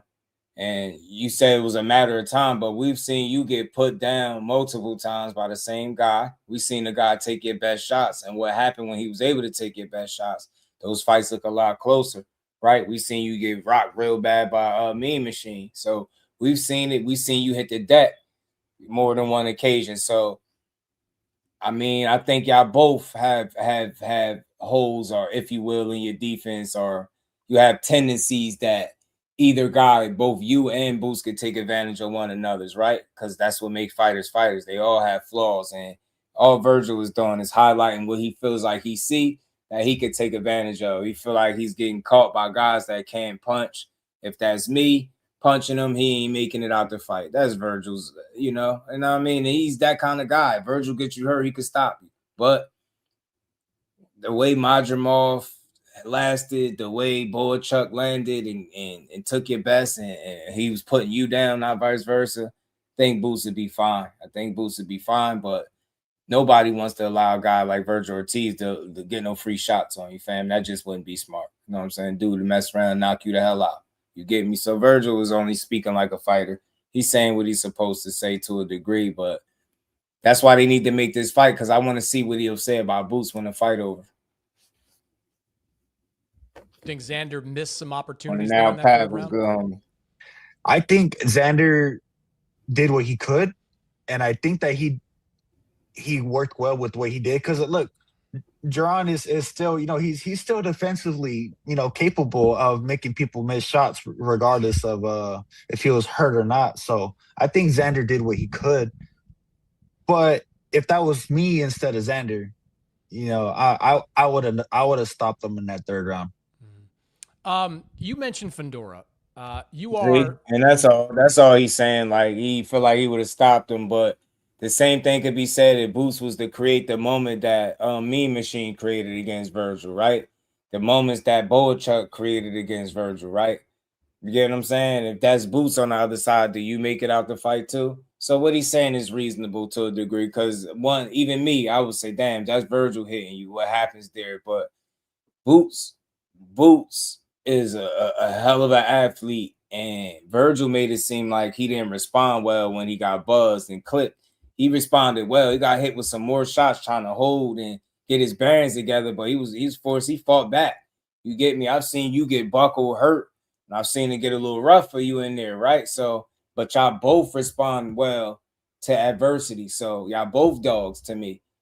Vergil's supposed to say what he feel about, boy, look, if that's me, I can get him. Same thing Boots feel. If I'm landing them shots and got him hurt like Boychuk or Mean Machine, I'm getting them out of there. They both would say the same thing. But that's why we need this fight, and we need it preferably next, man. We need this fight. Vergil talk a great game, and I know he's going to put up a fight. I think Boots' overall talent, athleticism, and creativity, versatility is going to be a lot for Vergil.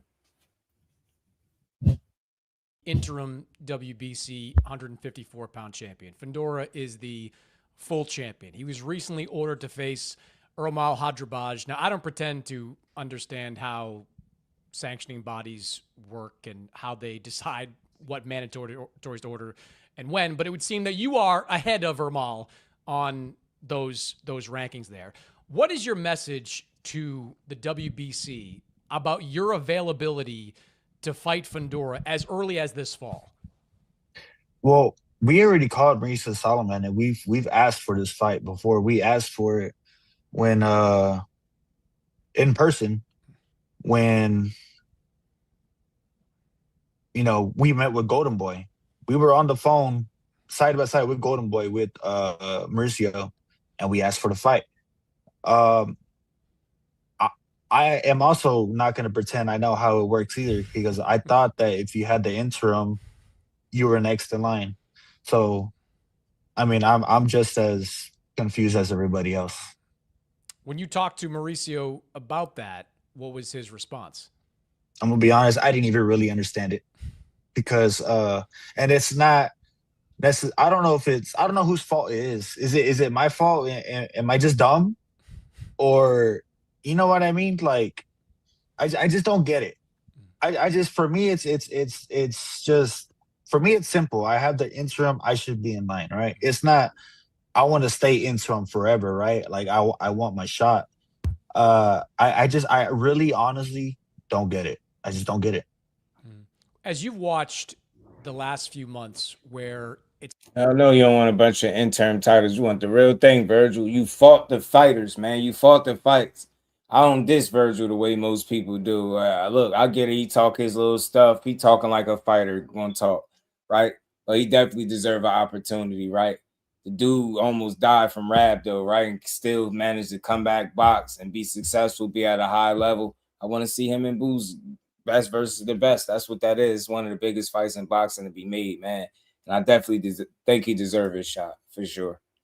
seems like your division has kind of got some even more juice to it. Like the Boots-Xander fight was a good fight. Now you've got Fundora coming over, DAZN inking a deal with PBC, which presumably makes a lot of these fights a lot easier to make. Has that given you any extra juice? Like now seeing all these fights that you've been kind of wanting, calling for, like it just seems to me, throw Josh Kelly into that mix. Like they're all available. Like they're all right there for a fighter like you to get these opportunities.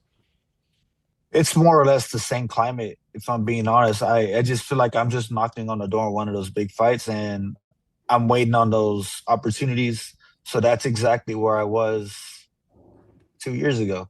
You know, I don't know. I feel like I'm almost like blacklisted in a way. You know what I mean? That's how I honestly feel, you know? When Madrimov had won his WBA title, I believe I was number one and I should have fought him next. Obviously I beat him, right? But Crawford got to jump the line from 147, you know, being undisputed, and he got to win the title. Well, obviously from my point of view, that seems a little unfair. You know, I could have had that title. And I don't know. Like in Sergio Mora's words, shoulda, woulda, coulda, right? So yeah. You and Sergio got into it after I don't even want to talk about that. Yeah, I wasn't gonna go there. You threw Sergio's name. Yeah, no, I know, there. but that's a quote, right? Yeah. So yeah. He loves a good quote every so often. Just to finish things up, you know, you have been off since November, but your position is, if I'm getting it right, like you're not looking for any kind of comeback type of fight, stay busy type of fight. You're looking at your next fight to go into the next big fight, whatever that is. Whether that's Vergil Ortiz, Sebastian Fundora, Josh Kelly, whatever that may be, you're looking to do it. Absolutely. I'm at the height of my career. I'm 28 years old, 28-year-old prospect. I want my opportunity. You know, it's not lack of trying that, you know what I mean? So it's not on my end. It's really not.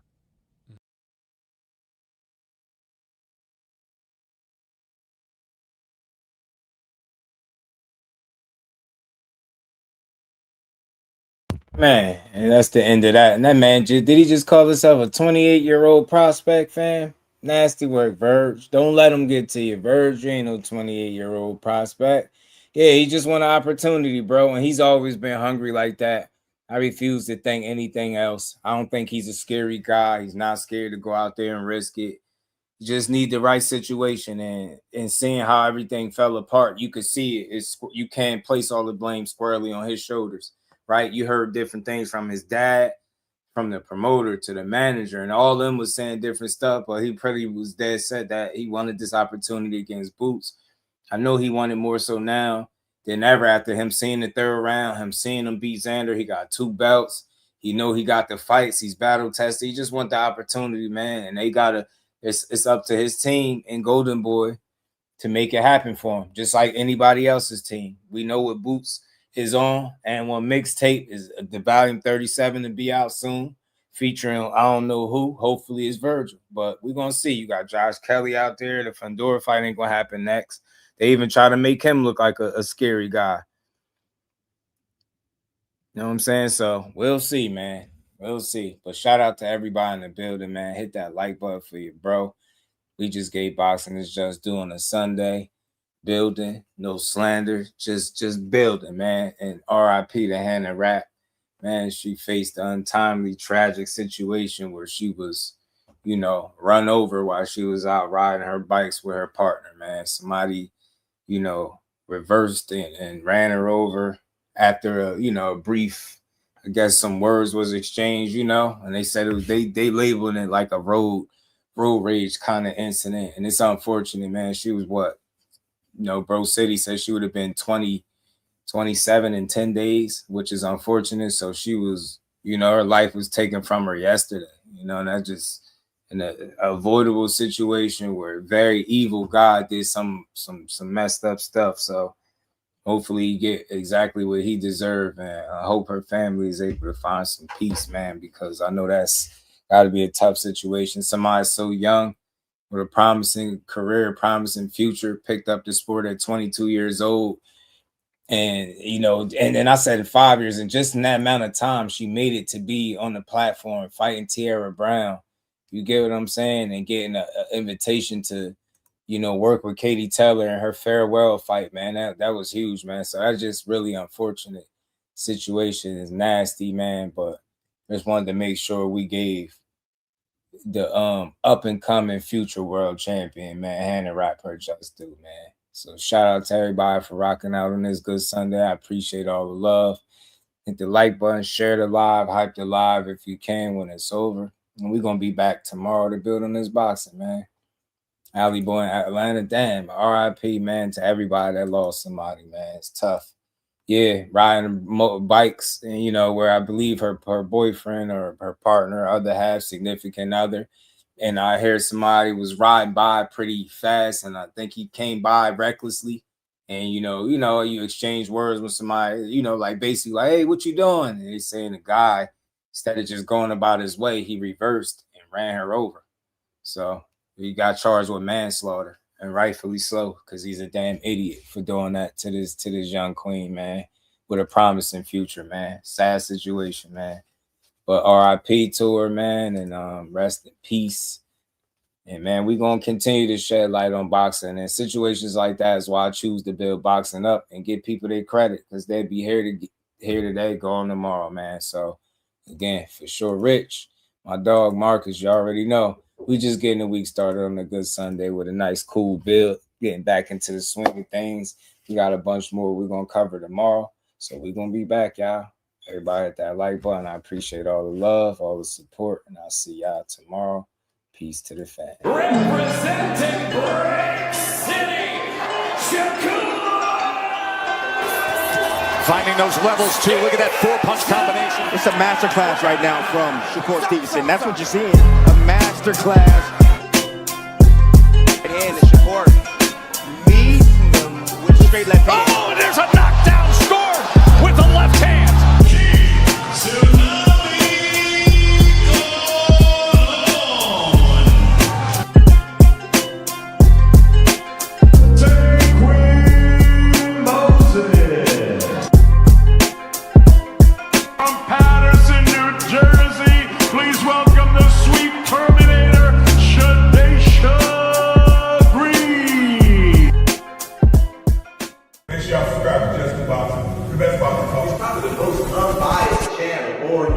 Right now, we're going to give him his just due. Shout out to my brother Just Due.